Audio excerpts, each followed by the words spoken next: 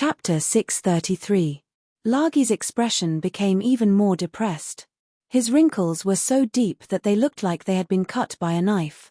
The word bitter seemed to be carved on his face. Han Xiao realized what was going on. His lips twitched.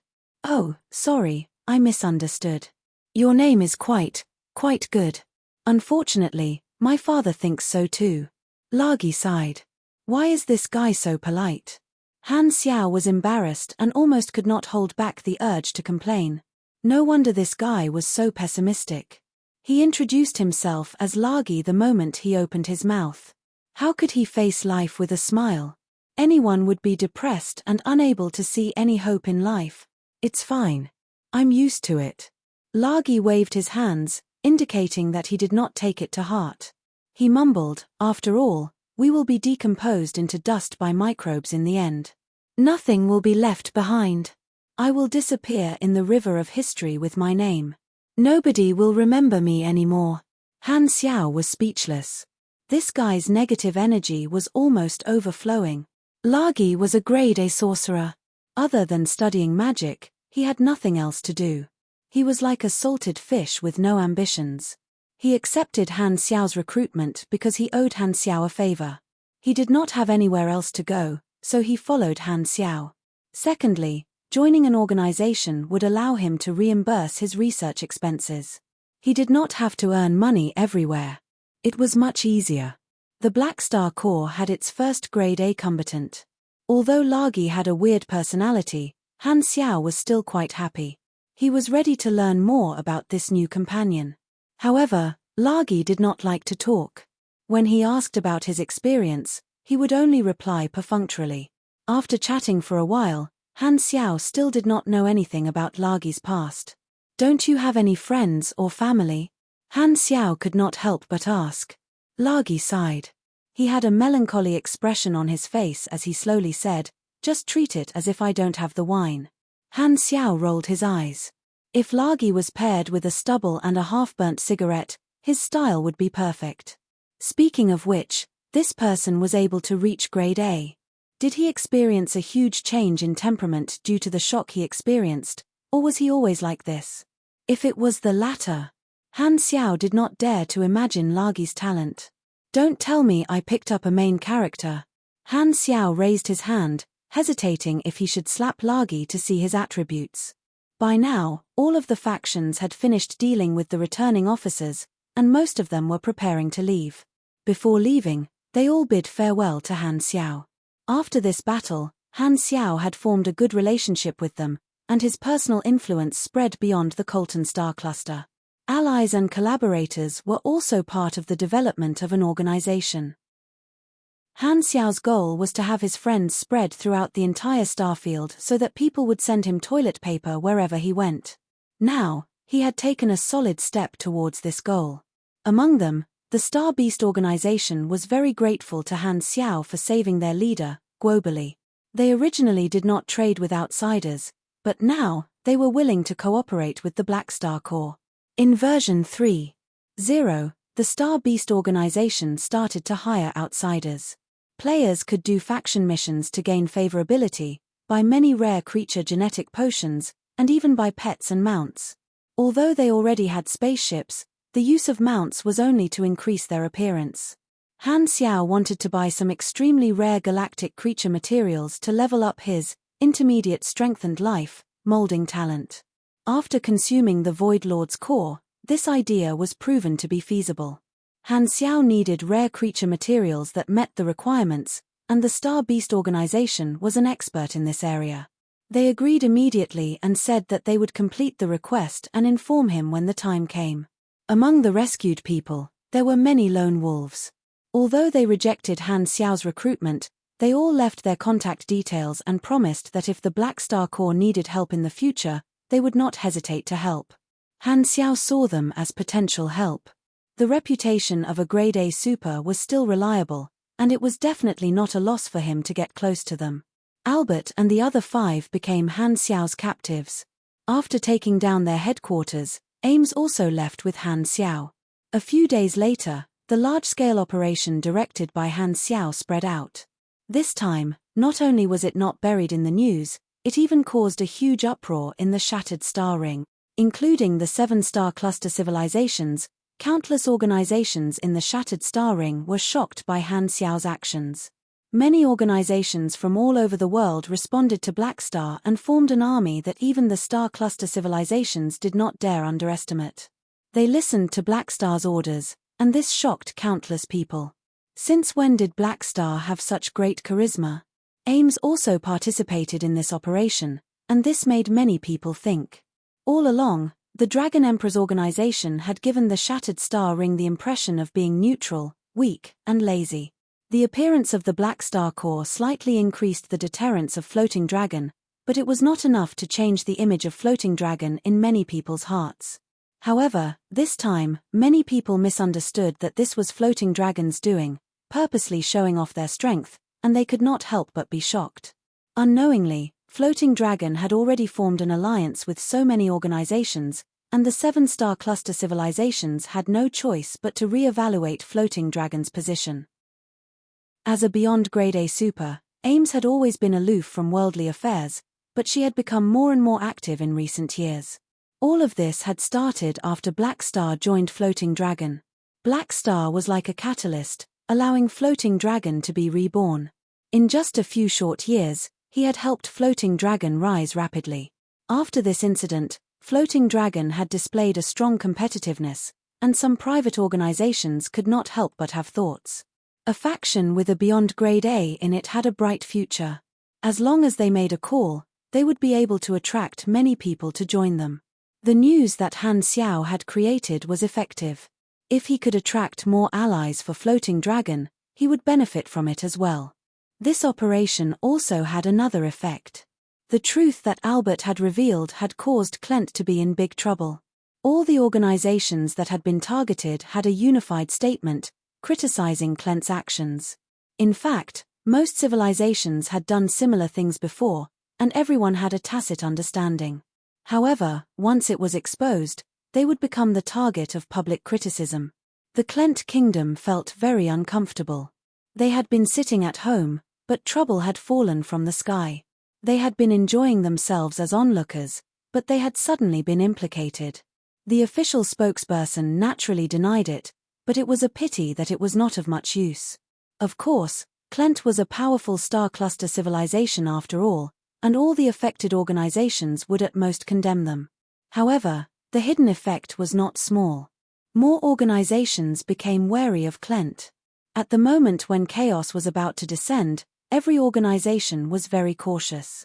In fact, Albert did have a cooperative relationship with Clent, but Clent only provided them with information. Albert and the others came from another star field, and Clent was not their master. After a coincidental encounter, Clent had taken a liking to their strength and decided to provide them with information.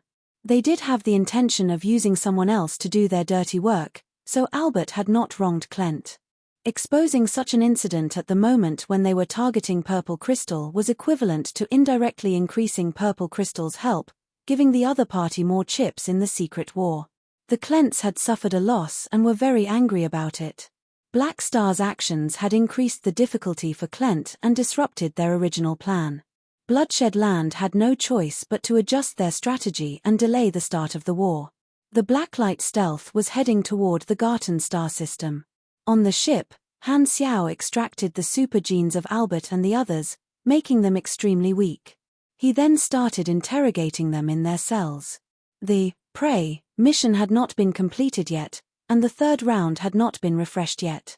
The mastermind behind this was still an enemy. To be able to command 6 Grade A supers with strength close to Grade A+, the organization behind this was definitely not simple. I've said it before. Clent ordered us to do this, Albert said weakly. Han Xiao shook his head. I didn't stop you from framing Clent because it's in my interest, but it doesn't mean that I really believe you. I know that torture might not work on you. Luckily, I brought professionals. As soon as he said that, Aesop walked in. He had followed Ames to join in the fun and had been staying on the spaceship. His Esper ability was suitable for intelligence gathering. Even if Albert and the others did not confess, it would be useless. Aesop did not mind helping Han Xiao. I'll leave them to you, Old man. Han Xiao moved aside. Aesop snorted, touched the 6 of them, closed his eyes, and used his Esper ability. After a while, he opened his eyes, and his expression was not right. Old man, did you find anything? I didn't expect it to be them. Aesop mumbled to himself, and his tone became serious. Black Star, you've really provoked someone powerful this time. Han Xiao narrowed his eyes. I didn't provoke them. They were the ones who targeted me. You're right. You can only blame yourself for being unlucky. Aesop sighed and mumbled, I thought that I would never have anything to do with these people again. Everything related to them will become very troublesome.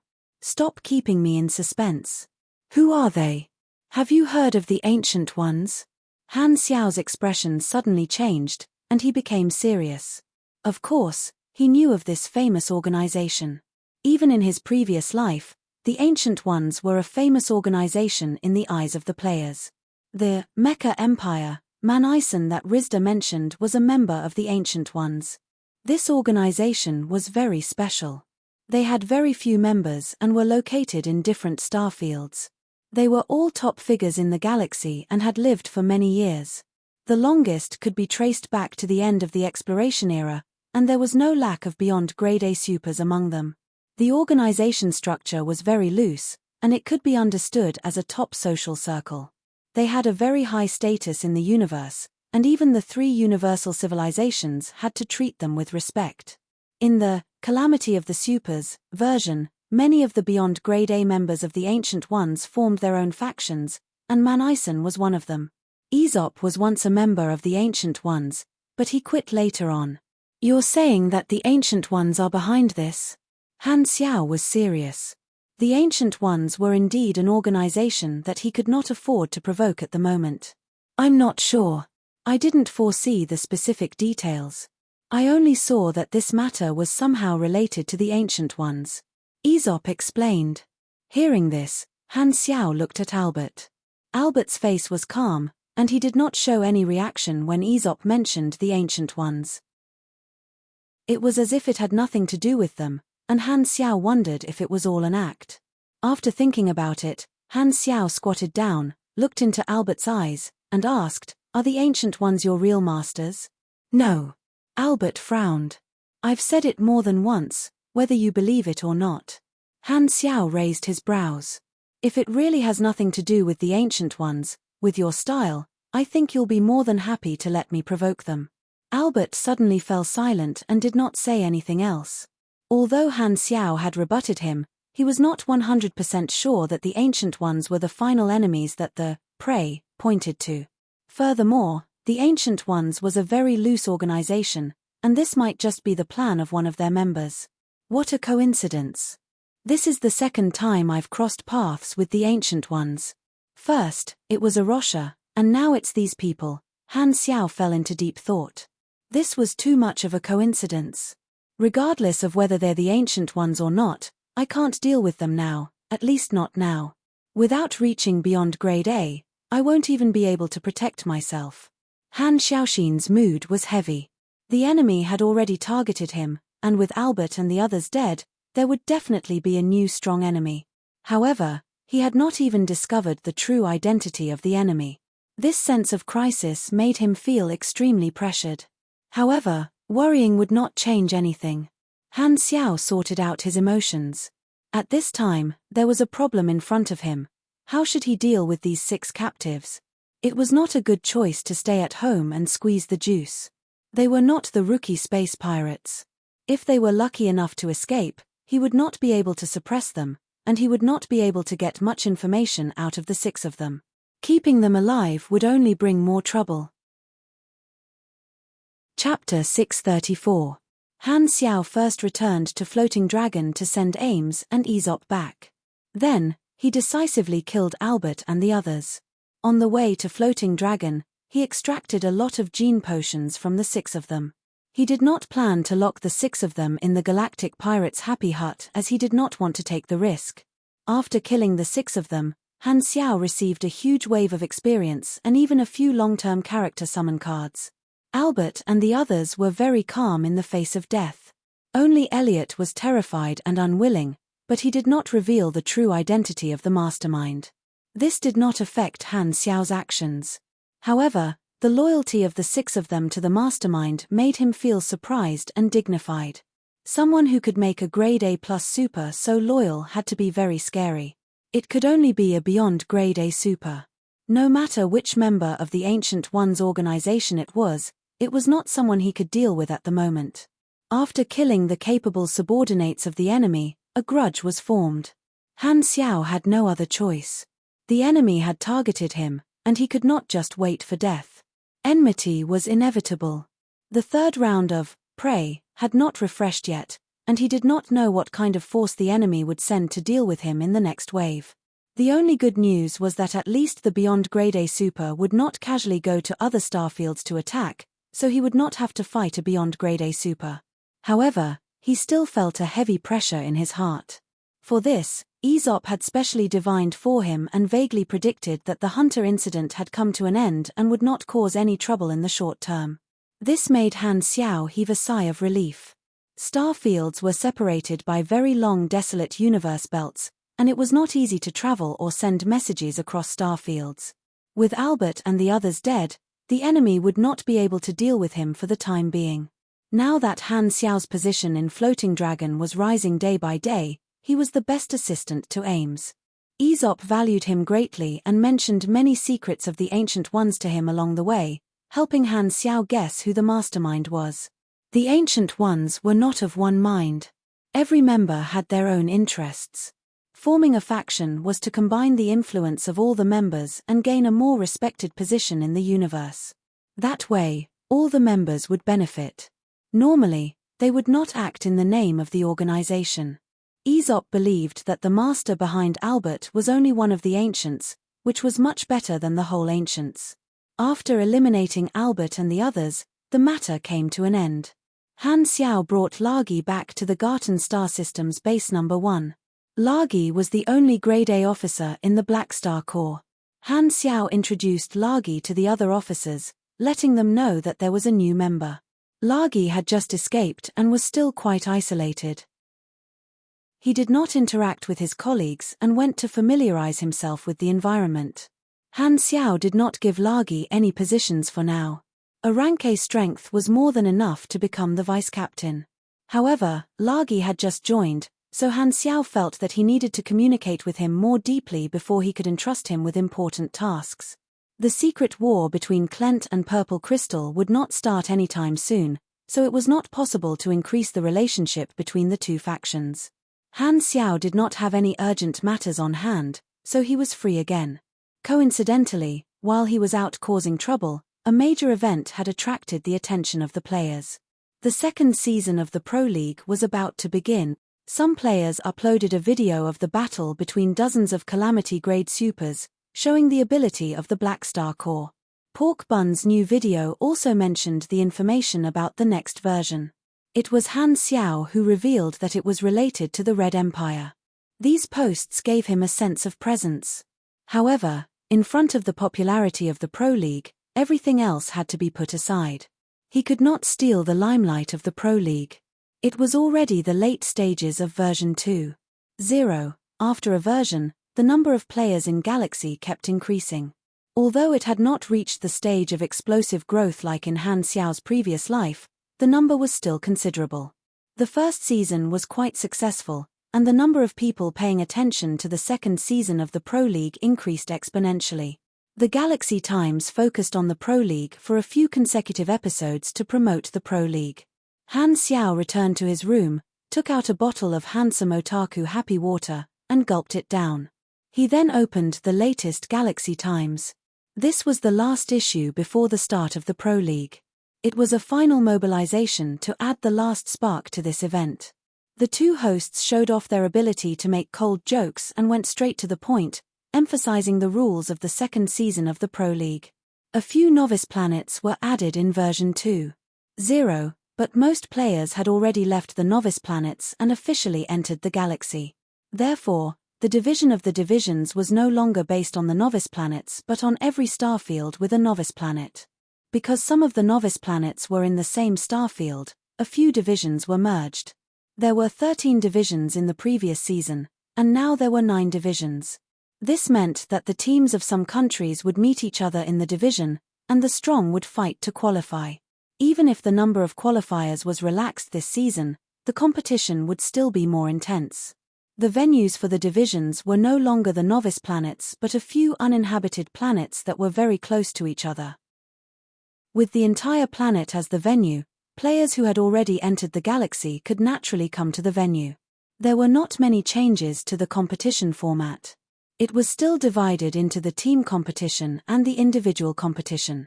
There were only 3 types of battles in the previous season, which were the single elimination round, the team competition, and the individual competition. This season, there was a 4th type, which was called the survival round. As the name suggested, it was a battle royal.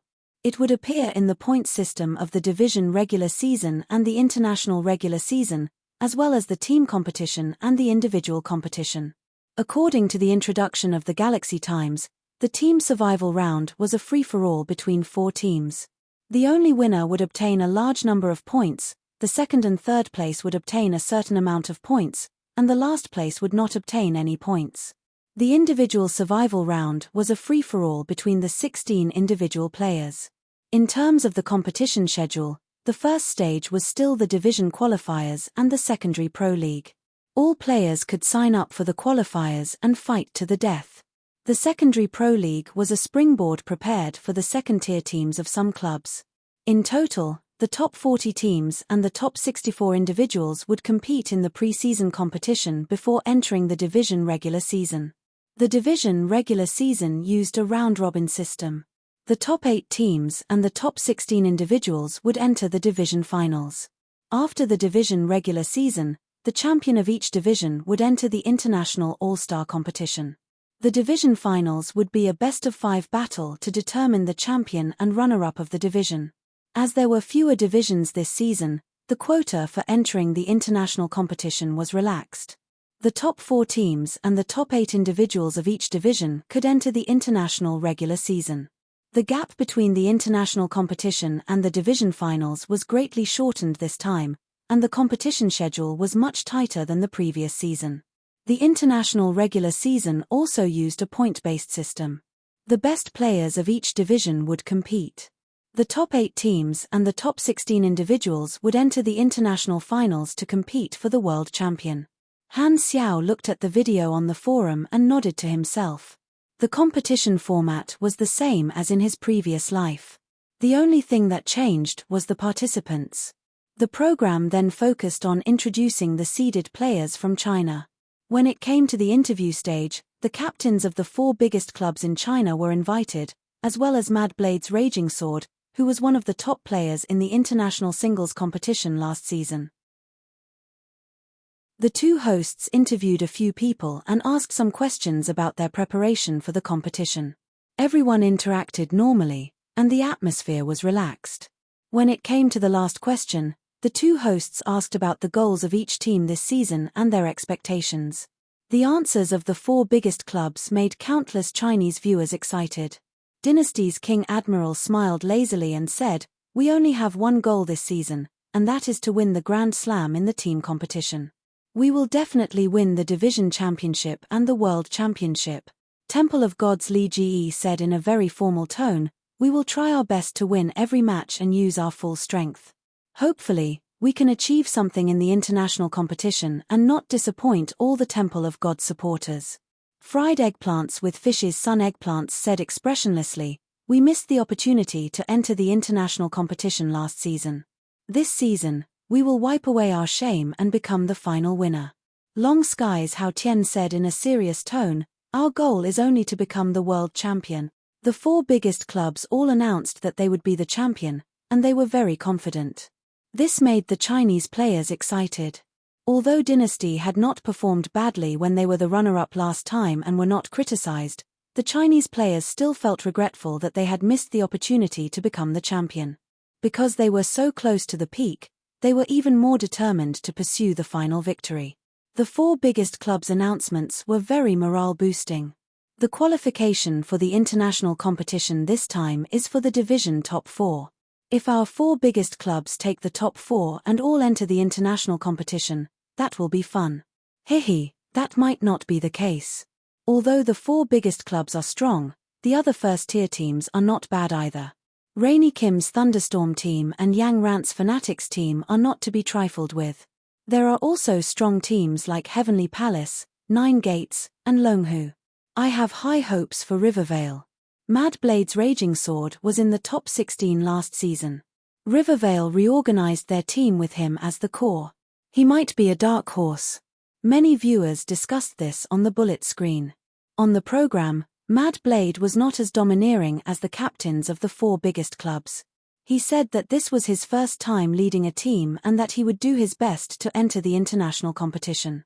He did not dare to announce that he would be the champion. The clubs of the other countries were under pressure. Blue Star was the base camp of the Chinese players, and they had entered the Galaxy 1 or 2 years earlier than them. As a result, the average skill level of the Chinese teams was very high. All of them were strong teams that were not easy to deal with.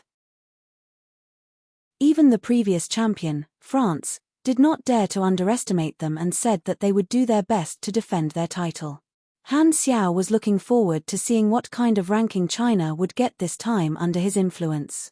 In the second season of the Pro League in his previous life, Dynasty and Temple of God had taken 3rd place in the World Championship and top 8 in the international competition respectively. This time, China's overall strength had a significant advantage, not only in terms of equipment, skills, and experience. The professional players had participated in the Galaxy competition early on, so their skill level had also been honed. The second season of the Pro League is an important stage. The first season was just to test the waters. The second season's publicity will be much stronger, and its influence will be many times greater than the first season. This directly led to a large influx of new players in version 3.0, and the number of players will increase explosively. The better China's results are, the more exposure they will have. This is beneficial to China, Han Xiao thought to himself. Currently, the millions of players under the Black Star Corps were the earliest players. There would be even more new players in the future. The large number of new players in version 3.0 was the second chance to expand the size of the army. Without the advantage of guiding the faction, he would have to compete with many factions in version 3.0. The Pro League was a channel to increase his appeal. Other than the long-term benefits, every Pro League was also a business opportunity. The players earned money to convert it into combat power. During the Pro League, the players' demand for equipment would temporarily skyrocket.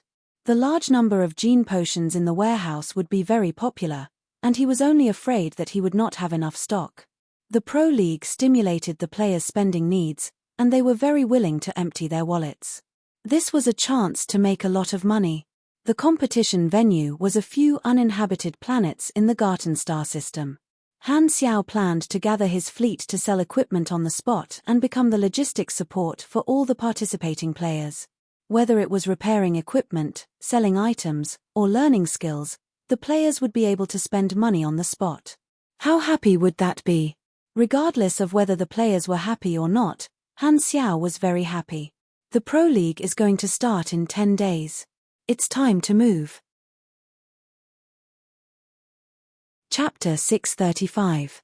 The day of the Pro League was getting closer and closer, and almost all the players had gathered on the planet. Even if they were not participants, they could participate in the event as spectators. This was a large-scale event that everyone could participate in, and the players who loved a lively atmosphere would not miss it. The uninhabited planet that was used as the venue was bustling with activity. Spaceships came and went, and the entire planet was used as the battlefield. The official players and volunteer players built many arenas and scenes. Continuing the style of the previous Pro League, the players were allowed to participate in the construction of the venue to increase the sense of immersion. Many players who chose to be spectators were more than willing to help. The casual players were busy preparing the venue on the planet, and the participating players used the remaining time to strengthen themselves, upgrade their equipment, and level up their skills. Han Xiao brought a fleet with a flagship as the core to transport the various resources in the warehouse to the planet.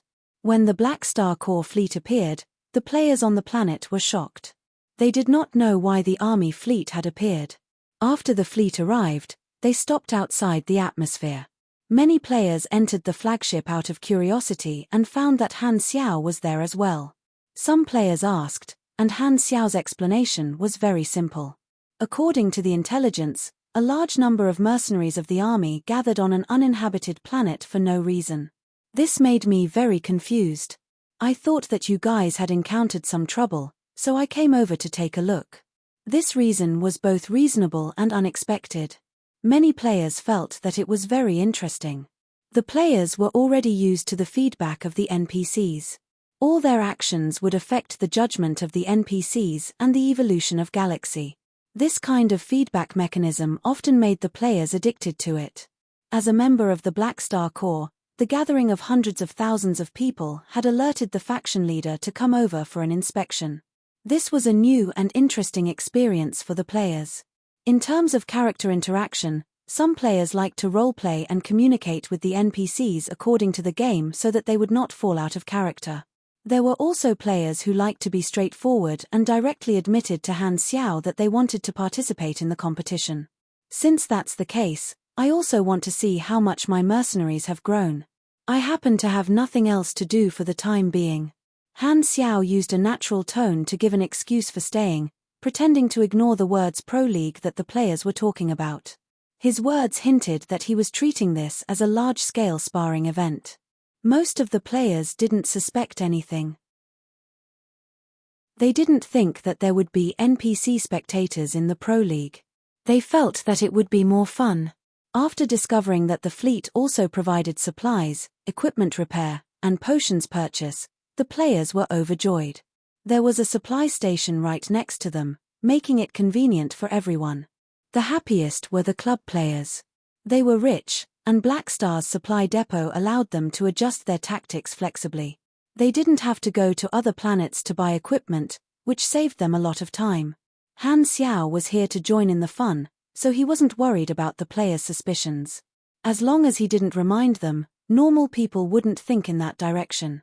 Regardless of how low the possibility of players suspecting NPCs was, even if they did, it would be useless. He had been running wild for so long without any trouble. If there was a problem, it would have happened long ago. He didn't directly interfere with the Pro League, so he didn't panic at all. 3 days later, the highly anticipated second Pro League officially began.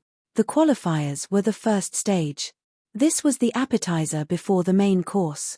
Countless players who were either playing around or had the ability to compete, under the arrangement of the tournament staff, formed teams to fight for the right to compete in the regular season. As the venue was much larger, compared to the first Pro League, the qualifiers were much shorter. On the forums, the Pro League officials released highlights of the qualifiers from each division. The topic of the second Pro League completely dominated the forums, and posts with other content were quickly pushed to the back. Tens of millions of players from various countries were passionately discussing the top teams, seeded players, and dark horses in each division. In China, the home teams of the Big Four all had direct tickets to the regular season and didn't participate in the qualifiers. The ones that received the most attention were the other top teams, such as Thunderstorm, Fanatics, and so on. Frenzied Swords' Rivervale battle team had also attracted a lot of attention. They eliminated one team after another in the preliminary round, breaking through all obstacles like a hot knife through butter. In the singles competition, only King Admiral, Mad Blade, and a few others who made it to the internationals had direct tickets to the regular season and didn't need to participate in the most competitive individual qualifiers. Because the team qualifiers required teammates, anyone could sign up for the individual qualifiers. Most players wanted to give it a try, so the number of people who signed up was the highest. Almost everyone was participating. Compared to version 1.0, the strength of the players was much stronger. There were more styles, and the fights were more intense and exciting. There were many different abilities, and it was too much for the eyes to take in. Ever since entering the galaxy, the players had also come into contact with the mage and psychic classes. Some of the newer players or old players with new accounts chose these two classes. All the divisions had 5 superclasses, but there was a difference in the ratio. The classes that only appeared in version 2.0 naturally had the least number of players. However, compared to his previous life, the situation had changed. Originally, the proportion of mechanic class players was second to last, even surpassed by the mage class players. Now, however, the number of mechanic class players was second to none, second only to the pugilist class.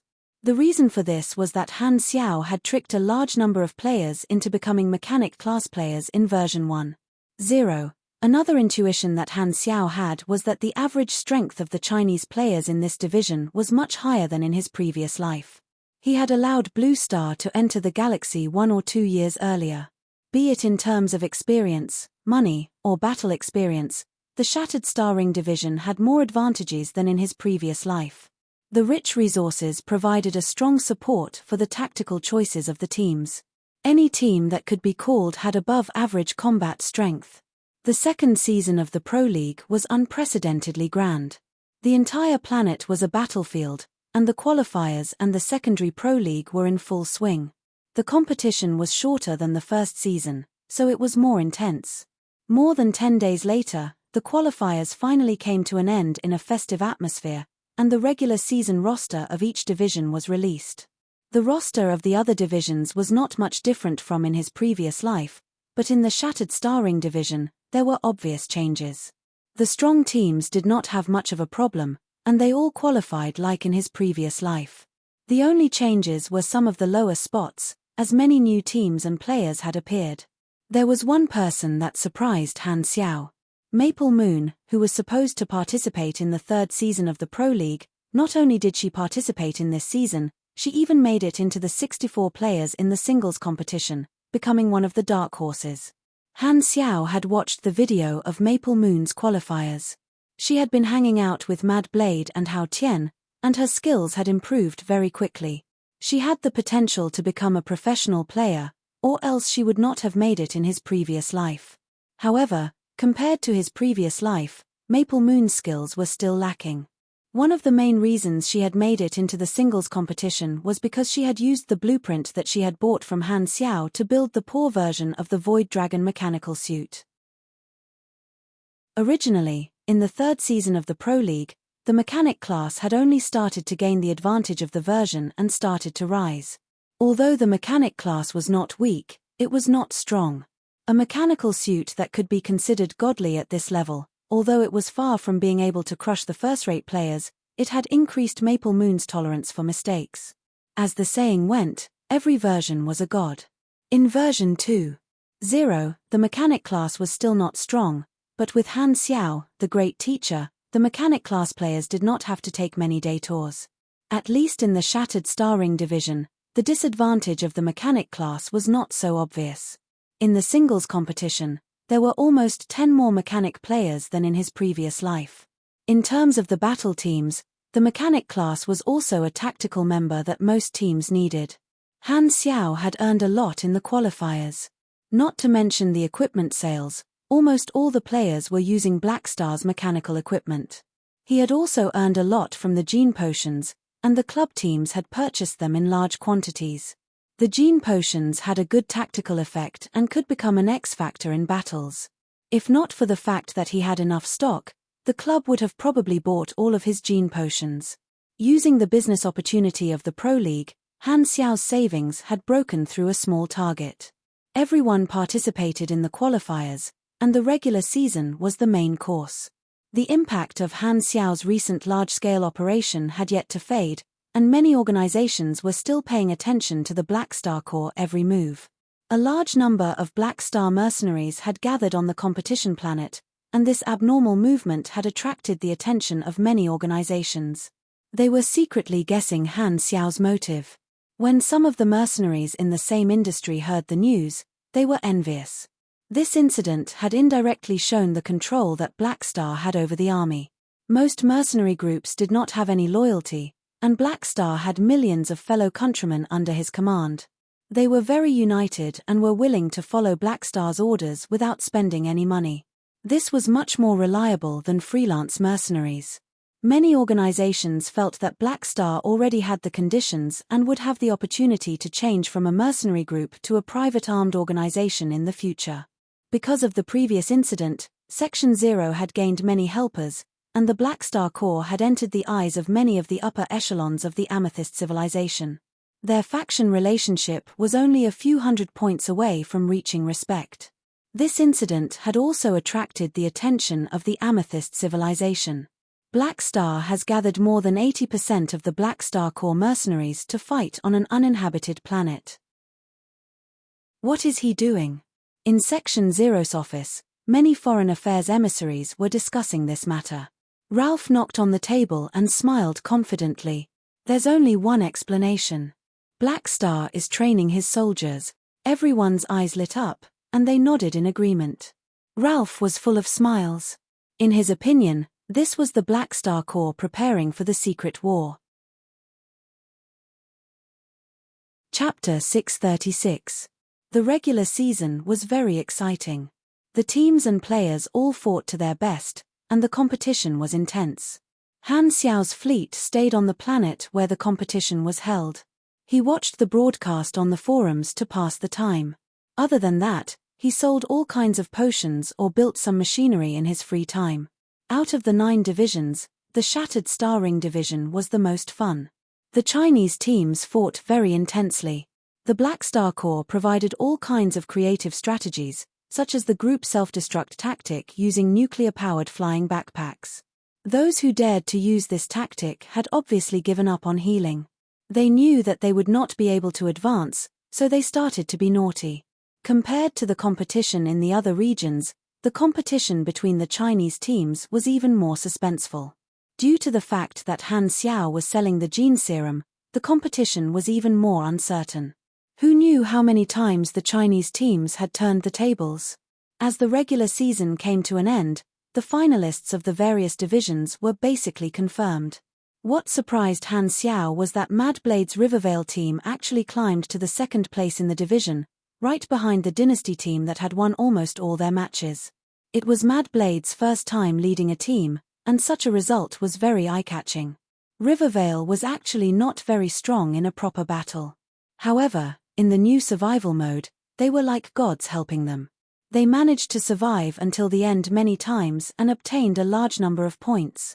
Therefore, in the second half of the competition, they continuously destroyed the other strong teams and reached the second place. The 8 teams that had advanced in the Shattered Star Ring division finals were ranked according to their points. Dynasty, Rivervale, Long Sky, Temple of God, Thunderstorm, Fried Eggplants with Fish, Fanatics, 9 Gates in the singles competition, King Admiral, Mad Blade, Hao Tian, Li Ji, and other strong players all made it to the top 16. Maple Moon was ranked 38th. Although she was unfortunately eliminated, her performance was remarkable and attracted a wave of fans. Although she did not achieve the results of the 3rd Pro League in Han Xiao's previous life, she made a name for herself 1 season earlier. Many teams wanted to sign her and train her.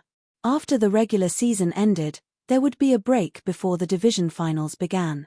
As the schedule was tighter than the previous season, there would not be too long of a break. During this period of time, the teams of the 9 divisions and the individual point winners would participate in the international all-star competition and perform in the competition. The Chinese players were leaving comments on the forum. They could not wait to see Dynasty fight with other strong teams from other countries again. The previous world champion, French Tulip, was also the champion of the division. As the runner-up, Dynasty would have the opportunity to fight the previous champion again.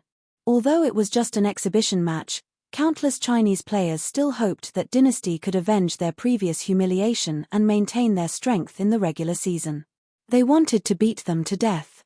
Before the start of the international all-star competition, Han Xiao received a piece of good news. During the Player League, the Star Beast organization had finally gathered the rare creature materials that Han Xiao had requested and sent them to Han Xiao from afar. In the main hall of the flagship, a member of the Star Beast organization who was transporting goods presented an alloy box and spoke respectfully.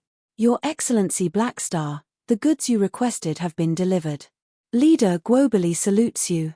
"Okay, thank him for me." We will have many opportunities to work together in the future. Han Xiao nodded and sent the person away. He then carried the box to the cultivation room. After closing the door of the cultivation room, Han Xiao opened the box. White frost-like air flowed out and blocked his vision. After it dispersed slightly, Han Xiao saw 10 tubes of liquid of different colors.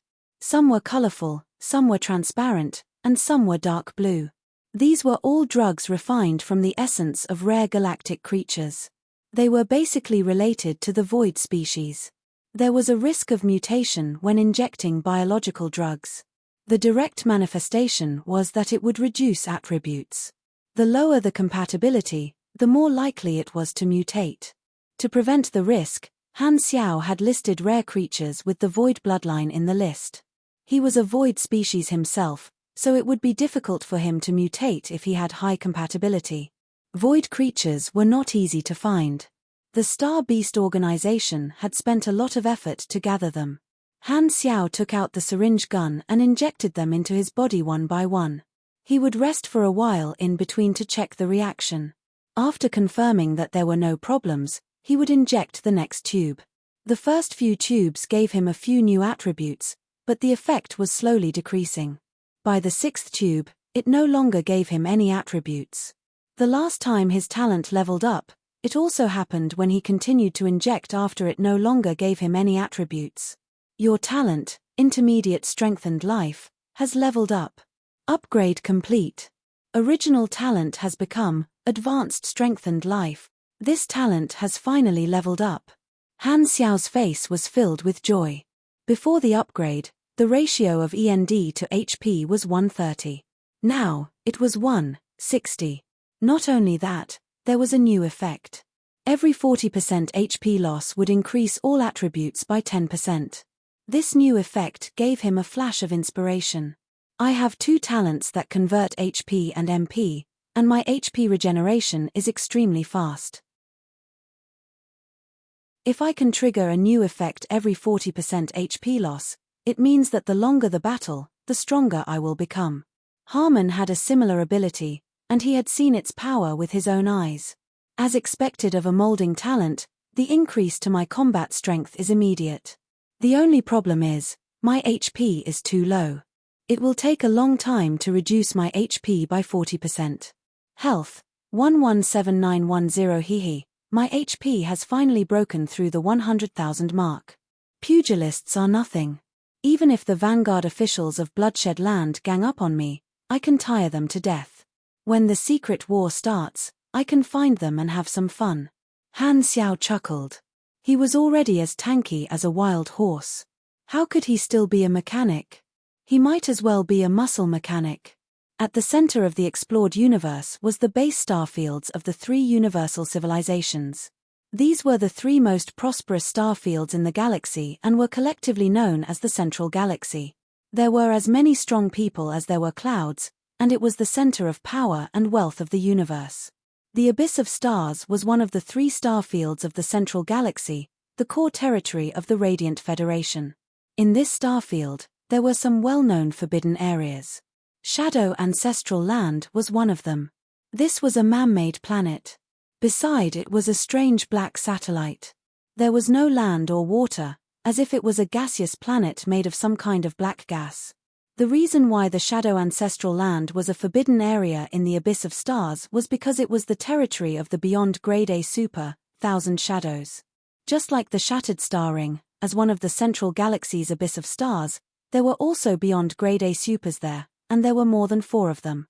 Among the Beyond Grade as in the Abyss of Stars, Thousand Shadows was a recognized anomaly. No one knew his name, and no one had ever seen his true face. The travelers who had set foot in the ancestral land of shadows had disappeared without a trace. This gave Thousand Shadows a mysterious and dangerous aura. People could only understand him from a few words of legends. These legends could be traced back to the end of the exploration era. There were already records of Thousand Shadows thousands of years ago. There was a city in the Shadow Ancestral Land. There were many buildings, many bases, and countless spaceships docked at the docks. However, the strange thing was that there was almost no one there. It was dead silent and desolate. A man was running on the empty street. The sound of his footsteps and the wind was one of the few sounds in this silent city. In the middle of the city was a tower-like palace. He ran into the palace with its door open, ran through the silent corridor, and followed the spiral staircase to the top of the palace. This was a very spacious room. On the wall at the end of the room, there was a round black mirror with a diameter of 5 meters. The man came before the mirror, and the dark and smooth mirror reflected the man's face. It was plain, and his eyes were pure white like 2 white crystals. The man stared at the mirror and murmured, "Your Excellency, 1,000 Shadows, I have no intention of disturbing your sleep. Something has happened. Albert has failed. The team in the shattered star ring was wiped out, and their prey was rescued. We need your guidance." Then, the man patiently waited for a response. After a while, ripples suddenly appeared on the mirror, and an indescribable strange voice sounded. It was ethereal and hoarse, like the whisper of a high being. "What about the others?" The teams hunting prey in the other starfields did not encounter any trouble. "Everything is normal. The new shadow will convey my will." The next moment, the dark satellite in outer space suddenly shot out a thin black ray, heading straight for the shadow ancestral land. It accurately hit the top of the palace, like a bridge connecting the 2 planets. Whoosh! The black mirror in the room let out a rippling sound. The next moment, 10 dark figures walked out of the black mirror one after another. It was as if they had walked out of the mirror into the real world. These figures were completely black, emitting tiny black particles that evaporated and disappeared in the air. It was unknown what they were, but the shapes of the figures were still changing. New limbs were growing out and disappearing one after another. In a few breaths, the 10 figures finally took shape. The blackness on the surface of their bodies quickly faded, as if a layer of fetal skin had been removed. They turned into 10 creatures of different species. Some were humanoid, and some were not. Their appearances and physical characteristics were also different. It was as if they were all independent living beings. The leader was a naked and beautiful woman. She closed her eyes and took a deep breath. This breath of oxygen seemed to awaken her sleeping body. Only then did she slowly open her eyes. Her sluggish eyes gradually turned lively. She stretched her body and let out a comfortable moan. "How long have I been asleep?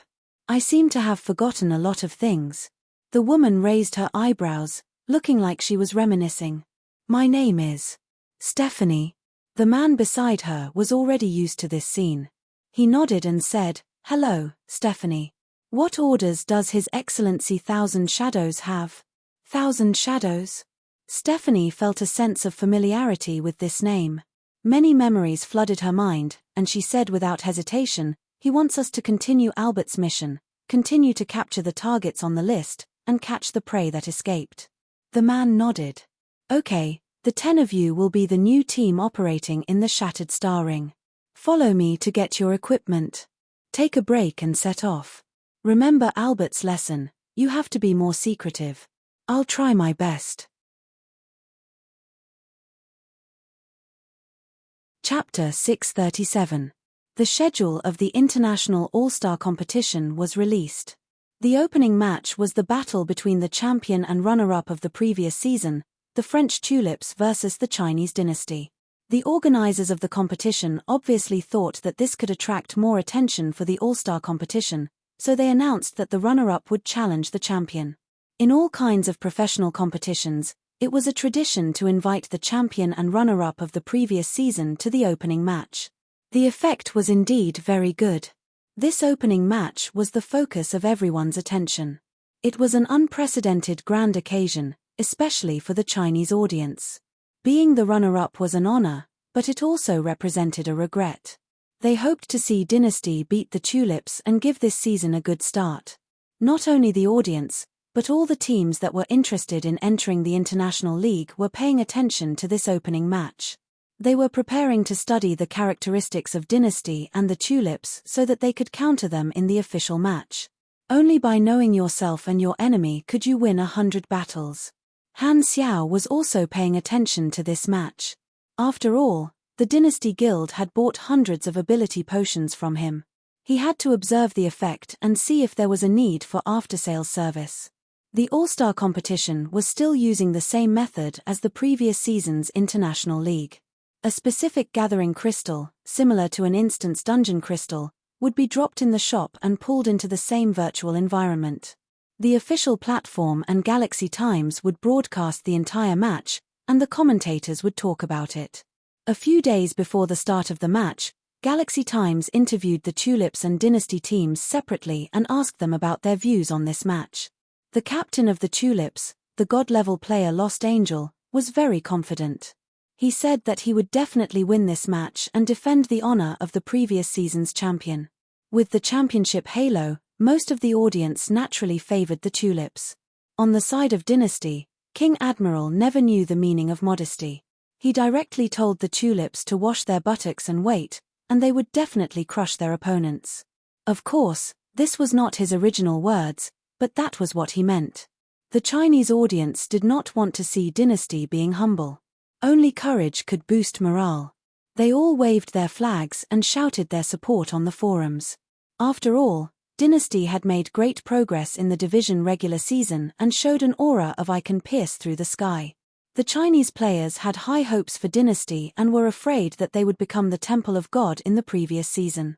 Temple of God had been criticized a lot last season and became a negative example. They were as fierce as tigers in internal battles and as meek as cats in external battles. Various experts analyzed before the match, and most of them thought that the Tulips were slightly stronger. The official platform also thought so and placed Dynasty in the position of the challenger. The Galaxy Times made a concluding report. The two captains, King Admiral and Lost Angel, have spoken from afar. No one is backing down. These two strong seeded teams have the potential to win the championship. They are evenly matched, and they will present an exciting battle. The suspense will be maintained until the last moment. As for who will win in the end, please wait and see. Soon, the day of the opening match arrived. Countless players flooded into the live broadcast channel. Other than the official channel, there was also the Galaxy Times broadcast channel, inviting guests to watch the competition. Many viewers laughed when they saw the guest list of the Chinese version of the Galaxy Times. Pork Bun and Beating Dog were among them. Bun Hit Dog's video career was on the rise, and he had finally turned himself from a nobody to a celebrity. He had a group of hardcore fans and haters, and he was mixed in with the guests made up of various professional players. It was quite a pleasant sight to see him make up the numbers. The two teams had already used the gathering crystal to enter the competition venue. Under the guidance of the host, King Admiral and Lost Angel led the team to walk through the venue. After a short interview, they each went to prepare. While waiting, the commentator and guests analyzed the situation and then began to gossip. The female commentator of the Chinese version of the Galaxy Times asked a few guests, "The competition is about to begin. Why don't you predict the result and tell us which team you think will win? You have to tell us the reason." The guests' answers were similar. They said that Tulips was very strong, but they thought Dynasty would win. They gave a bunch of rational reasons, mainly because they did not dare to face the Chinese audience and say that they thought highly of the enemy. Only Pork Bun was different from the B** keys beside him. His stance was extremely firm, and he did not hesitate at all. "I think Tulips will win. France will win." Many guests were surprised. The commentator could not help but ask, "Are you sure?" "Why?" "This is a bit complicated to explain." Pork Bun's tone was serious. "Have you heard of defecation?" The commentator did not know whether to laugh or cry. He had thought that Pork Bun had lost his mind, but it turned out that he was just being naughty. If not for his image, he would have scolded him. After Bun Hit Dog's explanation, the bullet screen turned from question marks to densely packed "France will win," leading to a wave of collective revulsion. After a while, the competition officially began. The relaxed atmosphere suddenly became tense. The audience was highly focused on the competition. The first match was a team battle. The camera followed the two teams throughout the entire match. Han Xiao was mainly watching Dynasty. The venue was random, and the terrain was rather complicated. As soon as Dynasty entered the arena, They did not rush to find their opponent. Instead, they took out mechanical props one after another and began to make tactical arrangements. Dynasty has chosen to play it safe and used mechanical props to create favorable conditions. It is worth mentioning that the props used by Dynasty are all from the Black Star series. The Black Star core has a complete set of mechanical products, which gives the teams in the Shattered Star Ring division the convenience of strategizing. In comparison, Tulips does not have an advantage in this area. Pork Bun nodded in agreement. Indeed.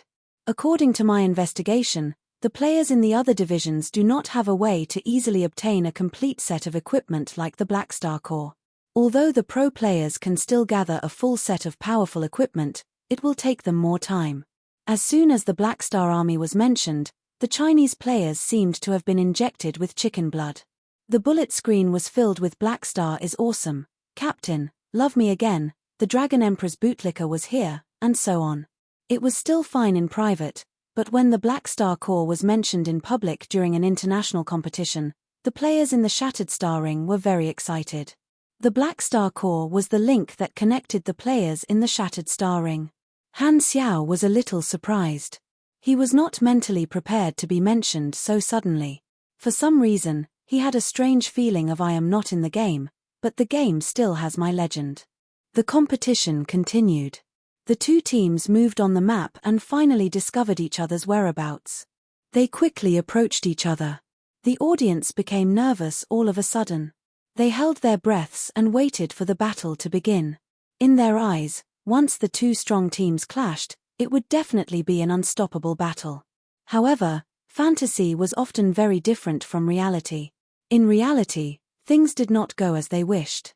There was no evenly matched battle. Dynasty crushed the Tulip battle team from the beginning to the end.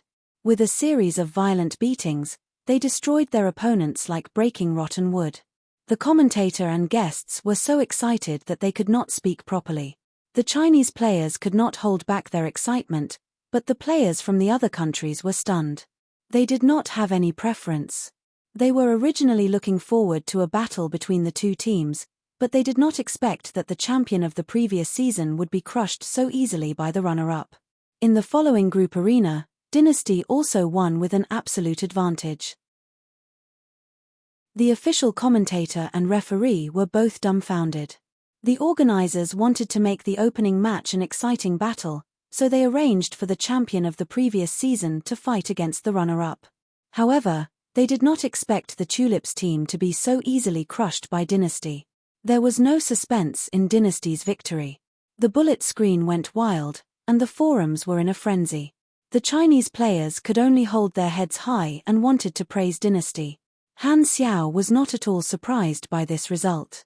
In his previous life, the French Tulips had won the first season, but in the second season, they were reduced to an average team. In the end, they almost did not make it into the top 8 of the international competition. Dynasty was much stronger than the previous season. To him, this result was very normal. Although the Tulips team was the champion of the previous season, the French players lacked the unique advantage of the Chinese players. That was, the French players had too few haters. There was no motivation, no pressure, unlike the Chinese players who lived in a difficult environment. In order to not get haters, they were full of motivation. On the other hand, the French players were not hardworking at all. They slacked off after winning the championship. They were simply showing off. Dynasty was the runner-up in the previous season, so they were even more motivated. He remembered that in the opening match in his previous life, the two teams were the French Tulips team and the American Devil team. In the end, the French Tulips team was crushed by the Devil team. Now, Dynasty had replaced the Devil team in the first season and was the runner-up. Therefore, Dynasty was the one who crushed the Tulips team. After the opening match ended, the experts' opinions changed. They started to praise Dynasty, fully fulfilling their role of being a hindsight. The teams from other countries all saw Dynasty as their strongest competitor. They focused on studying the recordings of the matches, trying to find strategies to counter them. Dynasty's victory caused a sensation and garnered a lot of attention. They were in the limelight and crushed the other three powerhouses. The Chinese players cheered for them, almost treating Dynasty as their home team. Apart from the excitement, the audience also had high hopes for them. Most of the Dynasty players were more or less nervous. As members of the powerhouses, they knew that the current situation was a double-edged sword. If they won all the way to the end, needless to say, they would definitely be put on the altar. However, if they lost, everyone's mistakes would be magnified, and they would be scolded to death. The higher the exposure, the greater the pressure. Only King Admiral was experienced and did not care. After the surprise of the opening match, the International All-Star competition officially began. The strong teams had a performance match, which could be considered as the warm-up for the international regular season. The champions of the 9 competition zones had all displayed their own standards, showing off their elegance. The competition schedule for this season was very tight. After the All-Star competition ended and a few days of rest, the division finals started seamlessly. In the Shattered Star Ring division, the 8 strong teams were split into 4 groups according to their points. Dynasty vs 9 Gates, Rivervale vs Fanatics, Long Sky vs Fried Eggplants with Fish, and Temple of God vs Thunderstorm. The most interesting match was Long Sky vs Fried Eggplants with Fish. The 2 powerhouses met in the first round. As only the top 4 could participate in the international regular season, this meant that one of the powerhouses would not be able to participate in the international regular season. Last season, Fried Eggplants with Fish had not been able to participate in the international regular season. This time, they went all out and swore to defeat Long Sky. Unfortunately, Long Sky still won, and Fried Eggplants with Fish was eliminated again. He hid in the corner and drew circles. Very soon, the results of the first round of the division finals were out. Dynasty defeated 9 Gates without any suspense and maintained their momentum. Rivervale vs Maniac Sect, both sides were locked in battle. At the crucial moment, Frenzied Sword and Evil Sword burst forth and defeated Maniac Sect, led by Yang Ran, in a thrilling manner, and entered the top 4. Temple of God vs Thunderstorm, the result was unexpected. Rainy Kim seemed to have the help of God and crushed Lee Ge. In the end, Thunderstorm eliminated Temple of God with a score of 3-1 and entered the top 4. Temple of God followed Fried Eggplants with Fish to draw circles. The list of the top 4 was out. Dynasty, Long Sky, Rivervale, and Thunderstorm. The result was beyond the expectations of many. 2 of the powerhouses would not be able to participate in the international regular season. The top 4 teams already had the qualification to advance. Next would be the battle for the division championship, which was also an honor. The list for the second round made Han Xiao suspect that Mad Blade had also touched Fu Ding. The 2 powerhouses, Dynasty and Long Sky, were up against Rivervale, who was relatively weaker, Thunderstorm. Mad Blade had only started leading this season. Rivervale was originally a 2nd or 3rd tier team, but they had actually obtained the qualification to participate in the international regular season and made it all the way to the top 4. They were a proper dark horse performance and attracted a lot of attention.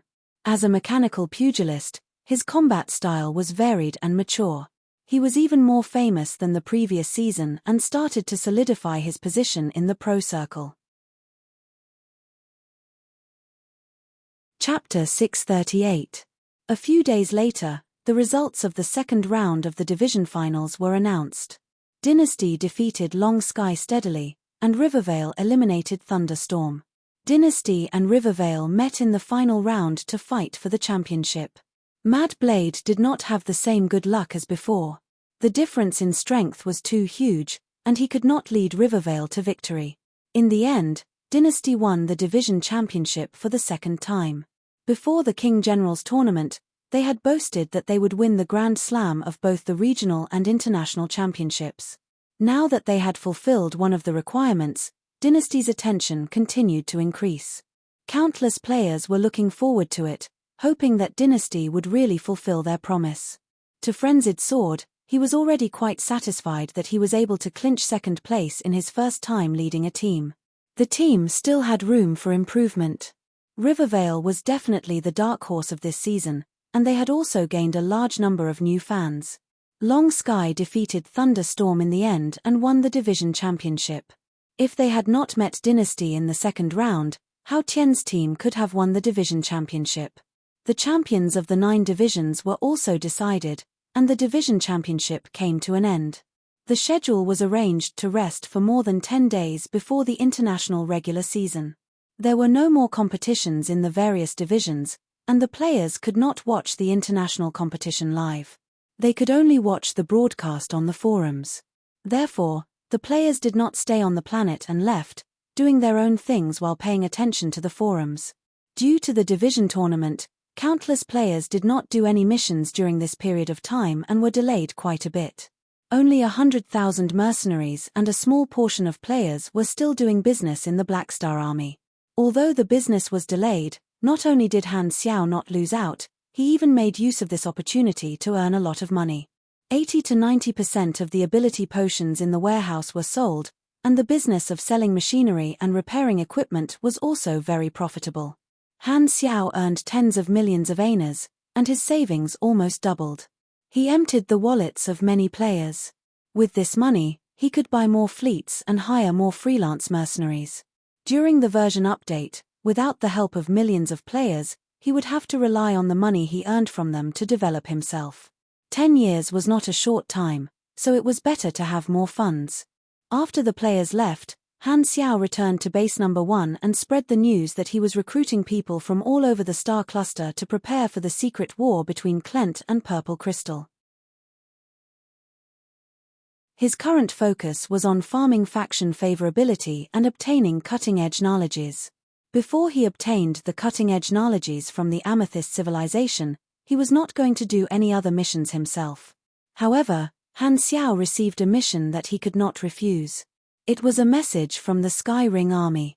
A mercenary team from Sky Ring had encountered an unsolvable danger while carrying out a mission in the Fawn Star system. The original mission was to deal with an ordinary planet-level rebellion. According to the employer's instructions, the enemy's strength was at most grade B. However, they did not expect a calamity-grade enemy to appear. The closest ally was the Black Star Corps, so this team had no choice but to request emergency backup from Black Star. Black Star had long entered the ranks of the top mercenary groups and had always maintained a cooperative relationship with large mercenary groups like Sky Ring. They had a wide range of connections, so it was reasonable for Han Xiao to help them. However, this time, he did not want to make the trip personally, so he called Lagi over. Ever since he joined the Black Star Corps, the empty magic research lab had become Lagi's territory. He stayed at home every day to do research. In his words, he was doing meaningless things to make time pass faster while he was rotting away. However, Lagi's professional abilities had increased the magic power of the Black Star Corps. At the very least, the enhancement effect of a grade A mage's enchantment was far greater than that of a grade B mage. Han Xiao had already asked Lagi to re-enchant his mechanical suit and weapons. Their attributes had increased significantly, and they also came with many special effects. Han Xiao was prepared to send Lagi to do this mission.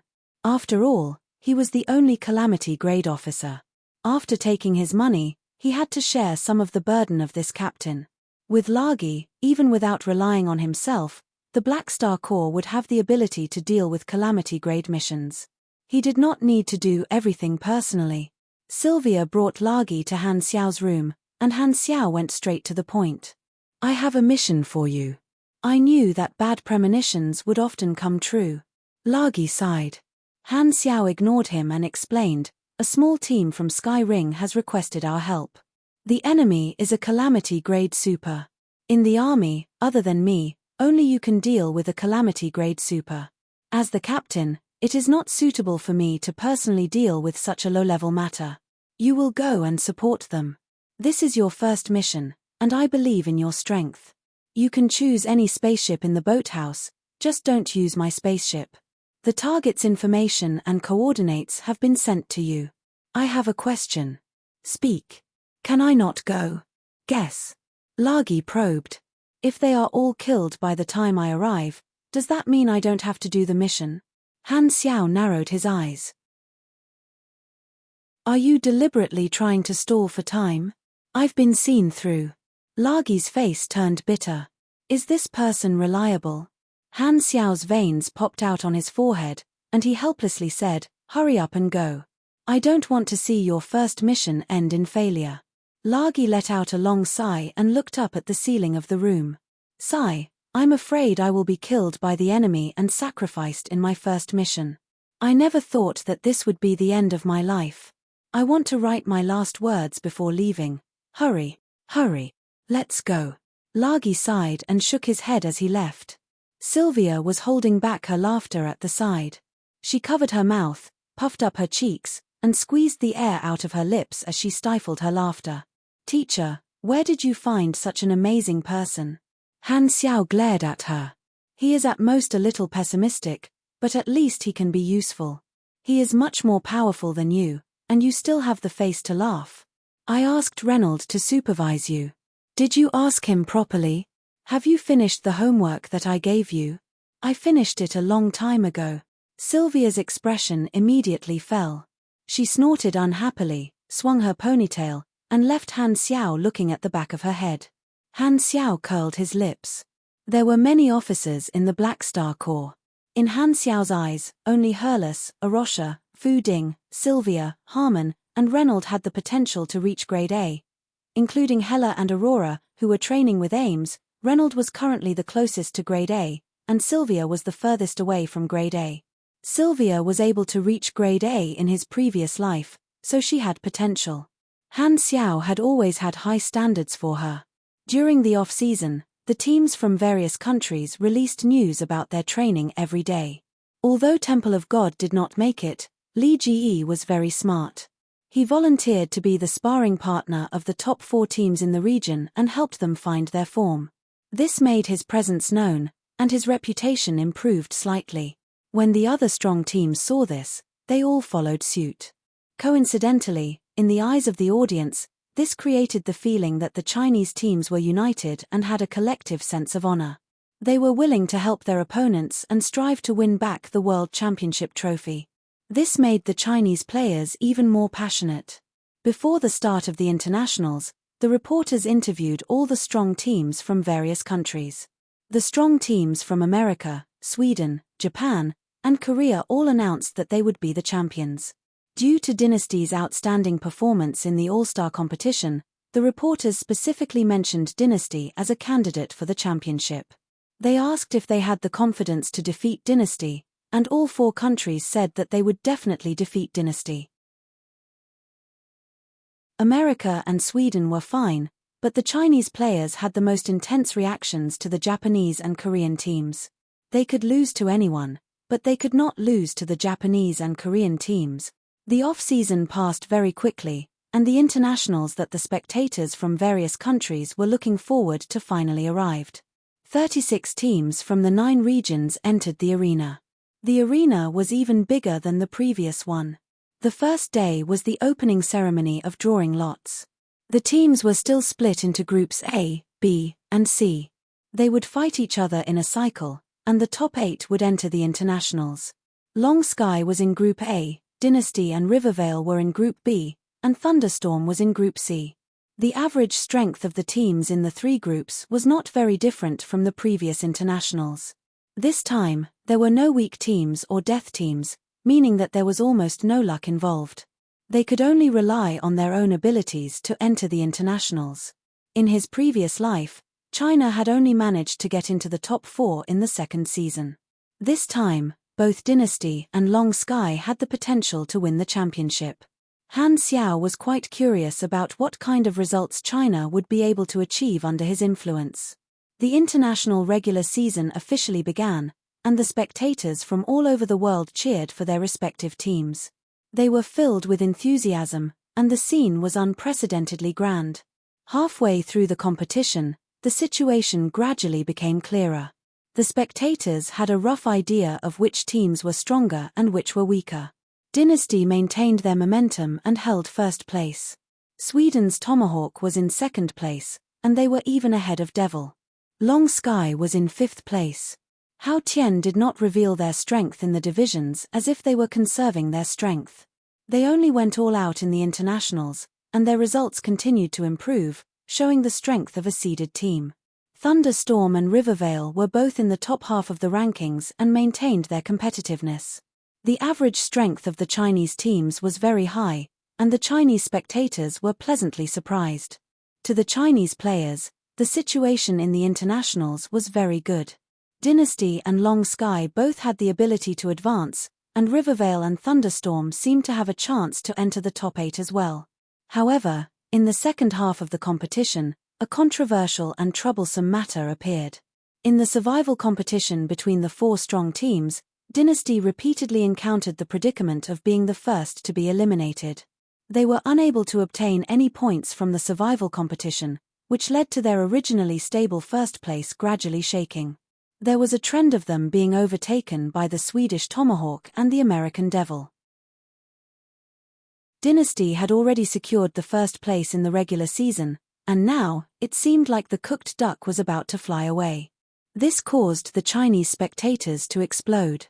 Countless spectators took the initiative to scold the teams on the forums, letting the players of the various countries fully understand the ferocity of the world's #1 flamethrower army.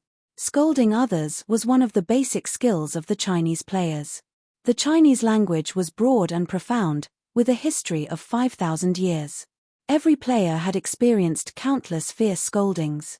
Under the influence of the environment, it was not that the Chinese players were modest, but in terms of scolding others, all the other countries were nothing.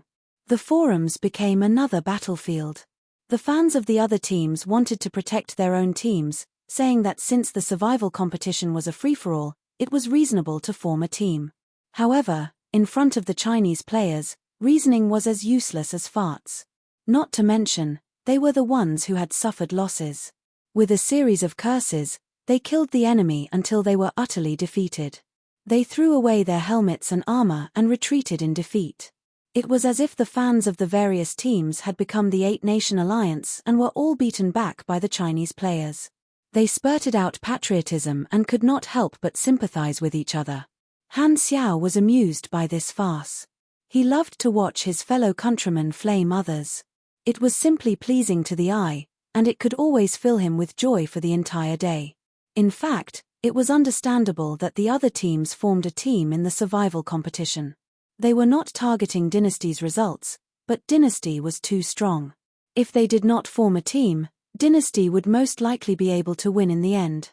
With Dynasty's points, they were not worried about qualifying, but the other teams still wanted to qualify and thirsted for points. Thus, eliminating Dynasty first was indeed a reliable strategy. This storm affected the organizers, and they asked Dynasty to speak up and settle the matter peacefully. However, King Admiral's answer did not extinguish the players' passion. Instead, it poured another barrel of gasoline on the fire. It's fine. Those who are not envied are mediocre. No matter how they attack me, it's just a matter of which team qualifies. When it's the final circle, I'll teach them a lesson one by one. King Admiral mocked the crowd directly, and the Chinese players exploded. They were extremely excited and could not wait to enter the final circle and watch Dynasty beat all their opponents to death. Han Xiao's hair stood on end. They dared to make such an obvious statement. Dynasty was really not afraid of death. Chapter 639. The top 6 spots were basically secured, and Dynasty and Long Sky had locked in their qualification. In the second half of the international regular season, while Dynasty was surrounded in the survival round, they still maintained their unparalleled momentum in the team battle and the group arena. They sat firmly in the first place and did not let the teams below them surpass them. The competition for the 7th and 8th places was the most intense, and the gap between the 7th and 13th places was very small. There were only a few matches left, and all 7 teams had a chance to qualify. Rivervale was one of them, but Storm was a pity, and their performance in the second half of the season was average. While Rainy Kim was extremely beautiful, esports did not rely on looks. It was difficult for her to carry the burden alone and regretfully lost the hope of qualifying. As the captain and vice-captain, Mad Blade and Evil Sword's potential had been stimulated through numerous battles, and their cooperation had become more and more tacit. The fans saw them as the symbol of Rivervale and called them the Twin Blade Harmony. There was only one last match left in the regular season, and Rivervale was ranked 10th, only a few points away from 8th place. The last match was their last hope of qualifying. 8th place was Japan's Hydra, and their opponent in the last match was Long Sky. Rivervale's opponent was Korea's Kim Kai. In a certain room in Black Star Base No. 1, the members of Rivervale were all called by Mad Blade for a meeting to analyze the situation. Frenzied Sword knocked on the table and said in a serious tone, "Long Sky is ranked 4th, and Kim Kai is ranked 6th. They are both strong teams, and there is no way for us to take advantage of them. If we want to make up for the difference in points between us and Hydra, there is only one way, and that is for us to get a large number of points from Kim Kai. Then, Hydra and Long Sky will draw, and we will not get many points. That's too harsh. Hydra is on par with Long Sky, and Kim Kai is also a strong team. We might not even be able to beat them." Evil Sword shook his head. "Apart from winning the team battle, there is another way to get a lot of points." Mad Blade said slowly. "The group arena is based on the number of people on each side. If Little Sword and I perform above our usual standards and kill our opponents, we will be able to get a lot of points. Indeed, if we do well in the group arena, we will be able to open up a huge gap in points, but Kim Kai is still very strong. Even Dynasty would not dare to say that they can kill Kim Kai," Evil Sword said. "This match is our only chance. We have to get as many points as possible at all cost. I've taken out all the ability potions in the warehouse, and there are still 6 to 7 left. If we can't make it to the finals, then there's no point in keeping them. In the last match, we'll use up all of these potions. If we can get one more point, then we'll get one more point. Don't save any more." Everyone's spirits were lifted. Evil Sword's eyes lit up. "Boss, are you going to use the Black Star character summon card as well?" "That's right. As long as we can get into the final circle, we'll be satisfied." "If we don't fight now, when will we?" Mad Blade nodded. "Then we might really be able to kill our way through Kim Kai." Evil Sword's face lit up with joy. Because there was enough stock, Han Xiao did not extract his own juice, and there were no ability potions for him on the market. However, before the Pro League, Mad Blade had completed a mission with a high rating and obtained a blank character summon card as a random reward. He still remembered that in the previous singles competition, he had used the Black Star's Descent character summon card to crush his opponent. Without much hesitation, he had used the blank character summon card to create Han Xiao's character summon card. This character summon card had been his trump card since the start of the competition. In such a crucial match, Mad Blade had decided to use this character summon card. In the last match, Rivervale received the attention of the Chinese audience. Dynasty and Long Sky had already made it to the next round. If Rivervale could also make it to the next round, then 3 of the 8 spots in the international finals would belong to China. In the team battle between Rivervale and Kim Kai, both sides had fought to the death. Kim Kai had used all of his skills, not holding back at all. This time, Rivervale had used his ability potion without any hesitation. In the end, he had barely won and only obtained a meager number of points. Many of the Chinese audience members were discouraged. With such a meager number of points, they had basically lost the chance to surpass Hydra. Not many people were optimistic about Rivervale's performance in the group arena. Only Mad Blade and Evil Sword could fight in the Rivervale team. The rest of the team members were all team players, and their individual strength was average. On the other hand, Kim Kai had 2 people who had made it to the international singles competition. Rivervale might have a chance to win, but they would not be able to get too many points. However, when it came to the group arena, Mad Blade gave the audience a surprise and Kim Kai a shock. Mad Blade drank dozens of ability potions as soon as he got on the stage. A long list of buffs appeared in his stats window, and his entire body glowed. He was a proper special effects warrior. The commentator was excited. "Oh, looks like Mad Blade is going all in. The pressure is now on Kim Kai." Every professional team had their own trump cards. The ability potions that Han Xiao sold were the symbolic trump cards of every Chinese team in the international championships. They had left a deep impression on the other teams, giving them a headache. The main reason was that the ability potions were random, and the other teams were unable to take specific measures. However, The amount of ability potions was limited, and there were many matches. The Chinese teams were using them sparingly. Otherwise, they would not be able to use them anymore. After all, it was the finals, and every round was a best of 5. Now, Mad Blade did not care about the future matches. He was going all out. Mad Blade suddenly erupted with terrifying strength, and he defeated 2 opponents in a 1v2. Kim Kai knew that the ability potions had a time limit, so they sent out 2 ordinary members to stall for time. They were trying to grind out Mad Blade's HP. Kim Kai has chosen to stall for time. Mad Blade has defeated 2 of his opponents. However, some of his buffs have also expired. Let us take a look at the next contestant. Oh! Kim Kai has sent out their ace player. They are going to use a third person to end Mad Blade's winning streak. Kimchi's third contestant was their ace. He was one of the contestants that had made it into the international singles. At this moment, Mad Blade still had more than half of his HP remaining, and his mecha's armor was only left with a third. The situation was not looking good for Mad Blade. Many of the Chinese viewers were nervous. At this moment, Mad Blade took a deep breath and activated his only Black Star character summon card. Han Xiao's translucent figure appeared behind Mad Blade. He was dressed in black, and his face was expressionless. He pressed a hand on Mad Blade's head. Okay, Mad Blade has used a new ability. This is... Wait a minute, didn't I see this scene in the last Pro League? The commentator's eyes widened.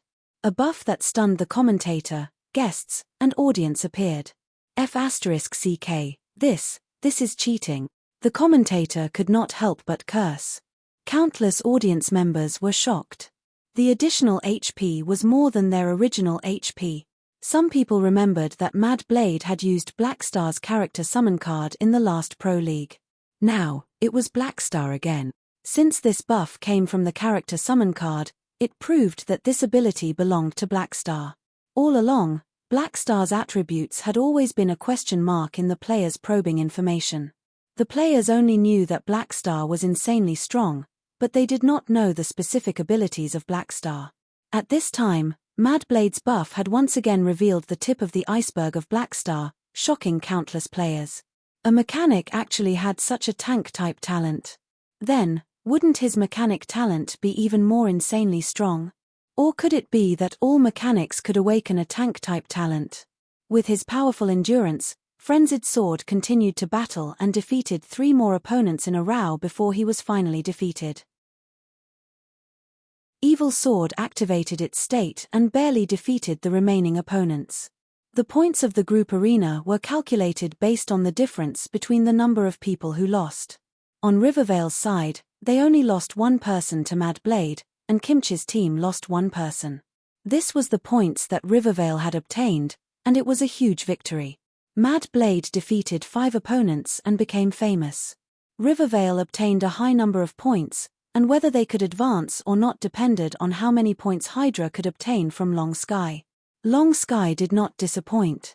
They did not hold back at all and crushed Hydra, causing them to only obtain very few points. Hao Tian was familiar with Frenzied Sword, and they were both from the Chinese team. He did not mind helping Frenzied Sword with this small favor.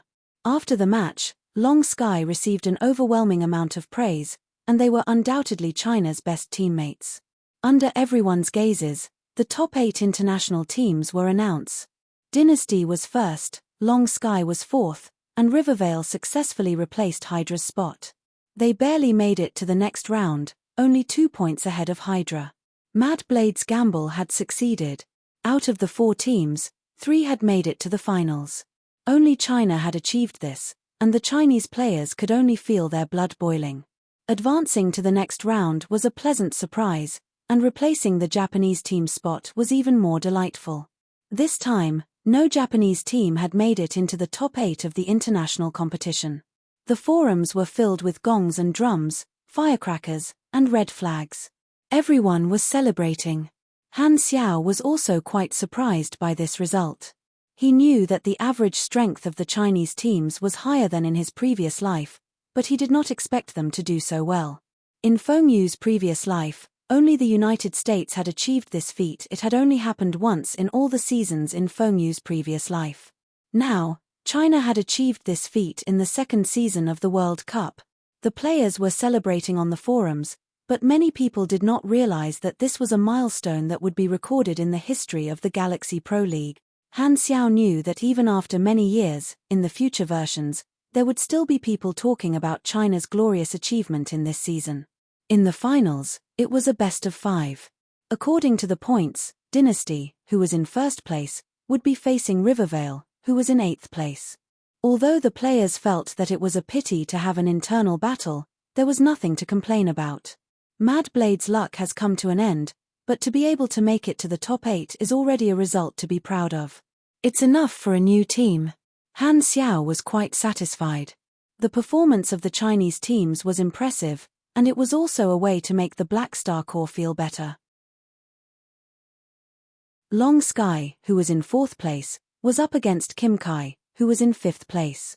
The Chinese players did not watch internal battles, and since Long Sky's opponent was a Korean team, the audience turned their attention to Long Sky's match. However, Han Xiao did not pay attention to the finals. He threw an eye on Lagi and observed how he was doing his mission. Although Lagi said that he wanted to take a detour, he did not waste any time. He went straight to the mission location and had already arrived at the place where the Sky Ring mercenary team had asked for help.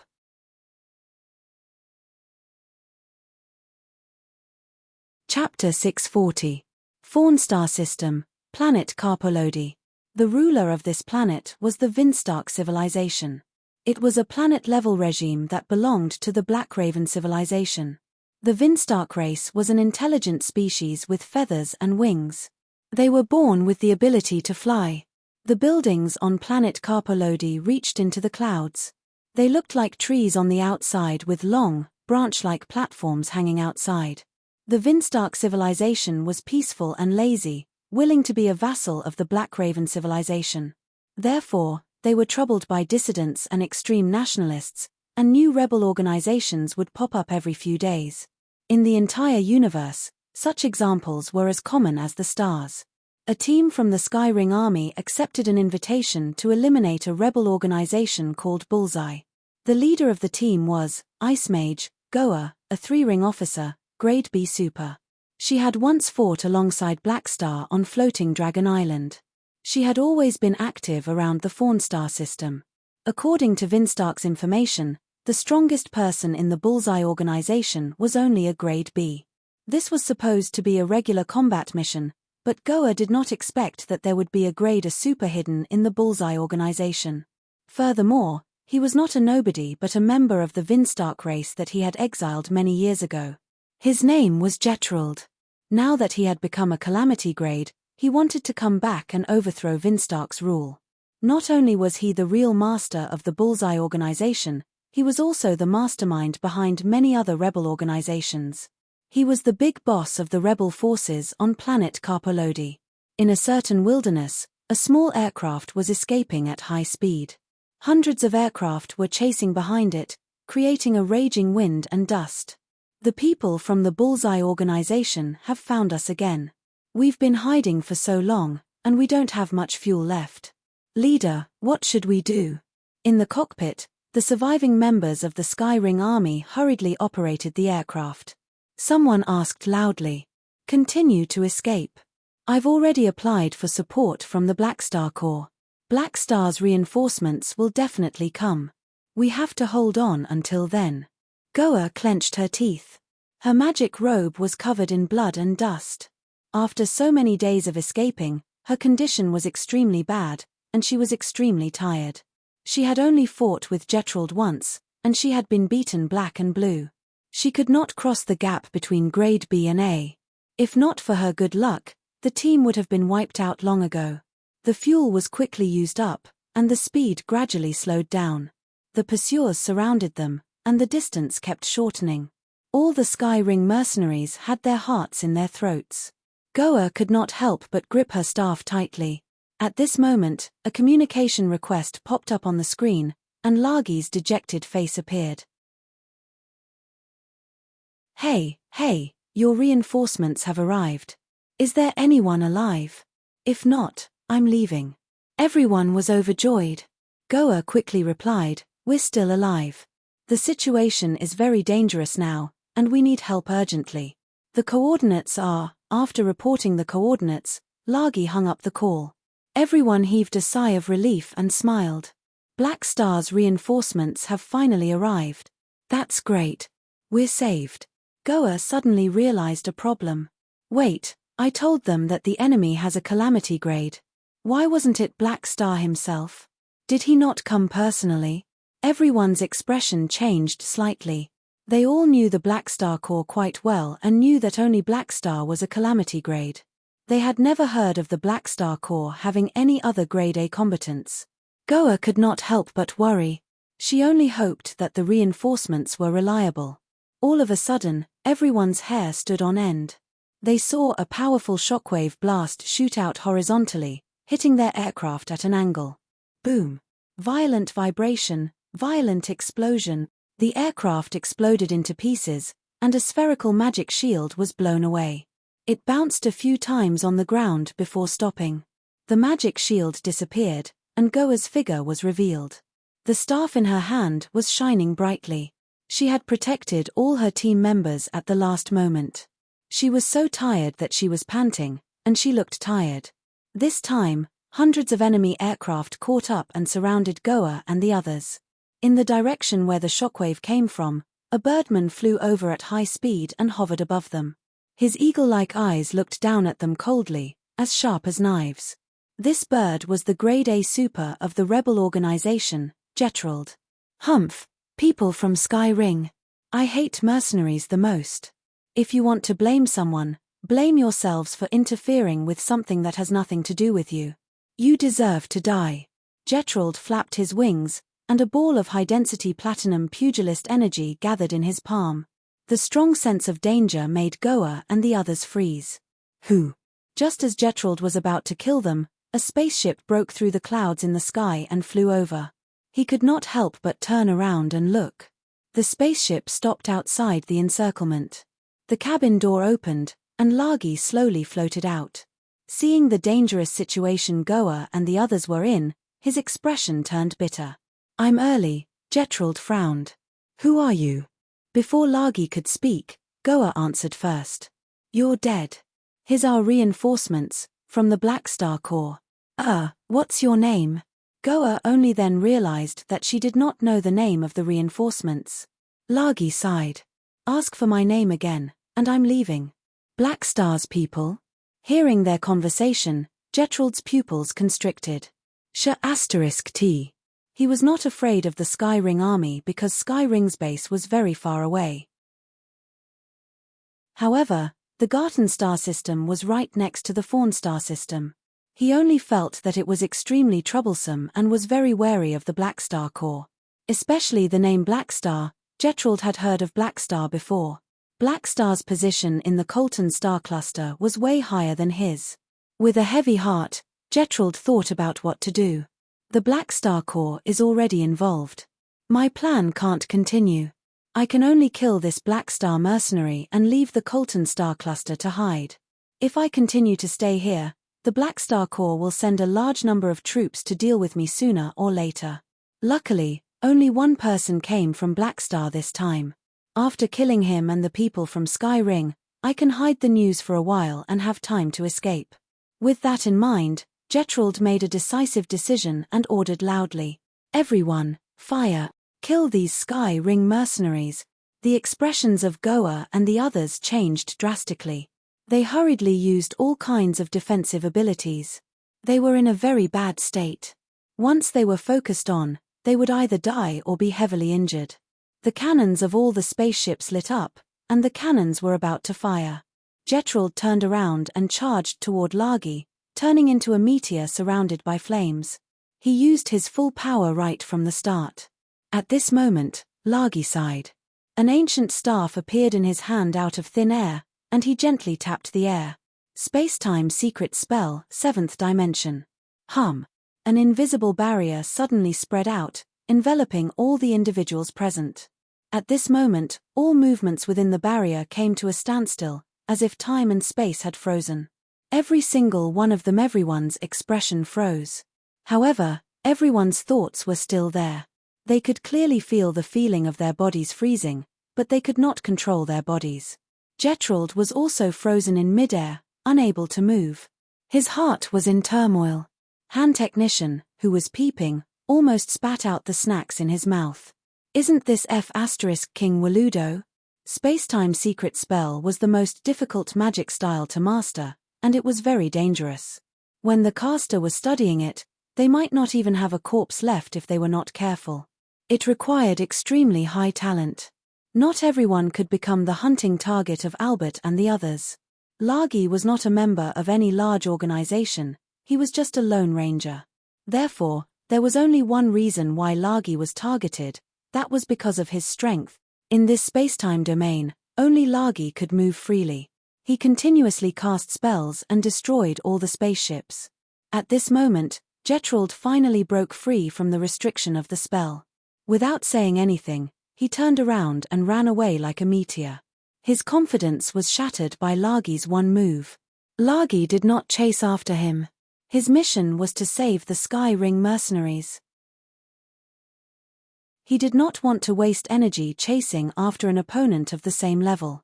He floated in front of Goa and the others, sighing, "Get on my ship and leave this place." Goa quickly nodded to maintain her respect for the strong. She could not help but ask, "Are you a new officer of the Black Star Corps? I've never heard of your name before.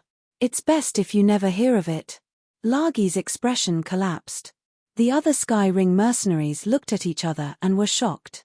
The Black Star Corps finally had its first Calamity grade officer, and he was so strong. It was no longer Black Star alone. They felt that their Sky Ring army was being surpassed by the Black Star Corps very quickly. Goa had complicated feelings. She still remembered that a few years ago, Black Star was just a small mercenary group, and she was a captain of Sky Ring. Their strength was about the same, and she had the background of Sky Ring, so her position was higher than Black Star's. However, she was still the captain of Sky Ring, and Black Star was already a big shot in the Colton Star cluster. He had a place in the entire Shattered Star Ring. The difference in strength and position between the two of them was like heaven and earth. Without comparison, there would be no harm. With Black Star as an example, Goa felt that she had been standing on the same spot for the past few years. She could not help but feel discouraged. At the same time, on the other side of the observer's mark, Han Xiao's eyes sparkled. He stroked his stubble and could not help but smile. "Looks like I've found a treasure." A few days later, the festival of the second season finally came to an end. The 8 teams in the finals attracted the most attention since the start of the competition. The supporters of each team were very passionate, waving their flags and cheering. In the first round, Dynasty defeated Rivervale. Dynasty entered the semifinals, and Rivervale stopped in the top 8. This result was expected by almost everyone. Long Sky fought with Kim Kai, and they defeated Kim Kai 3-1. Kim Kai was eliminated, and Long Sky successfully entered the semifinals. 2 Chinese teams entered the semifinals, and the Chinese viewers could not help but look forward to seeing the Chinese teams meet in the finals. Unfortunately, in the second round of the draw, Dynasty drew Long Sky as their opponent, while Devil was up against Tomahawk. The Chinese players sighed in pity. Dynasty was so unlucky. After entering the finals, they both faced Chinese teams in the first and second round. The second round was very intense, and the peak was right in front of them. Neither Dynasty nor Long Sky would give in. They fought until their heads bled, and countless viewers were worried. Many people predicted that Dynasty would have a higher chance of winning, but the result was unexpected. Under Hao Tian's lead, Long Sky showed amazing resilience and defeated Dynasty 3-2, successfully entering the finals. Dynasty stopped in the top 4, and they could only fight for third place. After the match, many reporters interviewed Dynasty, but King Admiral did not have any regrets. "We've spent too much energy in the previous matches. Hao Tian is an old rival of mine, and he did really well this time. I'm convinced of my loss. I hope that they can bring back a championship trophy for China. Brother, you've won my spot in the finals, so you have to do your best.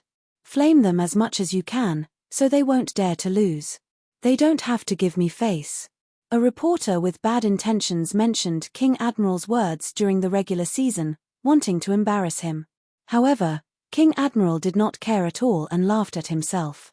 I wanted to teach the other teams a lesson, but I didn't expect to be taught a lesson by my fellow countrymen. That's fine too. I didn't go back on my words when I lost to my own team. Hao Tian, you have to win the championship. At least using the excuse of losing to the champion will make me less flame. All the reporters laughed, and even the reporter who asked the question could not help but laugh. Soon, it was Second Prince's turn to be interviewed. Second Prince's speech was in accordance with his usual style. He said casually, "It's definitely the captain's fault for losing the competition. This proves that we should change the captain. Other than me, there's no need to consider anyone else. King Admiral should retire. He's just a greasy middle-aged man."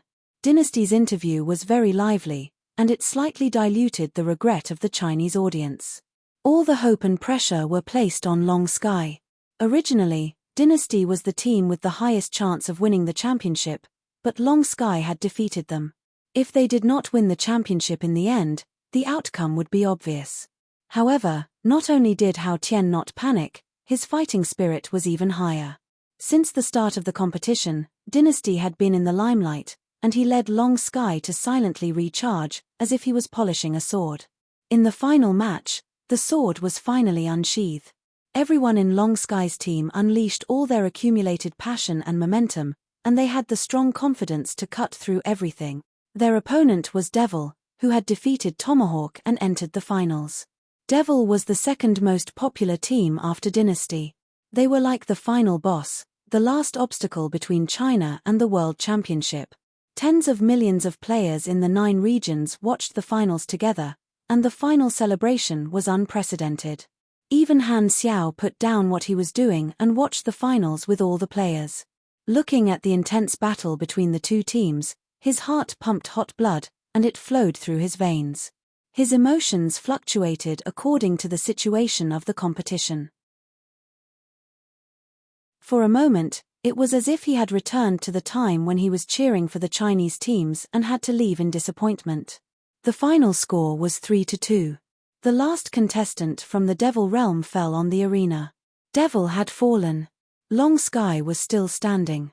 The final victory belonged to Long Sky, to the Chinese team's world champion.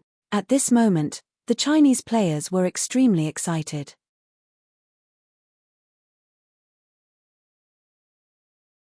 Chapter 641. Over the past few days, the forums had become a sea of joy, and the Chinese players were venting their excitement. After Long Sky won the championship, Dynasty defeated Tomahawk and won the honor of being third place. Among the top 8, the Chinese teams took 3 spots. They even won the championship and third place at the same time. This proud record made countless people proud. Long Sky received the most praise. Hao Tian proved himself and welcomed a wave of fans. Sleepy Winter and Twinkle Fried Rice also became famous. Even the fans of Dynasty were happy from the bottom of their hearts. There were also people who felt pity for Dynasty. If they had not met Rivervale and Long Sky, they might have been able to win the championship and second place. They felt that Dynasty had lost because of luck. Countless players were full of praises for their own teams. Throughout the entire competition, they discovered a phenomenon: facing foreign opponents in the finals, the Chinese teams did not lose at all. Thus, some people were not satisfied with the usual praise and found a new way to brag. The only ones who can defeat us are China themselves. Han Xiao did not pay attention to the awards ceremony and the analysis of the various programs. Seeing that Long Sky had won the championship, he had a rough idea of what the future would be like. The Chinese teams had achieved amazing results in this season, and the impact was far-reaching. He understood the mentality of his compatriots. No matter what competition it was, as long as they won the championship, they would definitely attract the curiosity of many people. This would lead to many more Chinese players appearing in the next version, and the number of new players would definitely far exceed in his previous life. Furthermore, the Shattered Star Ring region that won the championship was the base of the Chinese clubs. Most of the new Chinese players would also choose to be born on the novice planet in the Shattered Star Ring. This batch of new players would be the new blood of the Black Star Corps in the next version. The number of players was still far from the peak, and the results of the Chinese teams were linked to his glory. A good result would be able to attract many new players to the Black Star Corps and expand the scale of the high-quality leagues. In this season's Pro League, the Chinese teams used all kinds of Black Star machinery, and it had become common. It was like advertising for Han Xiao's army. Just like how the American teams chose Planet Winterfrost to show the advantage of the demon race, many players felt that the demons were strong. The performance of the Chinese teams made many people feel that the Black Star Corps was strong. The machinery that the Chinese teams used allowed Han Xiao to gain a lot of attention in the Pro League. The second Galaxy Pro League came to an end, and the excitement was still lingering. However, most of the players finally shifted their attention to other problems after they were done celebrating. The end of the Pro League meant that version 2.0 was about to be updated. Guessing the plot of the next version became a hot topic on the forums. In the Shattered Star Ring, Pork Bun's video was once again brought up. It was the conversation between Han Xiao and Mad Blade, revealing a video related to the Red Empire in the next version, which caused a lot of discussion among the players. The three universal civilizations are so powerful. What is the purpose of the Red Empire in the Shattered Star Ring? Who knows? Anyway, in the next version, we will definitely go deeper into the struggle of forces in the universe. Maybe it will be like the start of version 2.0. The moment we go online, we will face a huge disaster. I guess the Red Empire is the boss. I don't care about the plot. I'm just curious about what will happen to our Black Star Corps. In the previous version update, Black Star became the faction that led us into the universe. I wonder what changes will happen to the Black Star Corps after this update. It can't possibly disappear. We have worked so hard to accumulate so many faction contribution points. If the Black Star Corps is gone, wouldn't all our efforts be for nothing? Because there were a few precedents, many players were curious about what the Black Star Corps would be like in version 3.0. The Black Star Corps was basically the main faction of the Chinese players, and it was one of the factors that allowed the Chinese teams to achieve excellent results. Therefore, this question received a lot of attention. Han Xiao also paid attention to the developments on the forums, but he could not give a clear answer to this question. The version update is coming. This time, the interval is 10 years. Han Xiao shook his head helplessly. Under the turbulence of the Crimson Tide, these 10 years would be very difficult. Klent's secret war and the third round of the Prey mission were all sources of danger. In his previous life, when the third version started, the secret war between Klent and Purple Crystal was at its climax. That was the entry point of the player's storyline. This meant that the secret war between the two sides might last for the entire version update period. The Black Star Corps would spend the next 10 years in war. Danger and opportunity coexisted. 10 years later, when the players returned, he did not know how far the Black Star Corps would have developed. In the next version, there would be many alliances that would become potential competitors for the players. In version 3.0, the Black Star Corps would not have the halo of a guiding faction. Han Xiao had been thinking about how to make use of the next 10 years to increase the attractiveness of the Black Star Corps. In this regard, the Black Star Corps already had a natural advantage.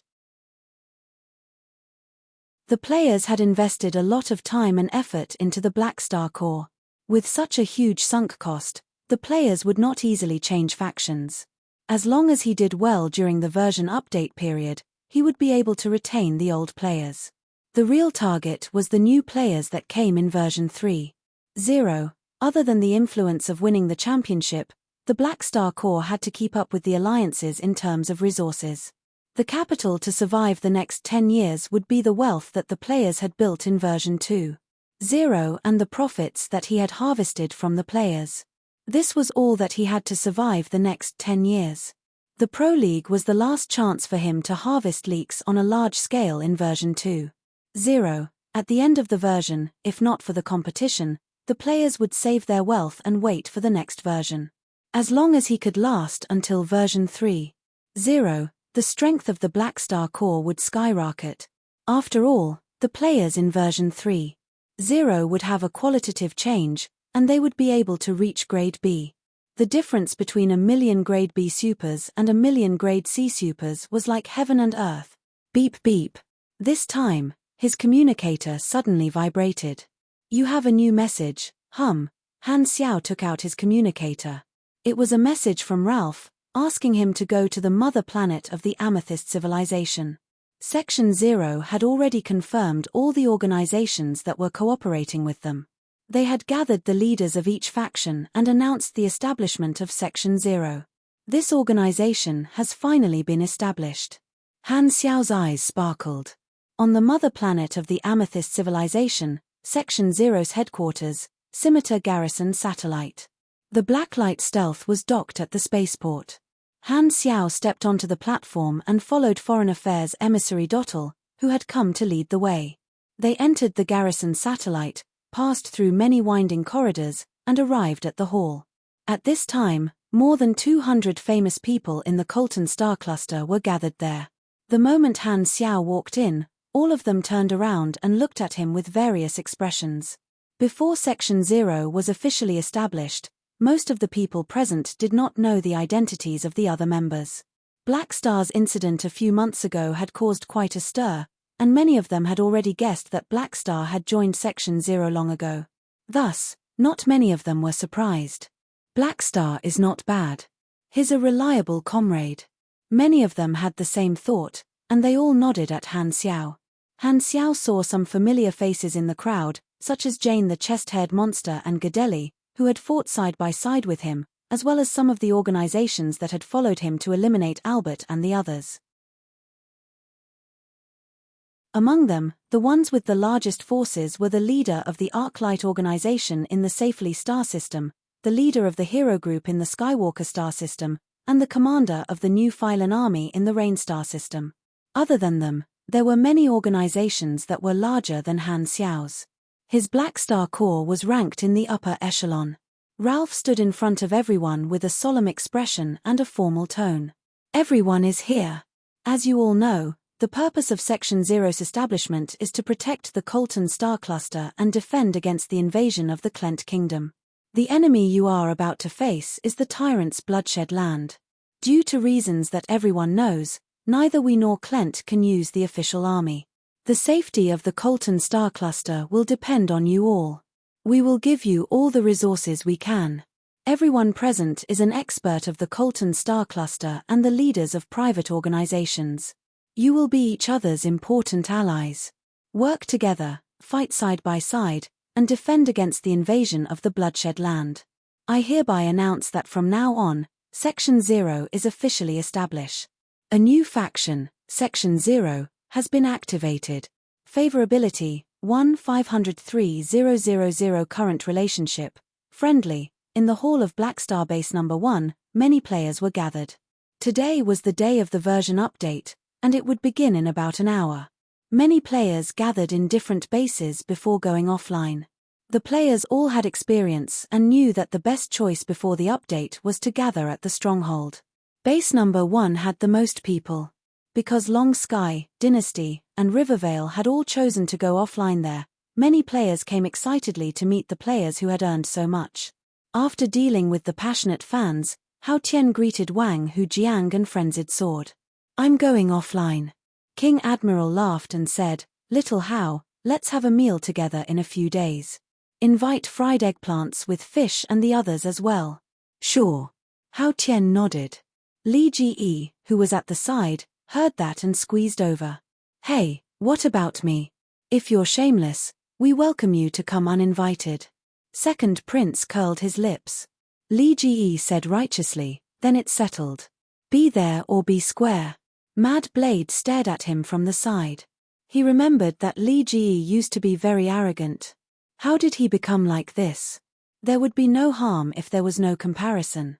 Long Sky had won the championship and made it to the top 4, Dynasty had won second and third, and Temple of God had not achieved anything for 2 consecutive seasons. Li Ji did not have the confidence to be arrogant anymore. He did not want Temple of God to be a bystander, so he could only choose to lower his face and join his peers. At the very least, he could ride on the popularity of the championship. Hao Tian suddenly thought of his little brother and called out to Mad Blade, "Oh right, Knife, bring your team over for a meal too. It's my treat." Mad Blade was stunned for a moment before he was overjoyed. He had always wanted to become a top god-tier player. At this moment, he personally felt that he was already half a step into the circle of Hao Tian and the others. Twinkle Fried Rice's eyes lit up. "Since so many people are coming, why don't we have a big gathering? Invite Thunderstorm, Fanatics, Nine Gates, and all the other teams over. Let's have fun together for a few days." Li Ji heard that and immediately agreed. All the strong teams gathering for a meal would definitely be big news. He would be able to ride on the popularity of the event. Hao Tian thought about it and said, "All right, we haven't celebrated enough after winning the championship anyway. Let's have some fun during the break." Everyone laughed and chatted for a while before going offline one after another. The surrounding players also turned into white light and disappeared one by one. Very soon, the base hall became empty. At the same time, Han Xiao, who was rushing back, saw a notification pop up on the interface. Version 2.0 update activated, saving data. Saving complete. Player forums closed. Update time unknown. Please wait patiently. It's starting. Inside the cockpit of the Blacklight Stealth, Han Xiao pursed his lips and revealed a melancholy expression. 10 years. A spaceship left the desolate universe belt, and the stars in the sky were reflected on the porthole. Stephanie looked at the bright sea of stars in front of her, and a cynical smile appeared on her face.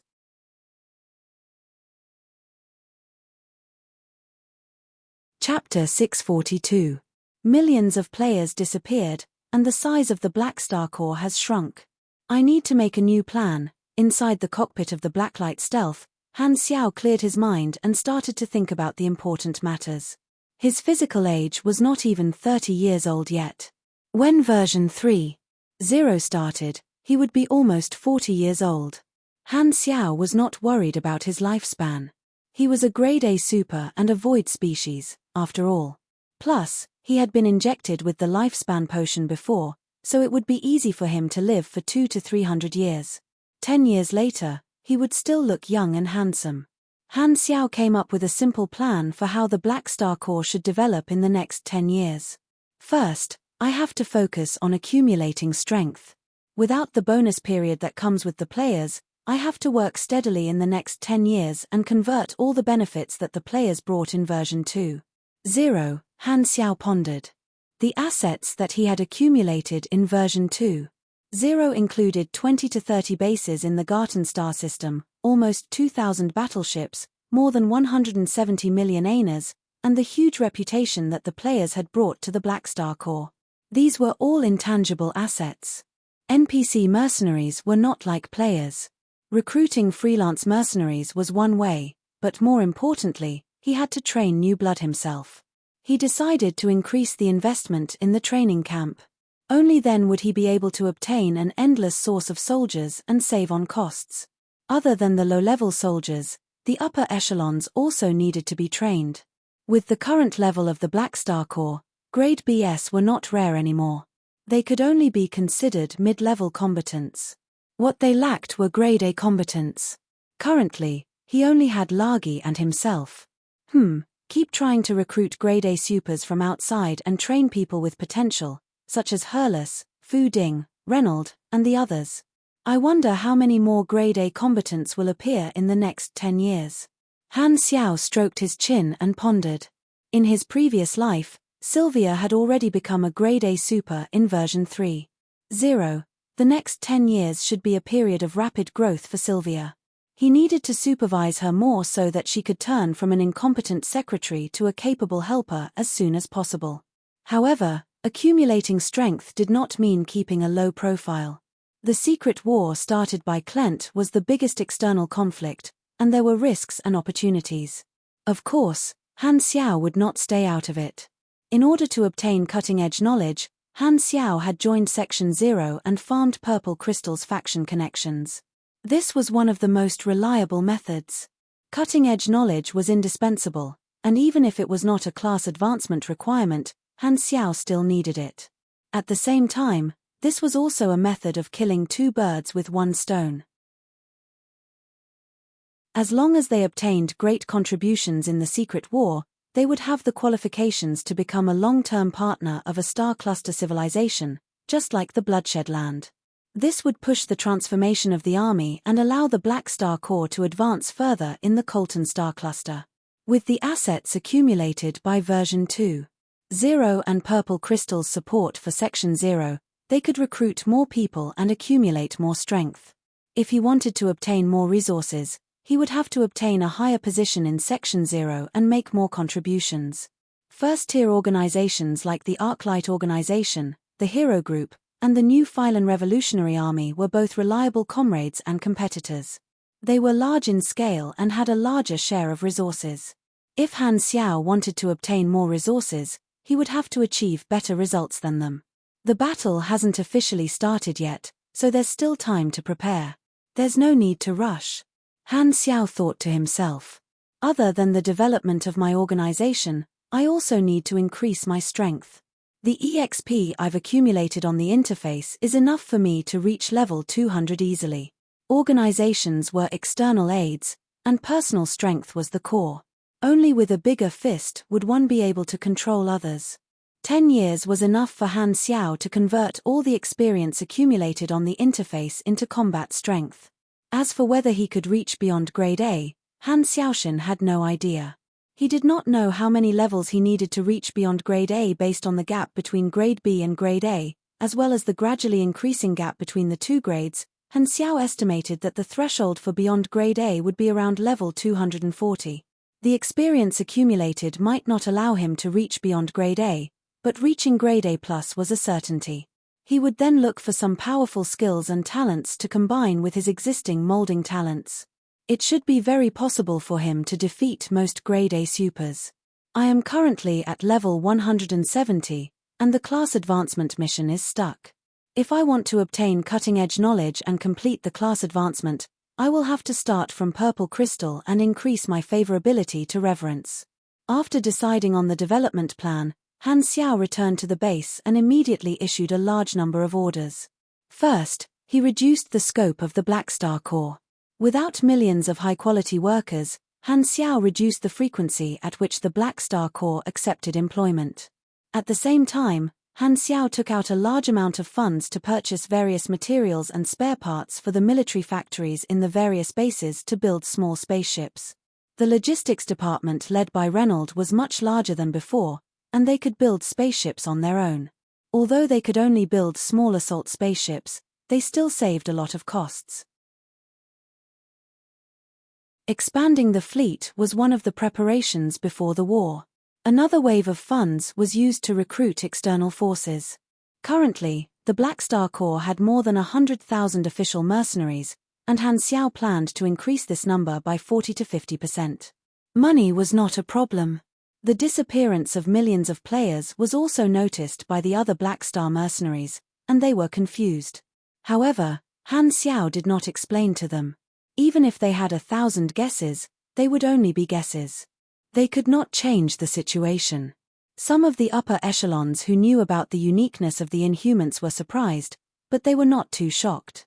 They were already used to the uniqueness of the players, especially the fact that they could not die. They were only worried about the situation of the Black Star Corps after the disappearance of the Inhumans. Han Xiao gathered all the upper echelons for this. In the room, the upper echelons arrived one after another. From Hurlus, who had joined first, to Lagi, who had joined recently. Han Xiao went straight to the point. The Inhumans have disappeared again, and we don't know when they will appear again.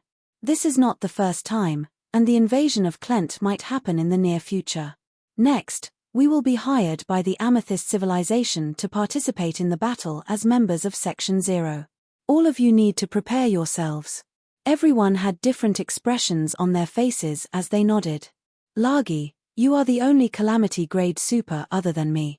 If the battle becomes tense, we might have to split up, Han Xiao said. Sigh, it's war again. I have a feeling that I will really be sacrificed this time. Lagi's face was bitter. Han Xiao's mouth twitched. Fine, your act of betrayal has reduced your death rate by at least 50%. This time, Reynolds suddenly interjected.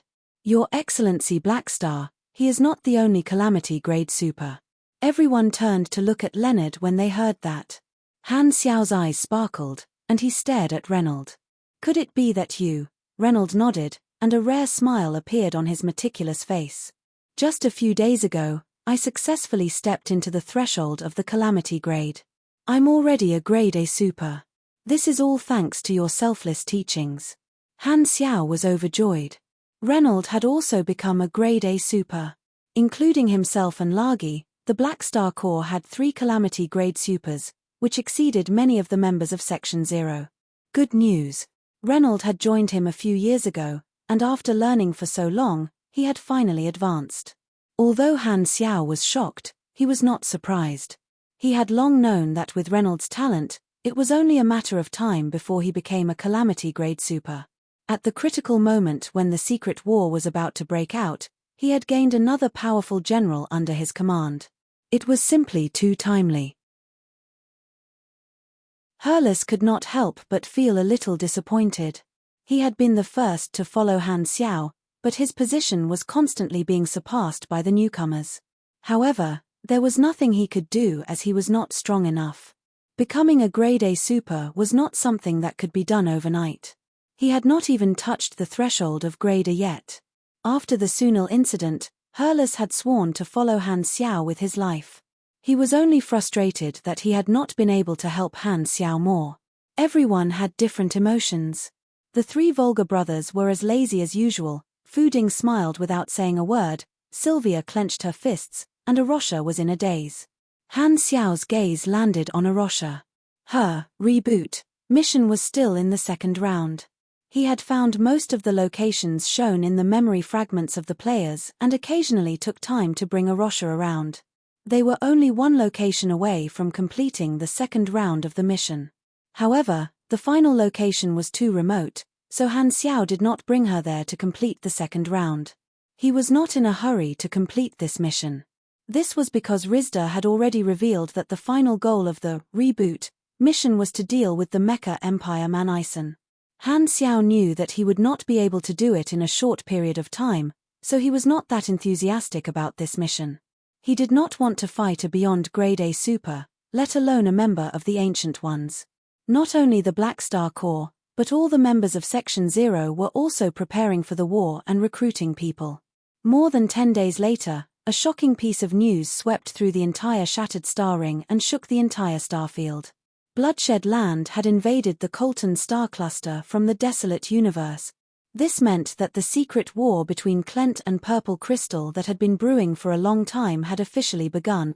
This was like a fuse, and the chaos brought about by the Crimson Tide finally erupted. The friction between the 7-star cluster civilizations in the Shattered Star Ring had escalated to the point of fighting. Many large organizations and secret organizations in the Shattered Star Ring started to fight in various parts of the starfield. The Shattered Star Ring was extremely chaotic. In the past 100 years, the most dangerous era had arrived. All the members of Section 0 received a notification from Purple Crystal to head to the battlefield. You have triggered the S-Rank Faction War Mission, Secret War, Section 0. Mission Introduction. The Klent Kingdom has invaded the territory of the Amethyst Civilization. You have chosen to stand on the side of the Amethyst Civilization. Mission requirements. As a member of Section 0, listen to orders and defeat all enemies that have invaded the territory of the Colton Star Cluster. After the mission is completed, different rewards will be given according to the mission rating. Remarks.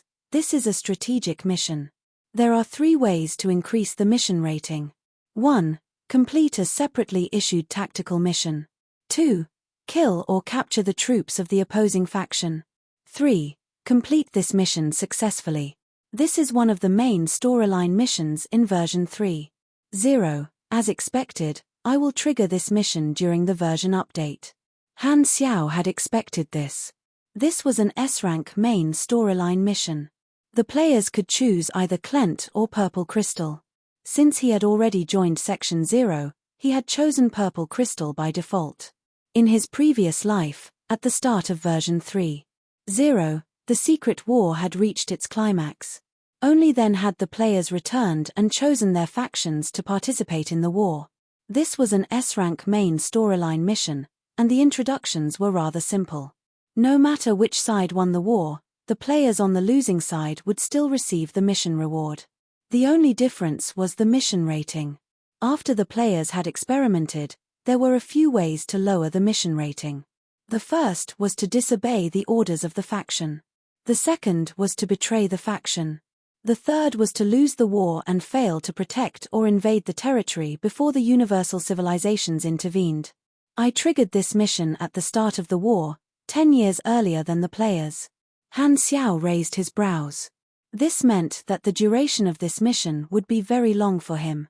The secret battlefield would last for the entire version update period, and it would take at least 10 years for the mission to be completed. On the other hand, this also meant that he had more time than the players to increase the mission rating. I'm afraid I'll have to spend the next 10 years fighting. I've been idle for 2 to 3 years. I've rested enough. This was different from those short-term mercenary missions. This was a long-term, large-scale war. Han Xiao stood up, put on his coat, and walked out of the door.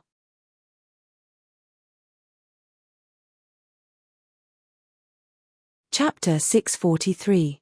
The Sol cluster controlled by Klent and the Colton star cluster controlled by Purple Crystal were separated by a desolate universe belt. Ever since the conflict broke out, the teleportation stargates of both parties had been temporarily closed, and they could only sneak in through the desolate universe belt. An enormous bloodshed land fleet passed through the desolate universe belt and entered the West Wind star system at the border of the Colton star system. This was a vanguard army that mainly focused on probing.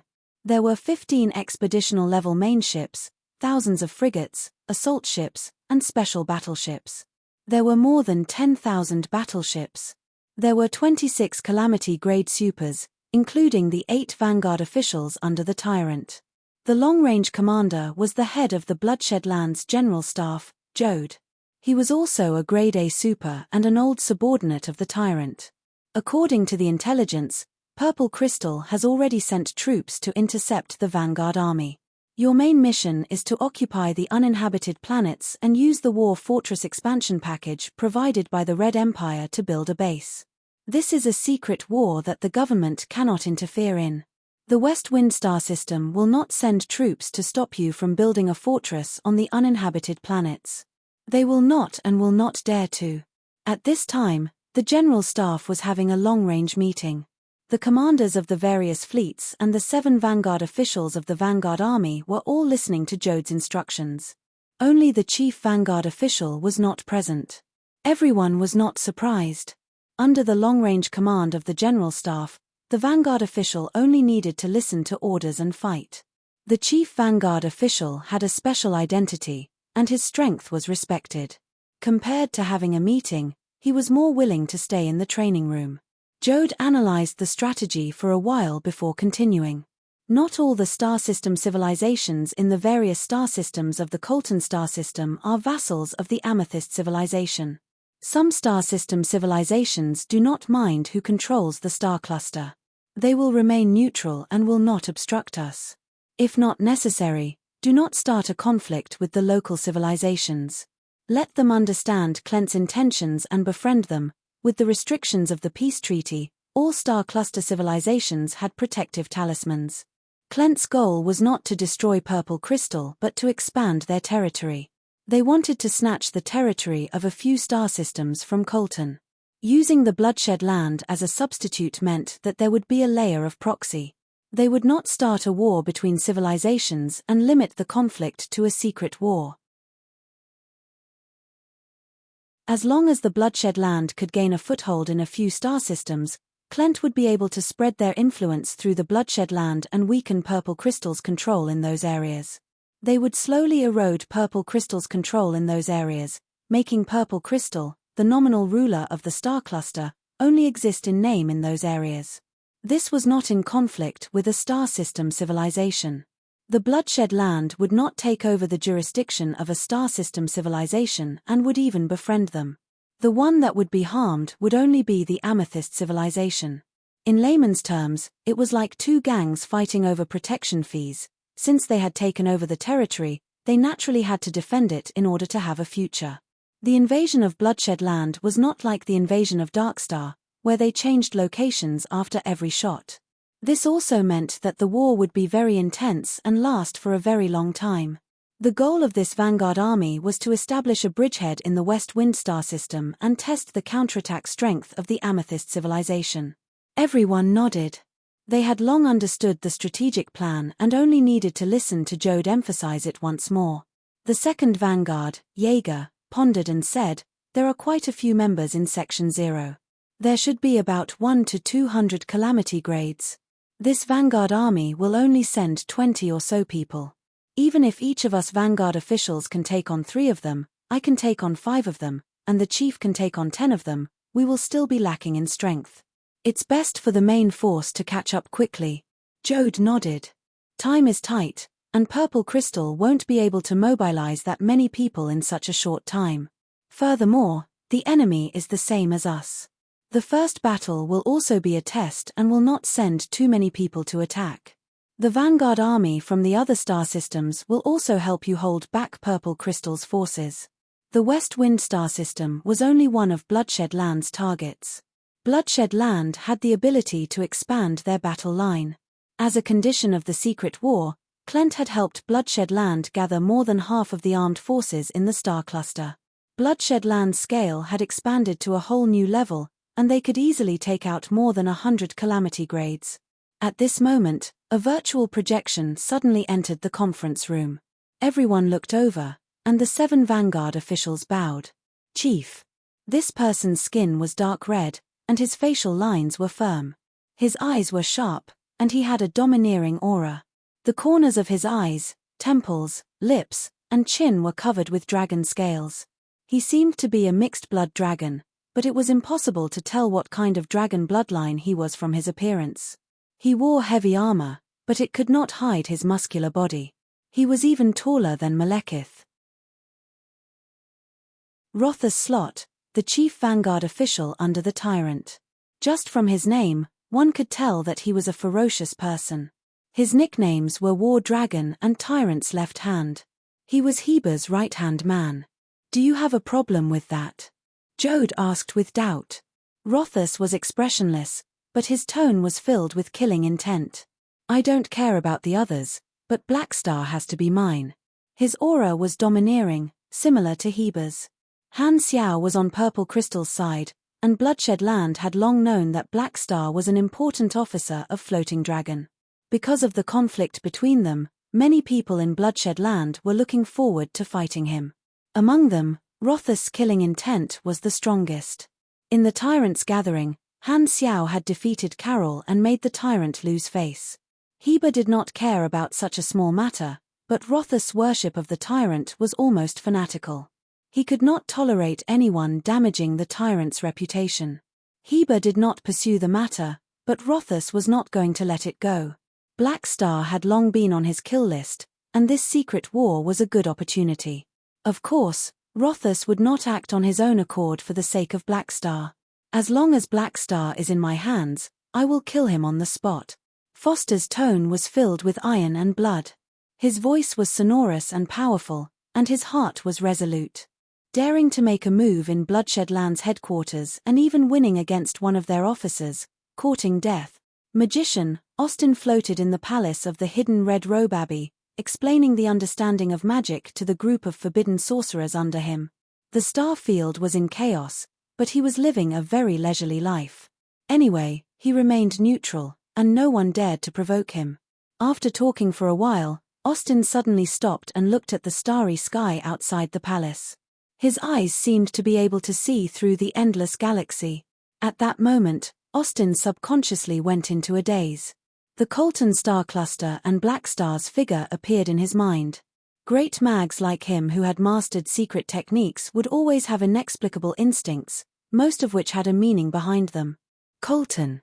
Whom? Clent and Purple Crystal are fighting. It has nothing to do with me, so why would my instincts be triggered? Austin was a little confused and mumbled to himself. He was not interested in the secret war between the two star cluster civilizations. The way he saw it, the two sides were not just fighting for territory but also had a deeper reason to weaken the private armed forces within their borders. Although Clent and Purple Crystal were enemies, they should have a tacit understanding on this point. Therefore, Austin had always been unwilling to work with any star cluster civilization. My instincts should have nothing to do with the war. Then, the reason should be Black Star. Austin chanted a few spells and used a secret technique. Light flashed, and he divined for a while. Suddenly, a smile appeared on his round little face. I see, he has my forbidden sorcerers under him. After thinking for a while, Austin pointed at a few forbidden sorcerers present. Bring them back. If Black Star tries to stop you, just say that it's my idea. He will give me face. The few forbidden sorcerers who were pointed out nodded slightly, turned around, and walked out of the palace. Han Xiao gathered his men and responded to the emergency mobilization of Section 0. He came to the West Wind Star system and met up with the rest of Section 0's troops. He brought 300 modified battleships, Lagi, Hurlus, Arosha, and more than 10 Grade B officers with him. Reynold was in the base, and Sylvia, who was too weak, did not follow. Participating in the war was to farm contribution points and accumulate strength. Han Xiao would not risk his life for them. It would be a loss if he used up all the assets that he had accumulated with great difficulty. He had to act within his means. The other Section 0 members also had the same thought. No one would go all out, and they all had their own selfish motives.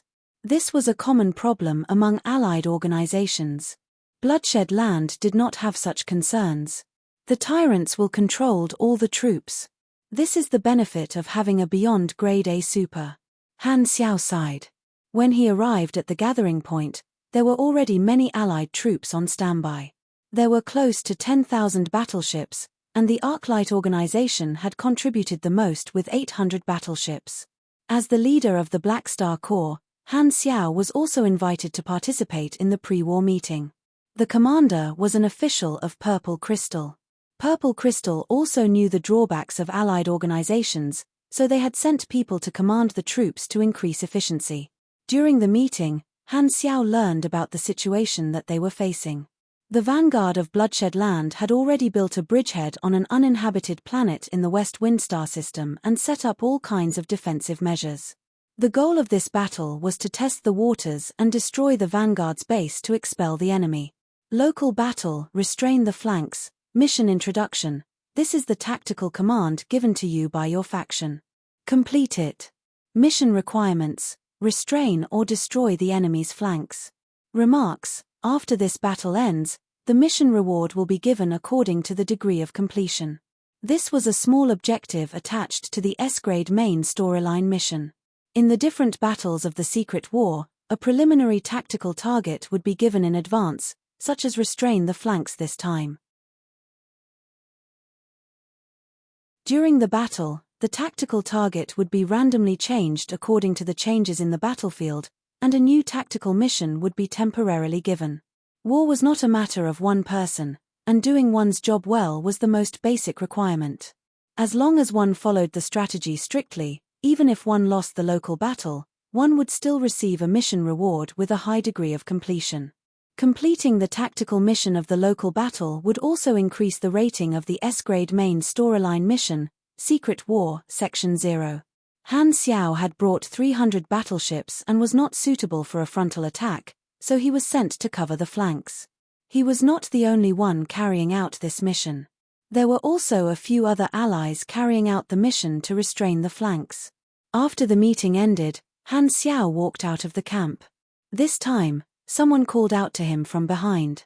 Turning around, it was the leader of the Arclight organization this time, Sevet. He was an upper echelon of the Lone Light organization and a Grade A super. Black Star, I have a favor to ask of you. Sevet walked over quickly with a kind smile and a respectful tone. Han Xiao had floating dragon's background, so everyone was very polite to him. They were all knowledgeable experts and would naturally not become enemies for no reason. Speak. Han Xiao nodded. I know that you're a very powerful virtual mechanic. While you're dealing with the flanks, I hope that you can spare some time to help deal with the Bloodshed Land's frontal forces and reduce the pressure on us. Sevit's words were very sincere. The Arclight organization was in charge of the frontal assault. Sevit had heard of Han Xiao's ability and had come to ask for help. That's not a problem. If the pressure on my side is not great, I'll help you. Han Xiao patted Sevit's shoulder. Okay, thank you. Sevit was overjoyed. After the two of them said goodbye, Han Xiao returned to his own camp and gathered his men. A large-scale battle was extremely dangerous, and no one could guarantee that they would be able to escape unscathed. He told everyone to pay attention to their safety and protect themselves. A day later, the army of Section 0 moved out and headed straight for the Bloodshed Land Vanguard stronghold. Chapter 644. The Black Star Corps fleet blended in with the Alliance Army's fleet and advanced forward majestically. Countless hyperdrive streams of light streaked across the dark universe like a meteor shower. The frontal forces will attack and break through the defense formation in outer space. Attack the enemy's ground base and cover the troops to attract their firepower. We will be in charge of controlling the flanks and preventing the enemy from changing formations and providing reinforcements. In the cockpit, Han Xiao instructed the various captains in the communication channel. The post structure of the Black Star Corps had already stabilized. The 300 battleships were divided into multiple fleets, and the various officers were in charge of them. Lagi, the mission of charging and breaking through the enemy lines will be handed to you. The other allies will also be controlling the flanks. They have also sent out their own Calamity-grade supers. Your job is to damage the enemy's fleet as much as possible.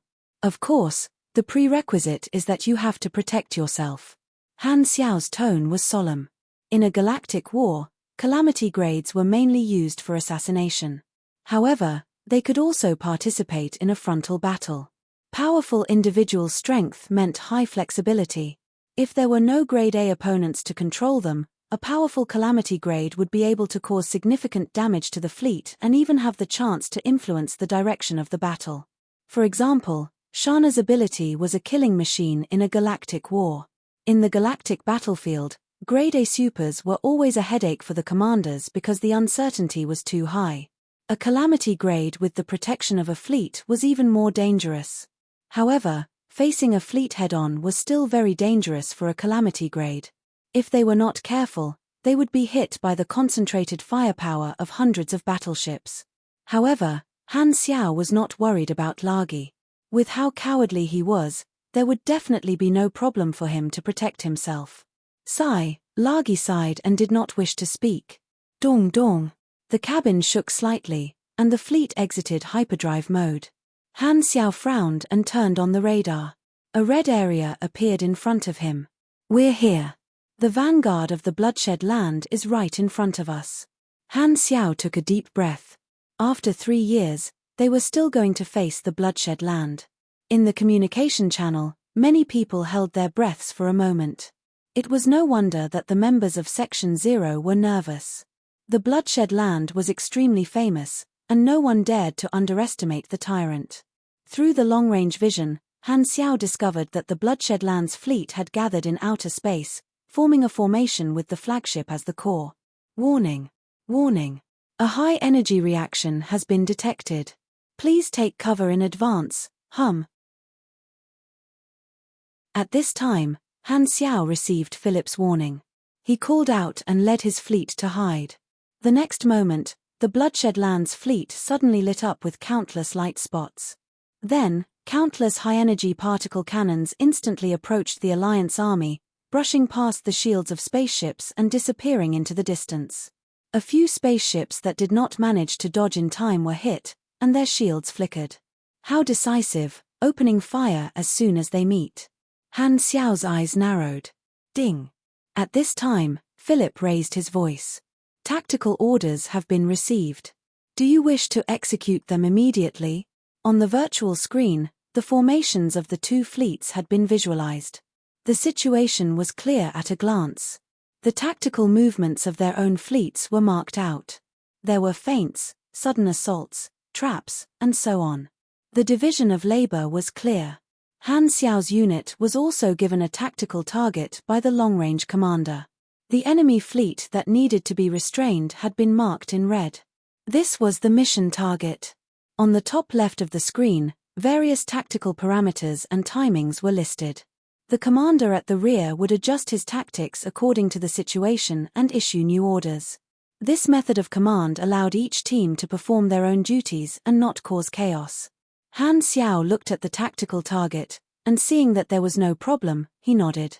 Execute it immediately. The Black Star Corps fleet immediately followed the troops and circled around, charging toward the mission target from the side. At the same time, the entire Section 0 Alliance army also moved. They spread out and attacked the Bloodshed Land stronghold from all directions. Because the Alliance army was basically a sheet of loose sand, in order to prevent the members from fighting alone, the commander had split the Alliance army into more than 10 teams. Han Xiao's fleet was a member of Team 7, and their main mission was to restrain the flanks. The war broke out. The Section 0 Alliance army approached the fortress planet from all directions. Both sides fired their cannons at each other, and spaceships shuttled through the densely packed particle cannons, exploding into fireworks from time to time. As the Alliance army attacked from multiple fronts, the Bloodshed Land also changed their formation to protect every direction. Both sides went all out as soon as they exchanged blows. Team 7 charged through the cannon fire, and the pressure on them increased with every distance they advanced. Bang! Bang! Bang! The Bloodshed Land's vanguard had already used the Red Empire's base expansion package to modify the fortress planet. There was already a large base on the surface, and the anti-air cannons shot out missiles one after another into outer space. The firepower was ferocious, and it almost hit Han Xiao's fleet. A large-scale battlefield is really dangerous. Han Xiao had already switched to manual piloting, and he was highly focused. With a thrilling maneuver, he barely dodged the dozen or so cannons that were fired at him. In such a huge battlefield, he did not dare be too reckless and followed the movements of the main force, flying up and down like a butterfly, nimbly dodging the attacks. Looking at the tactical screen, Han Xiao saw that the frontal assault force had already engaged in close combat with the Bloodshed Land. He looked out the window and saw that the entire outer space had already turned into an intense battlefield. The background was the pitch-black universe and the edge of the fortress planet. Battleships were fighting each other, and the light of various weapons was extremely dazzling. The battlefield was too vast, and even if one looked into the distance, they would not be able to see the overall situation. They could only understand the overall situation of the war from the tactical screen. The attacks of the Alliance army had diverted the enemy's firepower, which indirectly helped Han Xiao's Team 7 to get closer to the enemy, find their target, and quickly engage them. Han Xiao's location instantly became a new battlefield. As soon as the battle started, Han Xiao felt immense pressure. This fleet had an extreme-level flagship as the core, and it seemed like they were going to support the front line. Team 7 tried to harass them but was immediately met with a fierce counterattack. Team 7 had thousands of battleships, and among them were 300 of Han Xiao's battleships. The number of casualties rose rapidly. Not easy to deal with. Han Xiao clenched his teeth. Even if purple crystal would compensate him, he could not help but feel heartache for the battleships that had exploded one after another. These were the stocks that he had accumulated with great difficulty. Han Xiao used virtual intrusion and immediately met with resistance. The Bloodshed Land fleet also had a virtual mechanic to protect the control of the fleet and invade the spaceships of the Alliance army. With no other choice, Han Xiao engaged the enemy's virtual mechanic, attacking and defending at the same time. Both sides engaged in a tug-of-war. At the same time, in the command room of the fortress planet, 2 Grader virtual mechanics were intercepted by Han Xiao in the virtual world, and their expressions changed. The enemy's virtual mechanic has also made his move. This fellow's virtual technology is very strong. His invasion speed is too fast. Thankfully, we can barely defend the internal firewall. Did you manage to trace him? I've locked onto his location. I see him.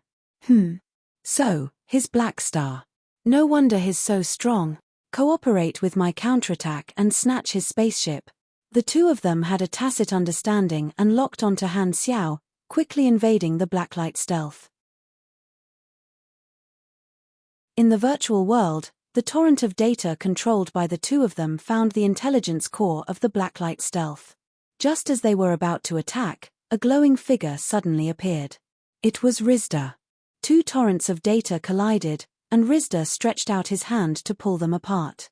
The attacks of the two of them were instantly disrupted, and the torrent of data turned into light fragments, becoming meaningless data that was quickly shattered. Seeing this, the two of them were shocked. This intelligence core's level is so high. There's no way to break through it. *T, we can't get rid of him. The two of them had completed a round of exchanges. Han Xiao had a slight advantage, but his expression became grave. He had long expected that Bloodshed Land would send out virtual mechanics, and they would not leave such an obvious weakness behind. However, the enemy had sent out 2 grade of virtual mechanics, which made Han Xiao feel pressured. If he was not here, the enemy would be able to do whatever they wanted. At this moment, the two of them were restraining each other. Although he could not use virtual intrusion to open up the battlefield, neither could the enemy. At this moment, the two of them finally engaged in close combat, and a boarding battle broke out. Team 7 and the enemy fleet used charge cabins to allow their supers to board the enemy's spaceship. Han Xiao pulled out the surveillance video. The spaceship that was boarded was almost a one-sided massacre. The elite troops of Bloodshed Land, the 1,000 beast soldiers, were extremely powerful. My spaceship has been boarded. At this moment, Hurl's anxious voice sounded in the communication channel. Han Xiao hurriedly looked over and saw 3 charge cabins biting onto Hurl's spaceship. Hurlus was leading the troops on the spaceship to block the 1,000 beast soldiers that had boarded. They were in a stalemate. At this moment, Lagi's spaceship passed by and quickly provided support, easily killing a group of enemies and resolving Hurlus' dangerous situation. Han Xiao was energized and found a breakthrough point in the chaotic battle. Attention, all of you, cover the Calamity Grade team. Let them try to board the enemy's main ship. In this part of the battlefield, the enemy's core was this main ship. Compared to the enemy, Team 7 only had an advantage in the number of Calamity Grades, so it was more cost-effective to carry out a decapitation operation. Although the tactical goal was to restrain this fleet, the commander only gave them the target, and the specific actions could be changed according to the situation. Destroying the enemy's main ship was more useful than simply restraining them. If they obtained additional results, the rewards for the tactical mission would be greater. Including Lagi, the Calamity Grade assault team of Team 7 had a total of 4 people. Han Xiao was not among them. After the order was given, Team 7 immediately changed their formation and began to cover the Calamity Grade assault team. They shuttled through the cannon fire and quickly approached the enemy's main ship. The enemy had also discovered the tactical goal of Han Xiao and the others. They chased after and blocked them, covering the main ship as it left. Although the distance between the two sides was shrinking, the speed was too slow. The battlefield was moving instead, gradually approaching the more intense main battlefield. Han Xiao saw that it would take forever to chase them. He shouted, "Calamity Grade team, board my giant soldier. I'll bring you there." The next moment, Han Xiao ejected from the spaceship, summoned the ship destroyer, and sat in the cockpit. Lagi and the others entered the giant soldier. "Sit tight." Han Xiao controlled the ship destroyer, and all of its power flowed into the thrusters as it charged toward the enemy's main ship at high speed. The giant soldier's mobility and agility were higher. Han Xiao's piloting skills were extremely high, and he dove deep into the enemy's formation, attracting a large amount of firepower. However, most of the attacks brushed past him. Not only did they not hit him, but they also almost hit his comrades. The distance between them was shrinking at a speed visible to the naked eye. It was taboo for an army to enter deep into enemy territory alone. However, Han Xiao was a Calamity Grade super, and so were Lagi and the others. They became a sharp blade with extremely strong deterrence, and the enemy had no choice but to divert their attention to deal with them. Team 7 took the opportunity to counterattack, completely restraining this fleet. The ship destroyer finally got close to the main ship. It activated the shield neutralizer and opened the hatch. Lagi and the others successfully blasted open the outer armor of the main ship and broke in. There was only one Calamity-grade super inside, and he was quickly beaten to death by the four of them. Han Xiao did not stay idle. He controlled the giant soldier to slash open the main ship, and more than 20 frigates around it were also slashed open by him. Not long after, the main ship could not take the burden and exploded. Lagi and the others had already retreated. They rode on Han Xiao's giant soldier and broke out of the encirclement together, killing their way through the enemy formation. After successfully destroying the main ship, Han Xiao was not without losses. The ship destroyer had almost fallen apart, and its armor value had almost hit rock bottom. If not for the 7th Squad providing support, the ship destroyer would have been destroyed by the enemy's concentrated fire. However, this small loss turned the tide of the battle. Under the pursuit of the 7th Squadron, the enemy fleet began to retreat. Han Xiao was just about to follow up with another attack when he suddenly received a new tactical mission. Local battle, retreat, mission requirements, evacuate immediately and preserve as many survivors as possible. Why did they suddenly retreat? Han Xiao was shocked. He looked at the tactical screen and his pupils shrank. He saw that in all the battles, only his own battle line had gained the upper hand. The situation on the battlefield worsened rapidly. The majority of Section 0's troops were penetrated by bloodshed land, and more than 2,000 battleships were destroyed. Of the 15 Calamity-grade supers, 8 were dead and 7 were injured. The 8 vanguard officials of the bloodshed land had all entered the main battlefield. No wonder I didn't meet any of them. Han Xiaoxin's heart sank. Most of his troops had been wiped out. Even if he had the upper hand on the battlefield, it was useless. Section 0 had lost the first battle with bloodshed land. On the main battlefield, inside the burning main ship of the Arclight organization, corpses were everywhere, and blood flowed like a river. Pucci. Hunting Blade pulled out his blade, and Sevit's body fell down heavily. There was a huge hole in his torso, and almost all of his internal organs had been dug out. His blood had almost dried up, and he couldn't be more dead. This should be the last one. This ship is about to explode. Let's quickly retreat. Jaeger wiped his saber and spoke to Rothus through the communication device of his armor. Rothus was looking at the battlefield through the hole. The terrifying suction force of the vacuum did not cause his body to move at all. Black Star is not on the main battlefield, he's lucky. Chapter 645. Our casualties are so heavy. Only after retreating far away from the Bloodshed Land's fortress planet did Han Xiao find out the number of casualties on the main battlefield. After Bloodshed Land defeated the main forces of the Alliance army, they returned to the bridgehead and chased after the defeated Section 0 troops for a while. Han Xiao had the advantage on the battlefield, and he easily retreated with his men. The enemy did not give chase. Han Xiao had obtained a small victory, but it was a pity that this small advantage could not change the outcome of the battle. Although they had lost the battle, Han Xiao's tactical mission had been completed. He was rewarded with millions of experience and more than 200 contribution points to Section 0 and the Amethyst civilization. The defeated Alliance army stopped on an uninhabited planet to rest and reorganize. The atmosphere was gloomy, and the various allies were counting their casualties with gloomy faces. The Grade A supers that had died had basically exploded along with their battleships.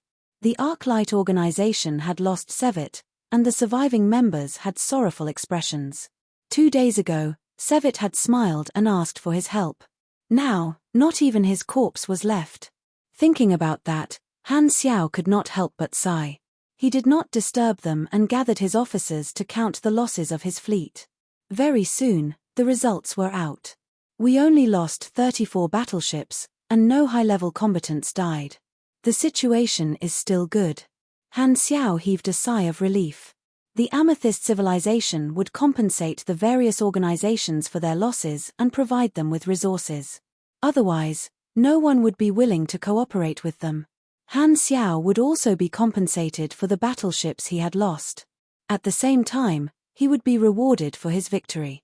I just asked around. We are one of the organizations with the least losses among all the members of Section 0. The other allies actually sacrificed a few calamity-grade supers. I did not expect it to be so dangerous, Hurles said with lingering fear. It is indeed a little unexpected. Han Xiao nodded.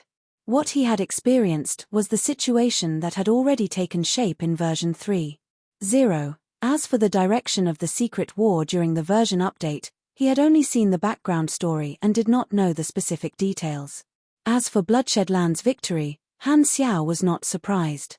If Purple Crystal could chase Bloodshedland out, they would not have had to fight until version 3.0. During version 3.0, Bloodshedland had already built many bases in many star systems and started a tug of war with Section 0. Thus, Han Xiao could guess that Section 0 would definitely be at a disadvantage during the version update. What surprised him was that in the first battle between the two sides, a total of more than 10 A-class powerhouses had died. The intensity of the battle was unbelievably high. If so many people died in every battle, it would not take more than a few months for all the experts in Section 0 to be wiped out. Bloodshedland would also suffer heavy casualties, and both sides would suffer heavy losses. Beep beep. Han Xiao suddenly received a communication invitation from Ralph. The call connected, and Ralph said in a hoarse voice, "Blackstar, how bad is the situation?" After receiving the news of his defeat, Ralph sat on pins and needles. He could not help but contact Han Xiao and ask about the details of this battle. Very bad. Han Xiao told them the truth and emphasized that he had an advantage in local battles. Hearing this, Ralph said worriedly, "This is the only good news I've heard in the past half an hour. However, you alone won't be able to decide the entire battle." Han Xiao shrugged and did not mind. After all, he had obtained the reward for the tactical mission, so he did not lose out. Bloodshedland's goal is to kill all the A-class supers on our side. They are establishing their dominance, Ralph said. Han Xiao's eyes sparkled, and he instantly understood what Heba was thinking. Bloodshedland had grasped the weakness of Section 0, they were not of one mind, and this was a common problem for allied organizations. Every single Grade A super was an important combatant of a different organization, and with the 8 Vanguard officials acting together to kill these high-level combatants, the other members of Section 0 would not dare to do anything. None of the collaborators of Section 0 actually cared about whether Purple Crystal managed to defend their territory or not. They did not have a sense of territory like Purple Crystal did. They only participated in the secret war for the sake of benefits and served the Amethyst civilization. Losing the war was not important, the only thing they cared about was whether the benefits could make up for their losses. If they lost a battleship, the Amethyst civilization could compensate them and even reward them with resources from star cluster civilizations. However, if their calamity-grade supers died, there was nothing they could do. The Amethyst civilization could not compensate the members of Section 0 for the loss of their high-level combatants. This was the difference between the scattered Section 0 and the monolithic Bloodshedland. It was also a weakness that could not be changed. No wonder Bloodshedland is fighting so fiercely. Han Xiao pondered. He did not care if they won the secret war or not. In his previous life, Purple Crystal had lost. When the Red Empire and the Radiant Federation reached a consensus regarding the flickering world, they would then stop the chaos. Before the two universal civilizations completed the exchange of benefits, no one would care about the secret war between Klent and Purple Crystal. The Red Empire was Klent's backer, and as long as Bloodshedland was not chased away, the Red Empire would dare to give a portion of Purple Crystal's territory to Klent. This was Klent's strategy and the result of his previous life. Han Xiao did not join Section 0 to help Purple Crystal win the war but to earn contribution points in exchange for cutting-edge knowledges. If his losses were very small, he would not mind being a bystander and completing his tactical missions step by step, slowly earning reverence. Even if the market collapsed, his stocks would go against the market and rise, and he would still receive more attention. If not many people died, How would he have the chance to rise? Han Xiao's eyes flashed. What a pity. If only the players were still around, he would not have to worry about the casualties. Putting away his thoughts, Han Xiao asked, Bloodshed Land has gained a foothold in the West Wind Star system. What do we need to do next? Rest for now and wait for reinforcements to arrive before attacking again, Ralph said with a deep voice. The collaborators of Section 0 were scattered across the various regions of the Colton star cluster, and the distance between them varied. The Alliance army that Han Xiao was in was only the first batch and could be considered the vanguard of Section 0. There was still a large army behind them. The defeat of their vanguard did not mean that the entire Section 0 had been defeated. Ralph was worried about the strategy used by Bloodshed Land. The enemy had attacked their high-level combatants, and this was an open scheme that could not be defended against. He was worried that Section 0 would go against the commander in order to reduce their losses. The worst outcome would be the collapse of the organization. Han Xiao pondered for a while before suddenly saying, I have a suggestion. Let me participate in the main battlefield during the next attack. Ralph was stunned.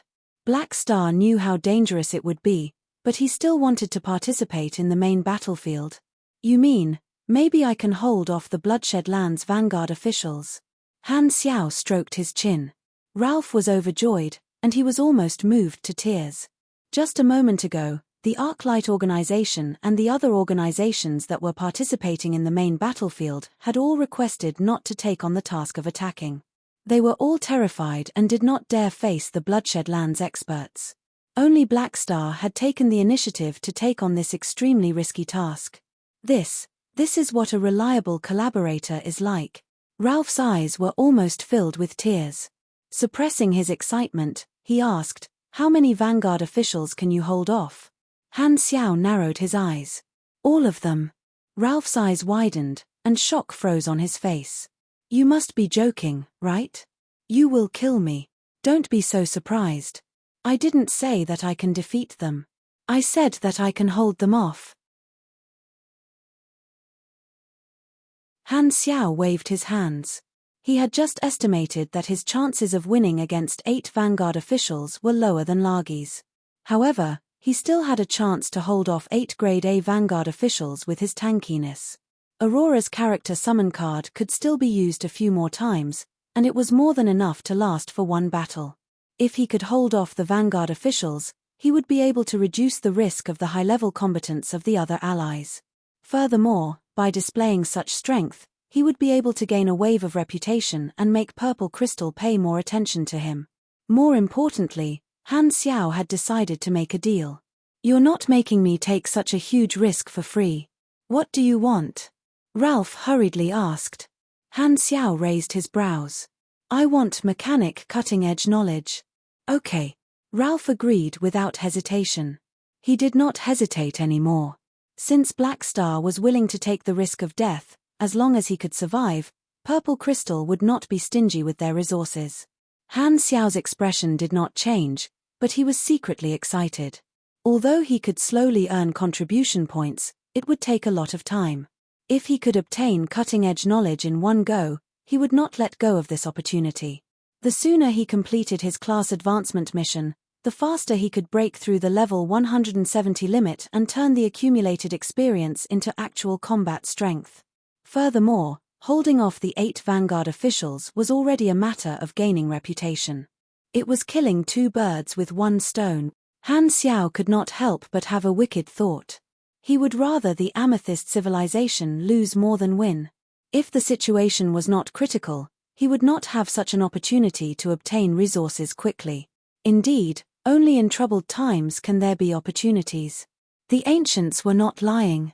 Han Xiao laughed in his heart. Lagi witnessed the conversation between the two of them and could not help but interrupt. Do you need me to help you collect your corpse? Han Xiao was not angry. Instead, he was overjoyed. Lagi had never failed to milk anyone before. Continue. Don't stop. No wonder you wanted to commit suicide. You've really gone mad. Lagi sighed. It was time to find a new job. Organizing the outline of the storyline during the update. The number of words is a little short.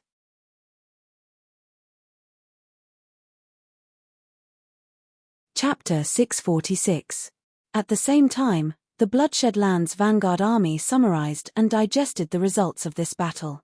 We have repelled the first wave of attacks. All of you have done well and killed quite a number of Calamity-grade supers. Purple Crystal's allies will definitely be wary. Jode praised the results of the Vanguard Army. Jaeger nodded. The enemy also attacked hastily and did not send out too many high-level combatants. Your guess is correct. The Vanguard Army had many different battle plans.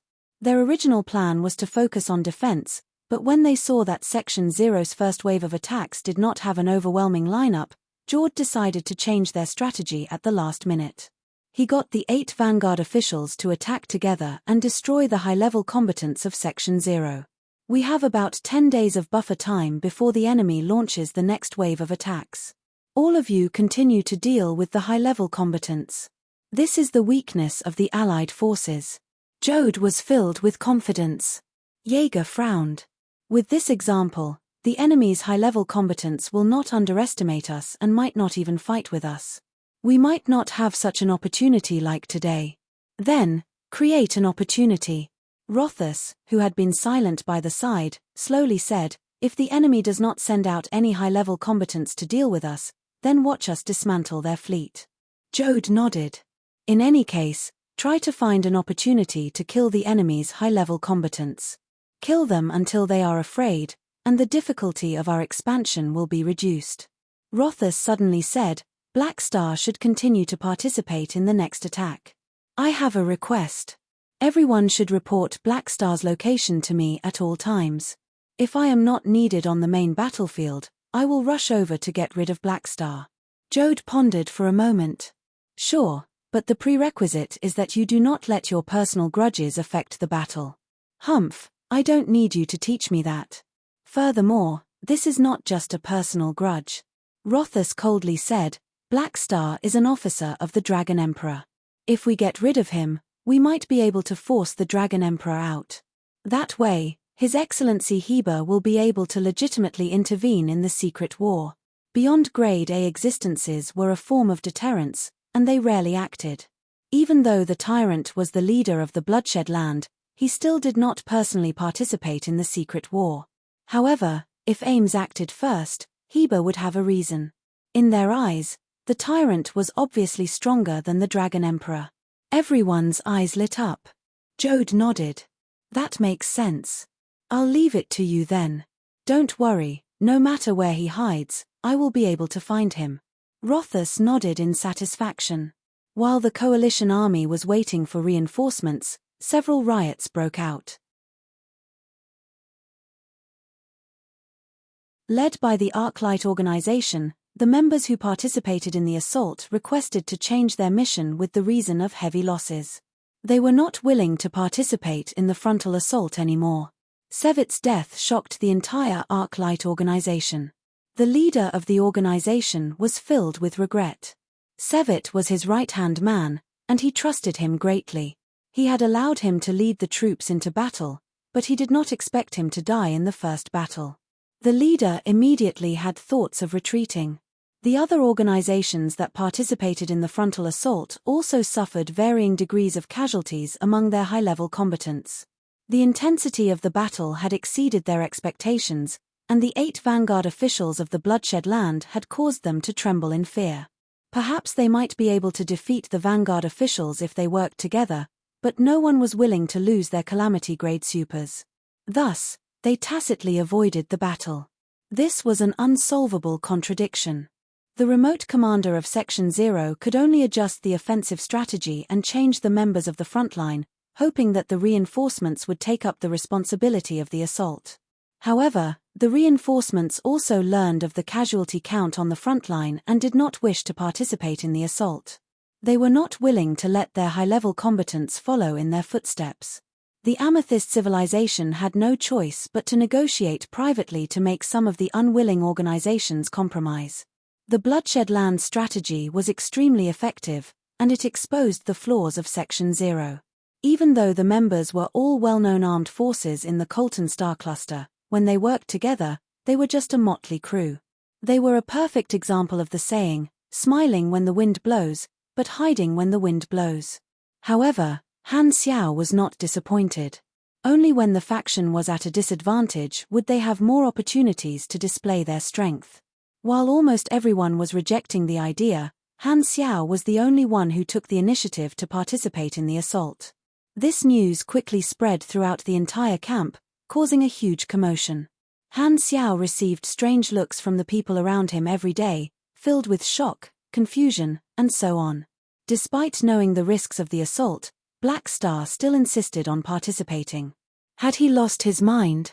The comrades of the Arclight organization, who had already suffered losses, all looked on coldly. Black Star's actions had caused them to misunderstand. The way they saw it, Black Star wanted to make use of the opportunity to step on them to show his usefulness and gain the attention of Purple Crystal. This was not a problem in itself, but what made the Arclight organization and the other organizations criticize Black Star was that he did not have the strength to back it up.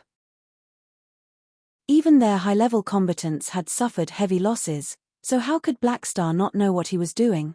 Many of the allied organizations came to a consensus. In order to increase his position, Black Star did not care about his life anymore. However, no one took the initiative to remind Black Star that they needed someone to stand at the front. Since Black Star wanted to die, they would not stop him. Han Xiao took on such a dangerous mission, and Ralph agreed to almost all of his requests. Han Xiao did not allow his subordinates to participate in the assault but allowed Lagi, Hurlus, and the others to participate in a low-intensity battle. Ralph agreed. After a few days, the second batch of reinforcements finally arrived. Section Zero's army once again attacked Bloodshed Land's first stronghold in the West Windstar system. Han Xiao allowed Hurlus to temporarily command the fleet while he piloted the Blacklight stealth and blended in with the frontline troops. The tactical mission this time required him to pin down 8 Vanguard officials, and the reward was cutting-edge knowledge, as well as a large amount of experience and contribution points. It was equivalent to more than 10 normal tactical missions. Due to their previous failure, Section Zero's second attack attracted the attention of the entire star field. The other 5-star cluster civilizations in the Shattered Star Ring, as well as some large organizations with high status in the star field, all had their eyes on the West Windstar system. The result of the second battle between the two sides could basically determine the future direction of the secret war. This was the second battle, and both Bloodshed Land and Section Zero were prepared. There was no need for foreplay, and the battle entered its climax right from the start. Fireworks lit up the dark universe. Burning battleships, exploding bullets, and shining light cannons spread out. The galactic battlefield was filled with danger, and it was like a colorful painting. The battle at the front was intense, and the 8 Vanguard officials led by Fosters destroyed one battleship after another like a hot knife through butter. It was as if they had entered an uninhabited land. Originally, the high-level combatants should have been the ones to stop them, but the Calamity-grade supers of Section Zero chose to avoid the battle and watch the Vanguard officials destroy the battleships. "What are you guys standing there for? Stop them," the remote commander roared. "Got it. We'll take action later. Now is not the time. Let's wait for them to exhaust some energy first." The Grade A supers all gave perfunctory replies. The remote commander was furious, but at the same time, he felt extremely helpless. He had no way of dealing with these high-level combatants. Even the fleet belonged to these people, and they would rather watch their own fleet get destroyed than take action because Purple Crystal would compensate them after the battle. Thus, the remote commander could not do anything about it. Ralph could not sit still anymore. He knew that the situation was not good, but he did not expect it to be so bad. He could not help but contact Han Xiao. "Black Star, the others are unreliable. When are you going to take action? If this drags on, we will definitely lose." In the cockpit, Han Xiao looked at the 8 Vanguard officials on the tactical screen and said, "Give me a battlefield." Understood. Ralph was overjoyed. He was still doubtful about whether Black Star could handle the 8 Vanguard officials, but he could only give it a shot. Now, he could only rely on Black Star. In the center of the battlefield, Rothus led the 7 Vanguard officials in a killing spree. Like 8 shooting stars, they smashed through Section Zero's battleships one after another. Their attacks were like a tsunami, directly disrupting Section Zero's formation. The 8 Vanguard officials were like leopards, and the battleships were like sheep. Without the high-level combatants restraining each other, the battleships were like prey. Once targeted, there was no possibility of escaping. Ha, the enemy's calamity-grade supers are still not taking action? Do they really not care about the fleet? Malekith laughed maniacally in the communication channel. What a bunch of cowards. They don't even have the courage to take action, Yeager said with disdain. Dong. Inside a battleship, Rothus smashed half of the spaceship with a punch and boarded the assault ship before it exploded. Hearing that, he could not help but ask, why hasn't anyone reported Blackstar's location yet? Where is he? I don't know. There are no traces of Blackstar in any part of the battlefield.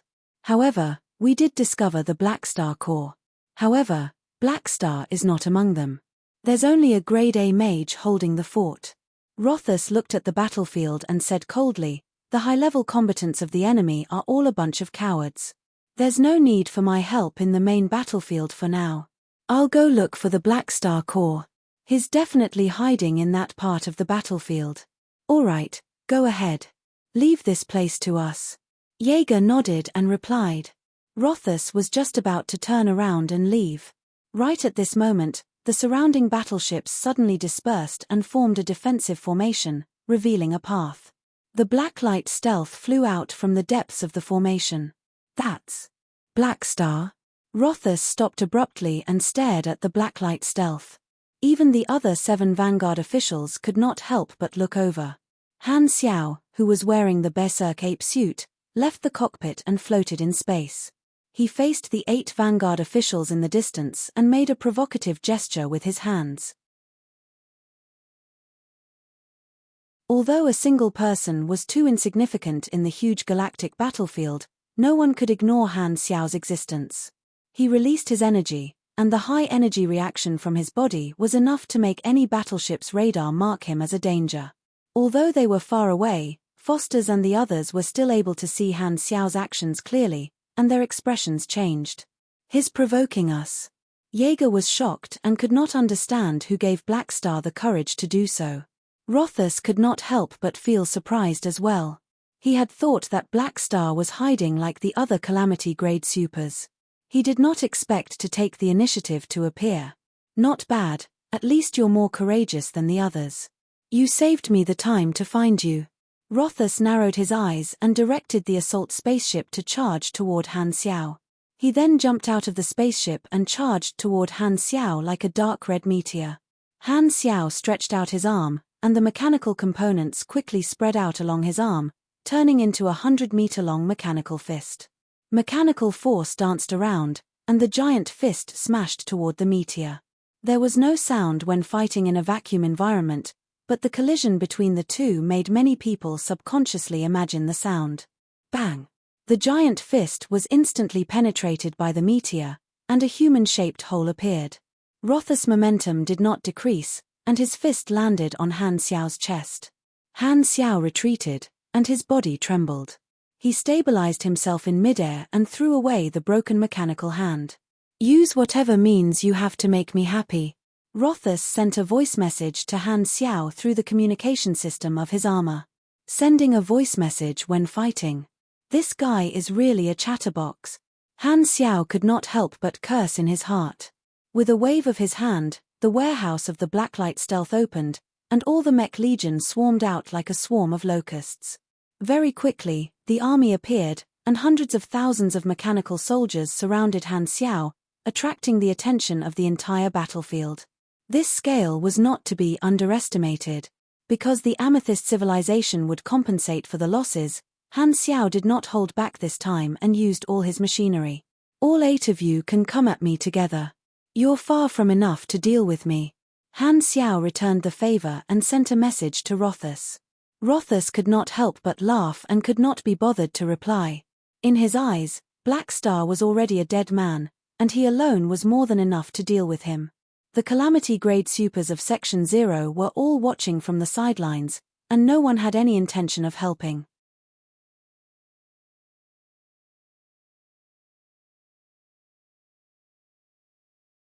Chapter 647.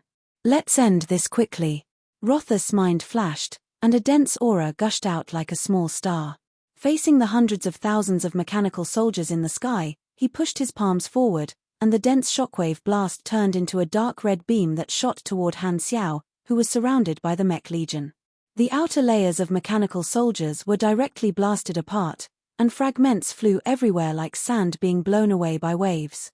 The cannon fodder machines could not block the shockwave attack of an A-plus pugilist.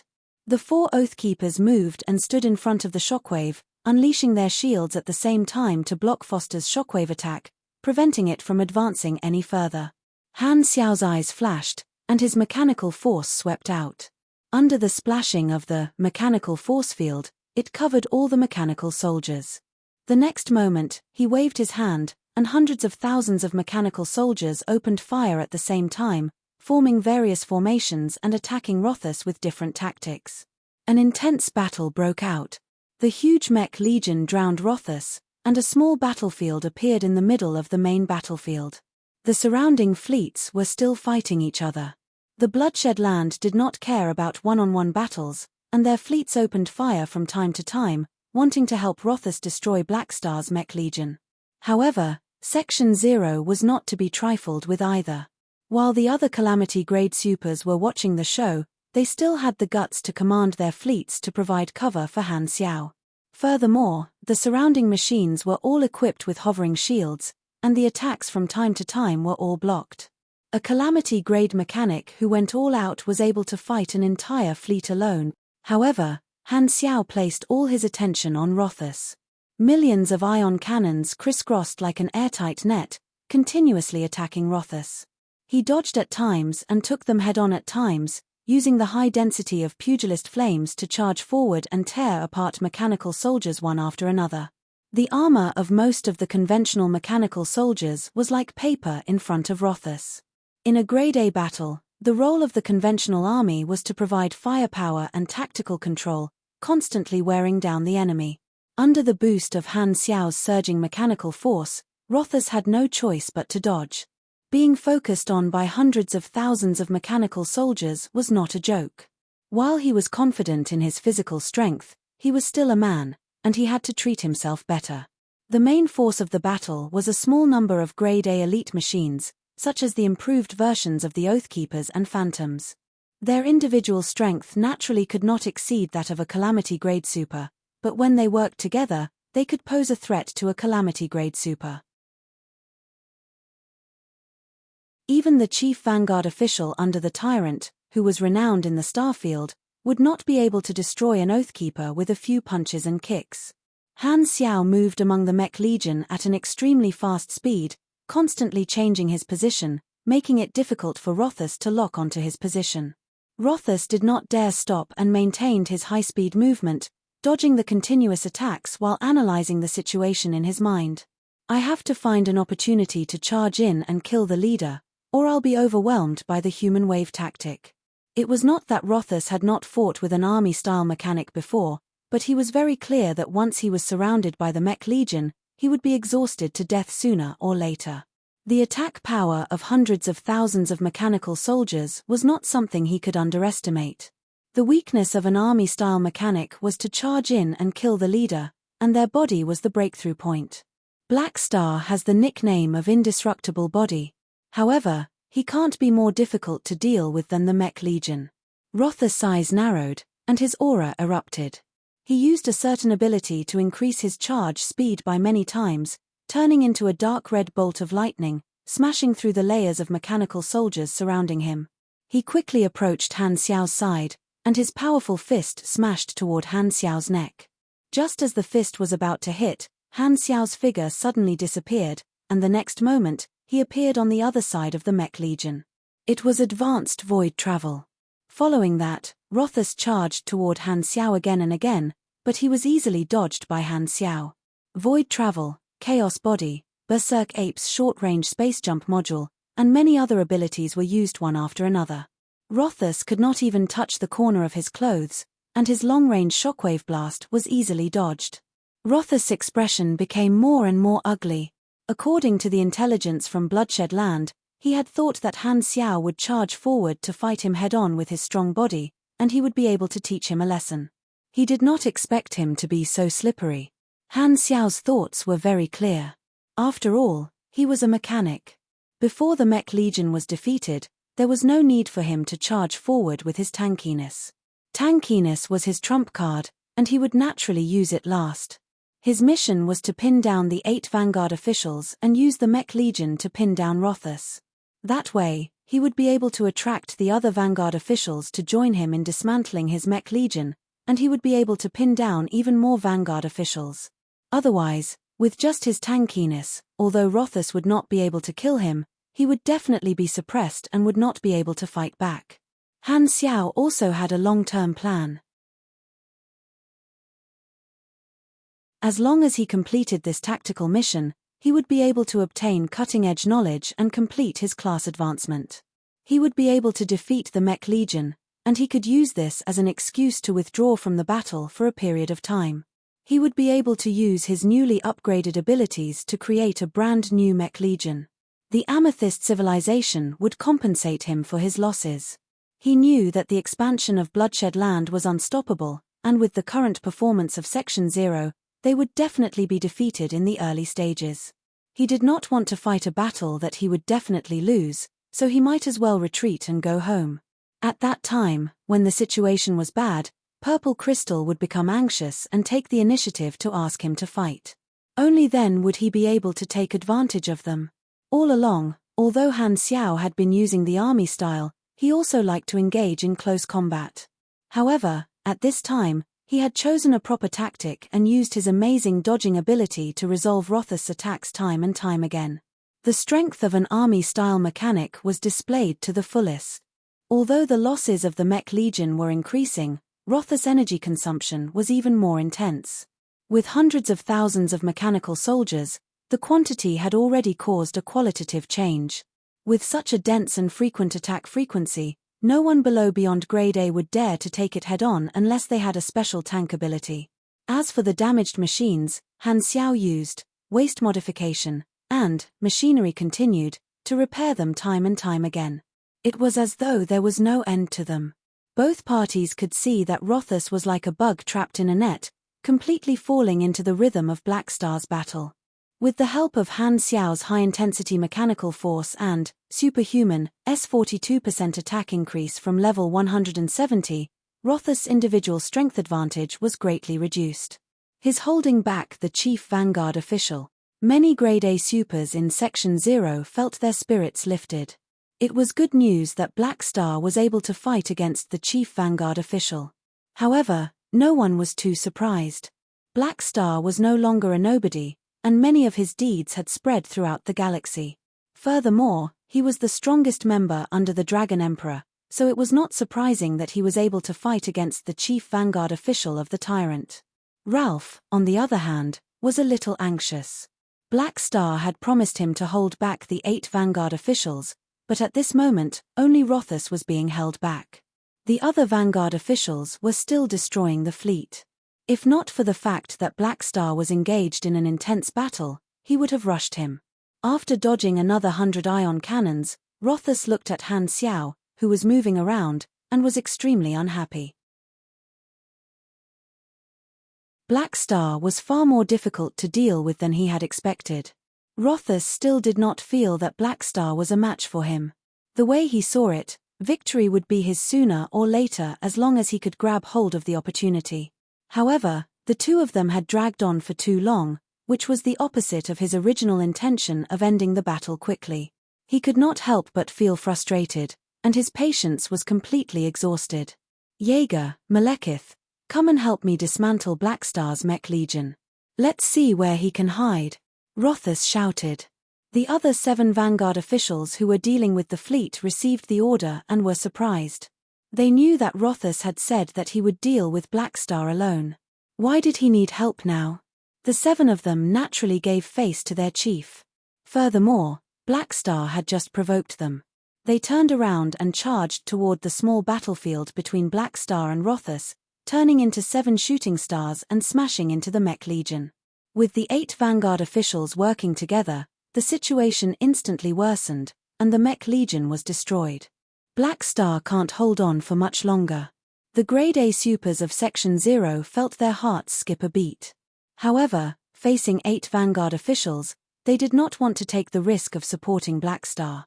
Before the Mech Legion was destroyed, Black Star still had a chance to retreat. Rothus stared at Han Xiao.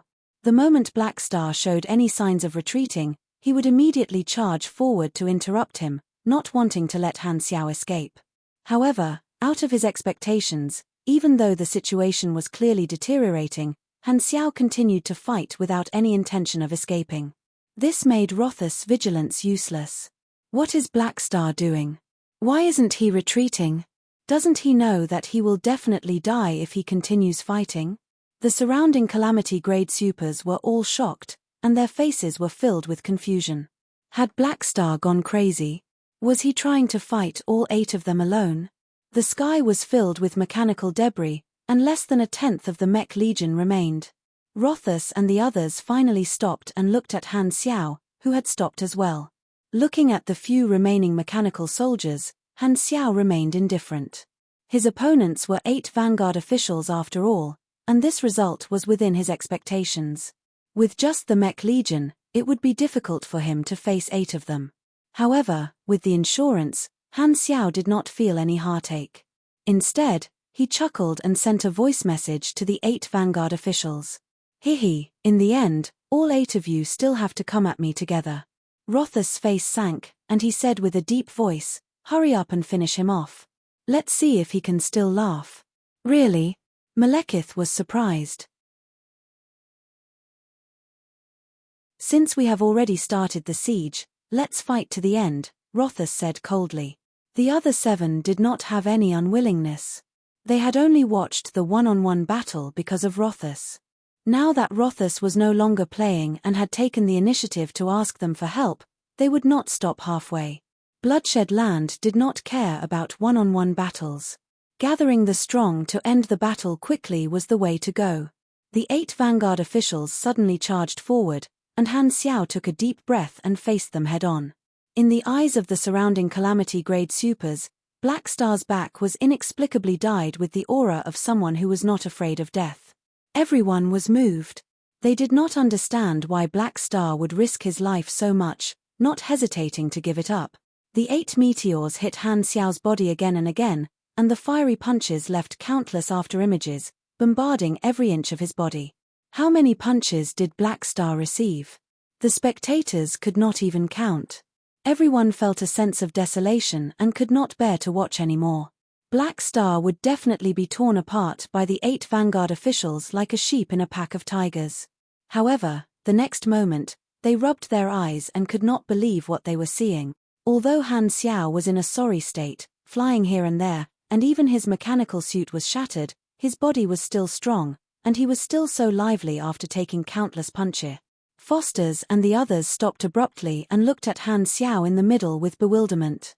The energy that they had just unleashed was enough to destroy half of the surface of a medium-sized planet. Black Star was actually still alive. The energy conversion is indeed reliable, and the steel body has reduced a lot of the true damage. However, the damage of these guys is really terrifying. I almost had to use Aurora's character summon card. Although he was being suppressed, Han Xiao had been calmly analyzing the situation. Seeing that the 8 of them had stopped, Han Xiao sighed, rubbed his neck, and revealed a nonchalant smile. However, it was more effective than any provocation. Rothus' face instantly turned green. He felt that this smile was filled with mockery and sarcasm, as though it was saying, "Why did you stop?" At this moment, everyone's expression seemed to have frozen. Ralph's face was filled with joy. Black Star was really able to withstand the attacks of the 8 Vanguard officials. He was serious. The many Grade A supers of Section 0 were shocked. Those 8 enemies were not ordinary Calamity Grade supers but the famous 8 Vanguard officials of the Bloodshed Land. Their names were known throughout the entire starfield. Rothus and the others were filled with shock and anger. The 8 of them had only lost to the tyrant Heber before. They could not believe that Han Xiao had actually withstood their attacks. It was as though an unstoppable wave had smashed into a cliff and exploded. Black Star's name appeared in everyone's mind, forming a thought that they could not get rid of. Was this the rumored indestructible body?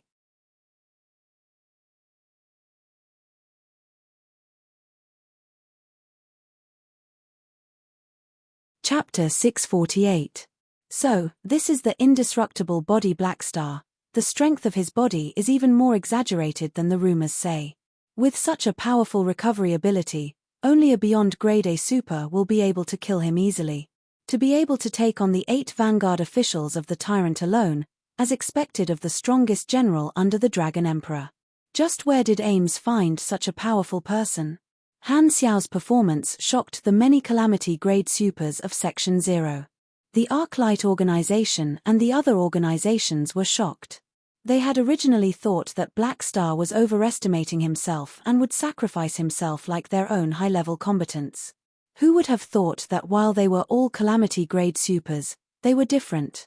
Rothus was shocked, and he said, "There's something strange about his body." A portion of the power we unleashed was absorbed by his cells, allowing him to recover quickly. Jaeger's expression was solemn. I noticed it too. The chief vanguard official was extremely experienced and quickly discovered the theory behind Han Xiao's indestructible body. Rothus' eyes narrowed, and he thought of a countermeasure. He doesn't recover instantly, and there's a limit to his strength. As long as our attacks exceed the threshold, we will be able to cause effective damage to him. We need to unleash explosive and continuous attacks without giving him any time to breathe. Only then will we have a chance to kill him. Rothus' eyes were sharp, and his conclusion was close to the truth. Hearing that Black Star could be killed, the other 7 could not help but heave a sigh of relief. Black Star's endurance had shocked them. The damage dealt by the 8 of them together was enough to cause continuous landslides.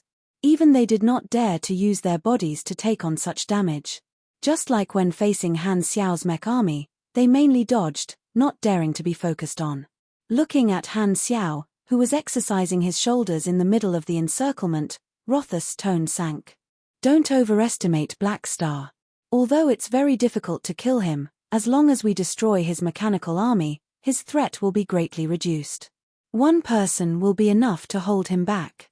However, Rothus' goal was not just to hold back Black Star. He wanted to kill Black Star. If the 8 vanguard officials were unable to deal with an opponent of the same level, their reputation would take a huge hit. Only by killing Black Star would they be able to establish their prestige and intimidate the members of Section 0. Let's attack together and change tactics. Don't split up. As soon as he finished speaking, the 8 of them once again besieged Black Star. Rothus had said that only with high burst damage and continuous damage would they have a chance of killing Black Star. Only when the 8 of them worked together would their damage output be the most terrifying. Han Xiao had expected that the 8 of them would try a second time. The members of the Bloodshed Land were all bronze and would not give up so easily. It was not that he did not resist at all. He opened his arms wide and pulled. Mechanical force surged out like lightning. Even if the mech army was reduced to less than a tenth, the mechanical parts floating in the air were still his weapons. Countless mechanical parts turned into a torrent and gathered toward Han Xiao. Under the effect of mechanical force, they quickly transformed and joined together, turning into giant mechanical hands and modified cannon barrels. The iron fists smashed through the flames, and the laser cannons pierced through the darkness. If the battlefield was not in a silent vacuum environment, the momentum would have been extremely shocking. At this moment, the multicolored lights crisscrossed and exploded soundlessly. Amidst the deathly stillness, there was an unparalleled danger. Grade B supers could not even withstand the aftermath of the battle between Han Xiao and the 8 vanguard officials. This ability to directly modify mechanical parts into mechanical weapons not only used waste modification, but also the effects of basic machinery construction and mechanical force combat technique. It consumed a lot of energy, but with the ferocious attacks of the 8 vanguard officials, Han Xiao did not lack energy at all. Bang bang bang! Their muscles collided again and again, and bright energy rings exploded. The battle became more and more intense. Because Rothus had found the trick, The 8 Vanguard officials used high-explosive and high-endurance attacks. They cooperated well and attacked endlessly, making Han Xiao suffer the destruction of wind and rain every second. Heavy punches that could shake mountains landed on his muscles, and high-intensity shockwaves that were comparable to battleship main cannons burned his bones. In order to pursue explosive power, the 8 Vanguard officials attacked with all their might, and all kinds of pugilist skills greeted Han Xiao one after another. Their fists were like meteors, and the stars fell like rain. Bang, bang, bang. The dull vibrations passed through his bones and muscles, all the way to his brain. Han Xiao felt like he was a piece of cake that was being hammered continuously. The control of the 8 Vanguard officials was very strong, and he was being hit 90% of the time. His counterattacks could only cause some trouble and were not enough to interrupt the attacks of the Vanguard officials. There was a limit to the conversion of energy and health, and he could only recover 28% of his health every second. With the 8 of them increasing their explosive power, their output efficiency soared. The damage per second had already reached 40 to 50,000, which exceeded his recovery speed. This damage was extremely terrifying. If a normal calamity-grade super were to take all the attacks with his body, he would be reduced to a pile of broken corpses in just 2 seconds. Thankfully, my strengthened life talent has already become advanced, giving me almost 20,000 health. Otherwise, my recovery speed would not be able to keep up. Enduring the intense pain, Han Xiao gritted his teeth and maintained his calm, keeping a close eye on his health. If it was too dangerous, he was prepared to use the Aurora character summon card or advanced void travel at any time in exchange for some time to catch a breather. At this rate, he would be beaten up sooner or later. However, Han Xiao did not panic. He was only willing to take such a high risk after careful consideration. Facing the 8 Vanguard officials, the most dangerous period was only the beginning. The longer he dragged it out, the safer he would be. Advanced strengthened life not only increased his health, but after the upgrade, it also gave him an ability that increased all his attributes by 10% for every 40% of his health lost. Endurance was also one of the attributes.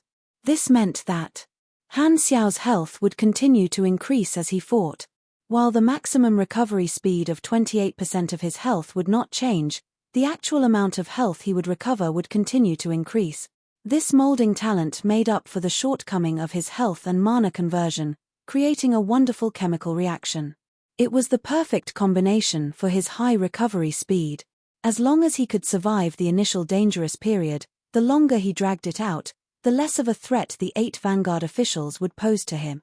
Apart from not having a taunt ability, Han Xiao was basically a god-tier MT. The battle continued, and the 9 of them fought fiercely. The terrifying energy fluctuations caused the surrounding calamity-grade supers to shrink back in fear. Through the energy reaction of the radar, they could see that Black Star's life signal was getting stronger and stronger.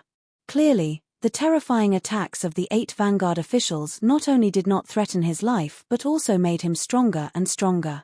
Even though Han Xiao was in a very difficult situation, no one dared to underestimate him. There was only one word that could describe what everyone was feeling. Unbelievable. Rothus had already realized that something was wrong. The feeling of his fists hitting his muscles was gradually changing, and he could clearly feel that Han Xiao's body was becoming stronger and stronger. He's getting stronger and stronger. As soon as this thought appeared in his mind, his heartstrings trembled, and an unknown anger surged within him. Just how many trump cards does Black Star have? He had enough. Rothus' chest suddenly swelled, and the flames around his body suddenly became extremely bright. All of his energy was channeled into his hands, and the muscles on his arms bulged like balloons filled with air. Every muscle fiber in his body seemed to be stretched taut. Veins popped out on his forehead, and Foster's seemed to be using all of his strength. His arms seemed to be pushing a mountain, and it was extremely strenuous. His movements were heavy, and a dark red ring of light appeared around his arms, surrounding his fists. Right at this moment, the radars of the surrounding battleships started to sound alarms. Warning, warning, super strong energy fluctuations detected. The next moment, an extremely dazzling blood-red light shot out from Rothus' fist. A gigantic red shockwave sphere with a thick tail of flames instantly blasted onto Han Xiao's body, drowning him in a blinding blood-red light. This fist seemed to have stolen the limelight of the battlefield, and the terrifying energy fluctuations caused the spectators to imagine what was going on. Boom! This is the star-shaking fist. The other 7 Vanguard officials were shocked. This was a pugilist move that the tyrant had personally taught them, and it was extremely energy-consuming. They treated it as their trump card and rarely used it. They had seen the star-shaking fist personally unleashed by Heber, and it lived up to its name. Rothus was Heber's favorite student, and while his strength was far inferior to a beyond grade A, this fist had some of the tyrant's style. As these thoughts flashed through their minds, their hands did not slow down, and they all imitated Rothus. 8 star-shaking fists bombarded Han Xiao from different directions. What the F***CK, you all like to fight so much. Are you all says? The instant the attacks were about to hit him, this was the only thought that flashed through Han Xiao's mind. The next instant, a vast amount of energy erupted. 8 dazzling beams of light collided with each other, triggering an expansion reaction. With Han Xiao as the center, a second impact was formed. The ball-shaped energy shockwave rapidly expanded, and its volume quickly surpassed that of the flagship. It was as though it had turned into a small planet made of energy, instantly becoming the most shocking focal point of the battlefield. The energy ball expanded to its limit, and the next instant, a huge explosion occurred. The dazzling light almost caused everyone to close their eyes. There was no sound. Dead silence. Only ripples of shockwaves spread out, and the outer space seemed to have become a black rag that was being washed away time and time again. The explosion ended in silence. Before the explosion, Rothus and the other 7 Vanguard officials had already retreated and witnessed the result of this attack from afar. This punch had taken away more than half of their energy and stamina, and even the powerful physique of pugilists could not take it. The 8 Vanguard officials were panting and coughing non-stop. The armor on their arms had long been shattered, and their arms were exposed. There were obvious burn marks on their skin. Everyone's gaze was focused on the location of the explosion, but it was empty. Han Xiao's figure was nowhere to be seen. Was he blown to bits? Rothus' eyes widened in surprise.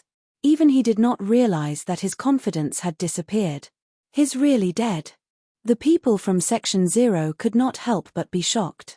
Right at this moment, a grey mist suddenly condensed and rapidly turned into Han Xiao's body. The moment he regained his physical body, Han Xiao spat out a large mouthful of burnt blood. His expression was dispirited, and he looked extremely miserable. His limbs and torso were riddled with wounds, and his bones were exposed. There were burn marks everywhere. While everyone was still in a daze, Han Xiao's wounds healed rapidly, and the flesh that was missing grew back. His dispirited expression gradually became more energetic, and in the blink of an eye, his injuries were healed, and he returned to his peak state. Aurora character summon card, Life Return, F***CK, I was almost blown to death. Han Xiaoshin still had some lingering fear.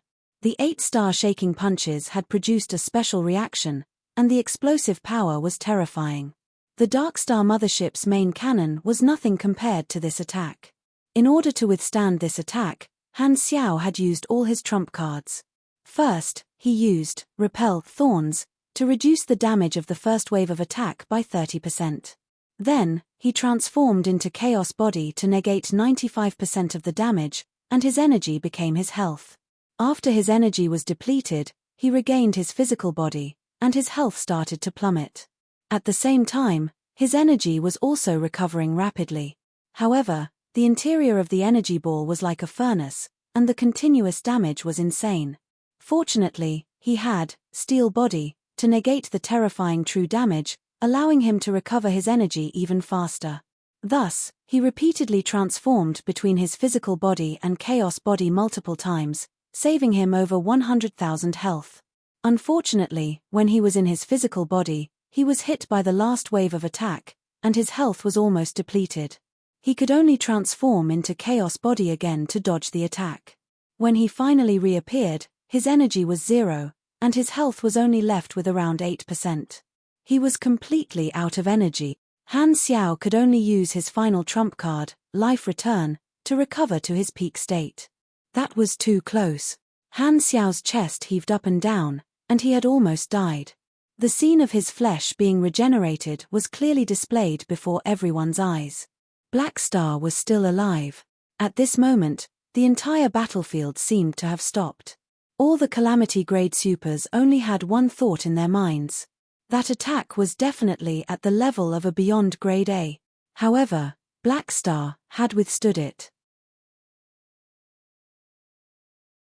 They were shocked to the extreme, and they were all dumbfounded. At this moment, the remote commander of Section 0 gave a new order. Retreat. While Han Xiao was in a stalemate with the 8 Vanguard officials, Section 0 was at a disadvantage on the battlefield, and they were still unable to expel Bloodshed Land. One person was able to hold off 8 high-level combatants, but even so, he was still unable to control the entire battle. His teammates would not become more outstanding because of this. Only a Beyond Grade A could determine the direction of an entire galactic war.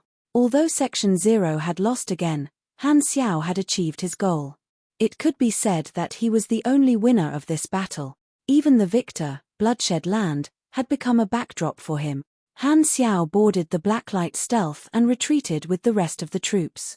Rothus did not stop him. Firstly, he did not have much stamina left, and it was not suitable for him to go in alone. Secondly, he had already lost the confidence to kill Black Star. The 8 Vanguard officials looked at Section 0's retreat from afar. Han Xiao returned, and the fleet opened up a path as though it was welcoming him back. Section 0 was clearly the side that had lost the battle and retreated, but their morale was still high. Bloodshed Land had won this battle, but their morale seemed to have been lowered. At this moment, those who had personally witnessed the battle between Han Xiao and the 8 Vanguard officials all knew one thing. After this battle, Black Star would leave the realm of ordinary experts and enter a whole new level. He would truly step onto the stage of the big shots of the star field.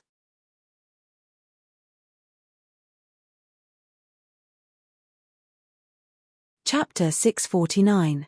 Section 0's fleet was far away from the Bloodshed Land stronghold. The shocking performance of Black Star in the battle earlier quickly spread throughout the entire fleet.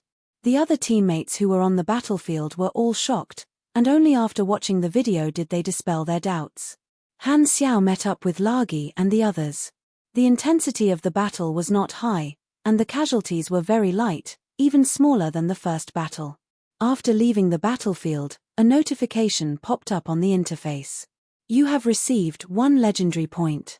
Han Xiaoshan was not too surprised. In the past, before he reached Grade A, he had faced the attack of 3 Darkstar Calamity Grades and obtained the Battle of the 3 Calamity Grades legendary point. Now that he was facing 8 even more famous Vanguard officials, obtaining a legendary point was within his expectations. Star Cluster legendary point, Colton Star Cluster Indestructible Body. You defeated the 8 Vanguard officials of the Bloodshed Land and used an impeccable battle record to prove that you are worthy of the nickname given to you. This battle will be passed down by word of mouth and become an everlasting legend. Indestructible Body. Han Xiao was shocked. This was originally just a nickname given to him by the various organizations, but now, it had become an official legendary point. He could not help but feel an inexplicable sense of excitement. He had finally made a real name for himself. The reward of increasing his Star Cluster legendary point by 20% was even higher than the Star System legendary point. This was his first Star Cluster legendary point. If I defeated the 8 Vanguard officials head-on, the influence will probably be a Starfield legendary point. Han Xiao shook his head. This was beyond his capabilities. The Vanguard officials were all muscular tyrants, and they were all very tanky. Furthermore, the 8 of them worked together and controlled the rhythm of the battle. His current limit was to retreat safely. Only a Beyond Grade A would be able to easily deal with such a situation. On the interface, the tactical mission was displayed as completed. Han Xiao was about to contact Ralph and ask him to fulfill the deal, but just as he took out his communicator, Ralph's communication request arrived first. As soon as the communication was connected, Ralph immediately said, "Black Star, your combat strength exceeded my expectations. You really did it. Although we didn't win this time, you've stopped our decline. Ralph was not stingy with his praises. Because the members of Section 0 were afraid of the Bloodshed Land's killing tactics against high-level combatants, none of the Calamity Grade Supers were willing to participate in the battle. At this critical juncture, Han Xiao was the only one who could fight head-on and restrain the high-level combatants of the enemy. In Ralph's eyes, Han Xiao was like a lifesaver, and he could not stop praising him. Han Xiao couldn't help but interrupt him. Stop for a moment. Let's not waste any more time. It's time to complete the deal. Give me the cutting-edge knowledge. I want to leave the battlefield for a while. There was a sense of déjà vu of give me the ball, I want to go home. Hearing this, Ralph's excited expression froze on his face. He said in shock, "You want to withdraw from the secret war? It's only temporary. As you can see, in order to block the 8 Vanguard officials, my mech legion was wiped out. I'm a mechanic, and without machinery, my combat strength will decrease greatly. Furthermore, I've actually suffered very serious internal injuries. I can't even stand up now, and my limbs won't listen to me. I'm just holding myself back from vomiting blood." Han Xiao's face was not red, and he was not panting at all. Really? Ralph looked at Han Xiao suspiciously. He didn't look like he was injured at all. Why? Do you want me to vomit blood for you to see? Han Xiao opened his mouth and was about to vomit. All right, I believe you. Ralph hurriedly stopped him. He felt that Black Star might really have been seriously injured. However, after thinking about it, he had faced the 8 infamous Vanguard officials head-on and even suffered a beyond grade A attack. It was normal for him to pay a price. Han Xiao paused for a moment before explaining, "I need to rest for a while. Cutting-edge knowledge is extremely complicated. I'll need half a month to learn it." Ralph nodded. What Han Xiao said made sense. Cutting-edge knowledge was indeed very complicated. Furthermore, I also need time to rebuild the Mech Legion. This is a huge project. Otherwise, I won't be able to display my full strength. Even if I participate in the battle, it will be meaningless, right? I guess so. Ralph was conflicted. However, if you withdraw, we really won't have the ability to fight back at the high-level combatants level. You also know that the other members don't even put in any effort. Han Xiao shrugged and acted as if he had done his best. He shook his head and said, "As you can see, I can't change the situation alone. This battle has already proven that. Even if I stall the Vanguard officials, the fleet still won't be able to break through the stronghold of Bloodshed Land. Compared to Bloodshed Land, our combined fleet is nothing. The way I see it, Bloodshed Land's invasion is a foregone conclusion." After the 2 battles, Ralph was also rather pessimistic. He could not help but ask, "What do you think?" "I feel that at the beginning of the secret war, Bloodshed Land will gather their forces and build the first batch of strongholds. It will be very difficult for us to stop this from happening. However, if Bloodshed Land wants to invade the few star systems at the border, they will definitely split their forces and occupy more strongholds. This will cause their forces to be scattered, and Section 0 will have a chance to retaliate at that time." Han Xiao's tone was honest. Although he did not understand the details of the version update, he remembered the situation at the later stages of the Secret War in version 3.0. From this, he could deduce the advantage that Bloodshed Land had in the early stages. The advancement of Bloodshed Land could not be stopped. The reason he wanted to withdraw was because he did not want to look for trouble in the early stages. Ralph pondered for a while and could only admit that Han Xiao's words made sense. The situation might really develop that way. He suddenly felt helpless and asked, "You're right. Do you have any practical suggestions? I feel that the most important thing now is to do our internal work well and solve the problem of the high-level combatants of Section 0 avoiding the battle. Bloodshed Land should focus on building a bridgehead. We should not have any unrealistic fantasies of chasing all the enemies away. It's best to stop when the time is right to retaliate. What we need to do now is to bide our time. What I mean is to conserve our energy. Star cluster civilizations did not lack resources. In order to defend against Bloodshed Land, the Amethyst civilization could spend money to increase the strength of Section 0. To Han Xiao, who had already displayed his value, if the Amethyst civilization accepted his suggestion, he would be able to obtain even more benefits. Putting aside the fact that Han Technician wanted to slack off, this suggestion actually made sense. At least in Ralph's opinion, this was a feasible strategy. I will pass your suggestion to the command center and let them analyze it. Ralph paused for a while before sighing. As for your request for leave, I will approve it. I only have one request, which is to return to the battlefield as soon as possible after you've fully recovered. Of course. When will you give me the cutting-edge knowledge? I will send you a list of knowledge later. You can choose from it yourself. We will send it to you very soon. By the way, the resources to compensate for the losses will also be sent to you as soon as possible. Hearing this, Han Xiao let out a lazy smile. With the cutting-edge knowledge in hand and the class advancement mission, he had completed one of his goals of participating in the secret war. Han Xiao did not spend too much time gaining favorability. His feat of stalling the 8 Vanguard officials could not be replicated. After this battle, the Vanguard officials would realize that he was difficult to kill and would not waste their energy working together again. This time, he had gained fame, and the Vanguard officials would definitely not make the same mistake again. Although he was extremely tanky, his actual deterrence was not too high. As long as there were 1 or 2 Vanguard officials, they would be able to restrain him. The situation today would not happen again. In order to increase his deterrence, he would have to continue upgrading and build new machinery with cutting-edge knowledge as the core. After closing the communication, Ralph sent him the list of knowledge. There were a total of 60 types of knowledge in the mechanic class. There were 20 types in the armed, energy, and control branches, and there were a total of 5 levels. There were 45 types of knowledge in the basic, advanced, and advanced levels. There were only 15 types of knowledge in the final cutting-edge and ultimate knowledge. There were a total of 9 types of cutting-edge knowledge, 3 in each branch. The Amethyst civilization did not have all the cutting-edge knowledge, only a portion of it.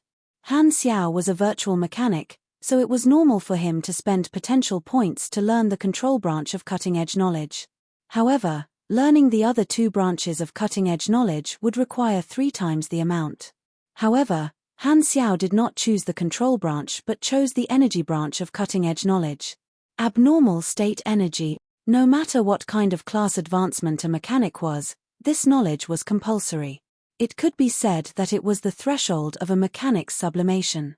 Only after learning this knowledge would a mechanic possess the technology to collect, refine, and use psionic energy and antimatter energy on a large scale. Energy was the core of machinery. The revolution of energy technology would bring about a complete transformation. Han Xiao had been waiting for this knowledge for a very long time. He had already saved up a new wave of potential points, and he could afford to spend 3 times the amount. As he did not have to participate in the following battle, Han Xiao left with his troops and returned to the Garten Star System base. Seeing that the Black Star Corps had left, the other members of Section 0 were envious, but no one had any objections. Black Star had taken a huge risk in this battle and indeed had the right to return to rest. The others could only watch as the Black Star Corps left. Thinking that they were going to be trampled on by Bloodshed Land again, only one song could express their feelings. Come back quickly, we can't take it anymore. The second battle between Purple Crystal and Klent came to an end. The other 5-star cluster civilizations in the Shattered Star Ring, who were paying attention to the situation of the secret war, immediately received the battlefield report. The various high-ranking officials could not believe their eyes. Black Star fought against 8 Vanguard officials under the Tyrant alone, but he managed to escape unscathed in the end. Is this a joke? This information appeared on the table of the leaders of the various organizations at lightning speed, and it instantly caused a huge commotion in the circle of large organizations in the entire starfield. The 7-star cluster civilizations, including Bloodshed Land, and the various large organizations all had a new understanding of Han Xiao.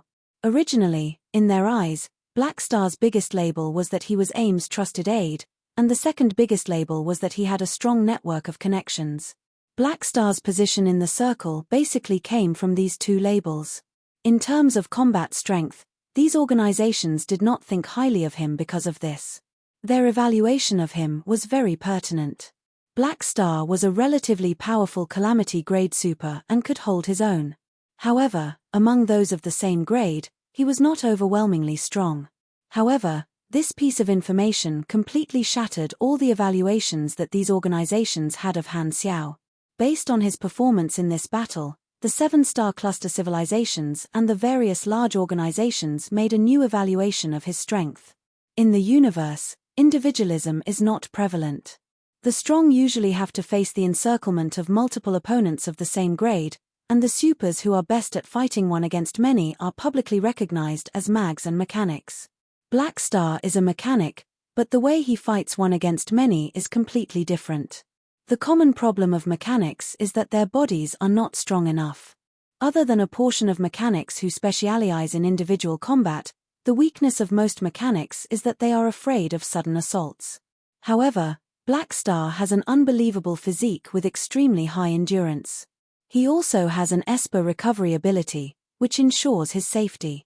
Sudden assaults become a trap for him. He is an anomaly among mechanics. Even if he loses his machinery, with this physique of his, he still has a considerable amount of combat power. Endurance is his advantage, and he is able to drag out more than 90% of the calamity grades to death. Note: this range covers the entire star field. From the mechanical abilities Blackstar displayed, it can be clearly seen that he has yet to grasp how to use psionic energy. Once he starts using psionic energy as a source of energy, coupled with his terrifying physique, Blackstar's threat will increase exponentially. He will undoubtedly become a small group of people standing at the peak of the calamity grade. Based on the above information, it is strongly recommended that he be moved into the Shattered Star Ring Beyond Grade A Seed Observation List. Blackstar has the potential to become a Beyond Grade A. The Beyond Grade A Seed Observation List was a whole new level, beyond the scope of ordinary calamity grades. The people on this list were all people that the star cluster civilizations paid attention to. Every name represented a prodigy with the potential to become a Beyond Grade A super. The basis of judgment was not only potential but also potential, strength, growth speed, special talents, species, ability type, and other factors. The selection range was the entire Shattered Star Ring, and the population was at the level of a capital city. However,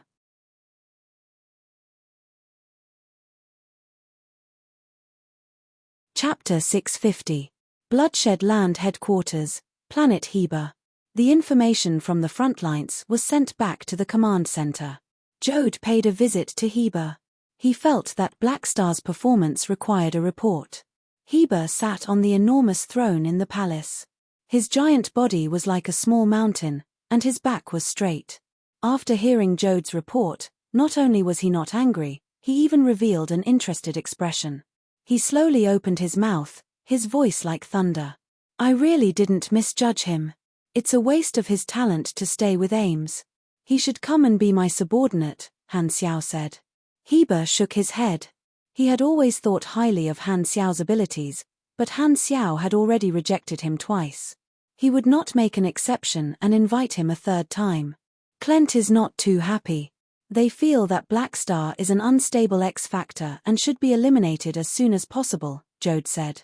It's not their turn to teach me how to fight, Heba said calmly.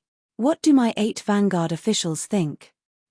Rothus said that he has tarnished Bloodshed Land's reputation and is very ashamed.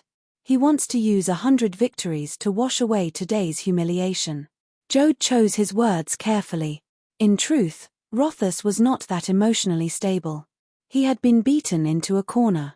Heba slowly said, the status of Bloodshed Land will not be lowered because of one battle. He is the victor, so don't act like a loser.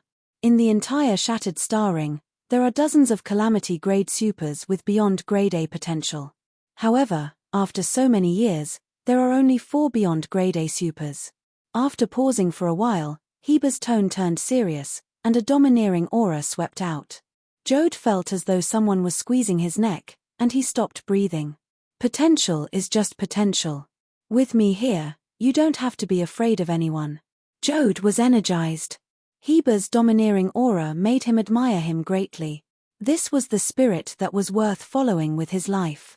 At the same time, on the home planet of the Amethyst civilization, Section Zero's 2 failures made the upper echelons of the Amethyst civilization very unhappy, and Black Star's performance was the only good news among all the bad news. The Secret Service, the Strategy Department, the military, and other high-ranking officials held a private meeting to discuss the issue of Black Star. Beyond Grade A seeds are very rare. Although the Dragon Emperor is neutral, Black Star is close to the Purple Crystal sect. He has a very high investment value. That's right. Black Star's organizations are all located in the Colton star cluster, so he's naturally close to us. If he can become a Beyond Grade A super, it means that there will be a Beyond Grade A organization in the Colton star cluster, which can bridge the gap between us and Klent. The Amethyst civilization envied the Klent kingdom for having an ally like the Bloodshed Land. If they also had a Beyond Grade A organization as their ally, they would not have had to spend so much effort to establish Section Zero, and they would not have been so passive in the secret war. Black Star had potential, and his ambition was far greater than the Dragon Emperor's. Coupled with his political leanings, the Amethyst civilization felt that he had value in nurturing. The purpose of this meeting was to discuss their attitude toward Black Star. They saw more long-term benefits in Han Xiao than this war. The star cluster civilizations were not afraid of Beyond Grade As, but it did not mean that they did not want them. The various star cluster civilizations in the Shattered Star Ring placed great importance on nurturing supers.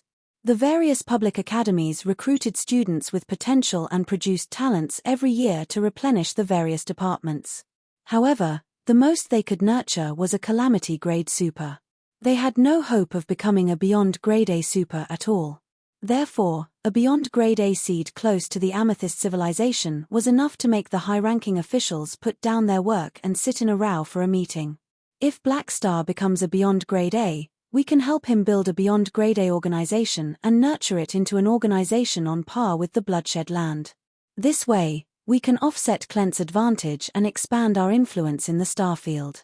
Nurturing our own Beyond Grade A ally, this is a good idea, but the prerequisite is that Black Star has to fulfill his potential. Everyone discussed endlessly. After a while, they finally reached a consensus. They would change the way they invested in Black Star and increase the resources they provided to the Black Star Corps. After all, the price of roping in a Calamity Grade was incomparable to roping in a Beyond Grade A. The earlier they roped him in, the lower the cost. Purple Crystal did not lack resources and was willing to invest in the early stages to bet on Black Star's potential.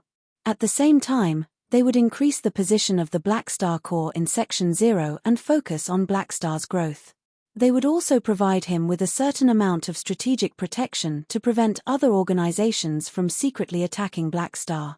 A Beyond Grade A seed was a new level that surpassed ordinary Calamity Grades. Every single one of them would be the focus of attention of the various organizations, which meant that they would have to endure more storms. The fame that Han Xiao gained from this battle completely changed the attitude of the star cluster civilizations toward him. Many invisible undercurrents started to revolve around him. Under the spreading of the rumors, the news of Black Star becoming a new Beyond Grade A seed quickly spread throughout the entire Shattered Star Ring. Some organizations with ulterior motives secretly hyped up the news and let countless galactic residents know about it.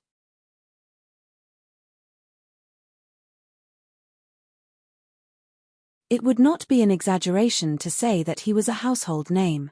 Even the other star cluster civilizations that did not have any conflicts of interest with the Amethyst civilization were not willing to sit back and watch Purple Crystal obtain a person with the potential to become a Beyond Grade A out of the mentality of flattery. Not only did they not hide the importance they attached to Han Xiao, they even took the initiative to reveal it. In the process of spreading, some people twisted the rumors time and time again. The process was enough to write a thesis on how rumors spread. In the end, the rumors became Black Star will be the future fifth Beyond Grade A of the Shattered Star Ring. This was even more shocking than a simple Beyond Grade A seed. It was equivalent to putting Han Xiao on the throne in advance. Countless people were in an uproar. The large organizations knew that this was bullshit, but the majority of the people did not know the inside story. Under the provocative and highly exposed reports, many people really believed the rumors and spread the news to their friends, spreading the news that the fifth beyond grade A of the Shattered Star Ring was about to be born. The news also spread to Floating Dragon. Kai. The alloy door of the training room opened, and Hela walked out while wiping the sweat on her forehead. In the past 2 to 3 years of training on Floating Dragon Island, she had changed out of her black combat uniform and into a custom-made red trench coat. The special fabric had a high-level shield engraved on it, as well as an Esper ability enhancement enchantment. If Han Xiao was here, he would definitely find it familiar. The style of this trench coat was very similar to what he wore when he was Black Phantom.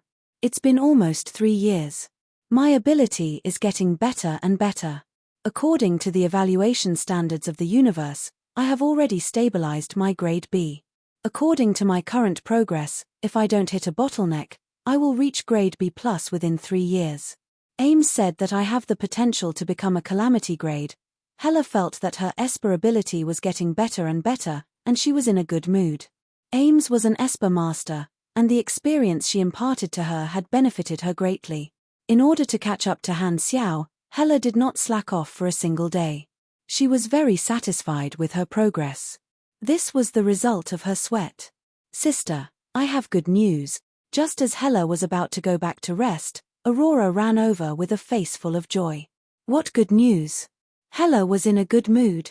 She pinched Aurora's soft cheeks and asked with a smile. It's news about Han Xiao. Everyone is saying that he will become a beyond grade A super very soon. Even the news is reporting about this. Aurora raised the communicator that was playing the news and handed it to Hela as if she was asking for credit. She could not wait to share this news. Hela was stunned. He's going to become a beyond grade A super. Ames was a beyond grade A super. Did this not mean that Han Xiao was about to become as strong as Ames? Hela clenched her teeth. She was originally very satisfied with her progress, but now she felt a sense of urgency. She felt that she would never be able to catch up to Han Xiao. Compared to him, what was this little bit of progress? I'm still not working hard enough. Aurora was talking excitedly when she suddenly saw Hela turn around and walk into the cultivation room. The next moment, the in-use signal light lit up in the cultivation room. Sister. Aurora was stunned. The two of them did not see that Ames was floating in midair, looking down at them. With such a strong personality, Hela's progress will be faster than I expected. Ames smiled. Although she was lazy, she admired the hardworking Hela. Before every beyond grade A super was formed, they had to work hard for a period of time. During this period, they would create their own legend. She seemed to see her younger self in Hela. As for Blackstar, Ames could no longer understand this officer of hers. As Han Xiao did shocking things time and time again, Ames's impression of him had been shattered and reformed many times. At this point, she was no longer willing to waste energy guessing Han Xiao's potential. She only had a simple evaluation of him. Unfathomable. Ames had never thought that a random mercenary she had recruited back then would have such achievements. Her requirements for Han Xiao had already been lowered to the lowest. As long as Blackstar stood by her side, she would be satisfied.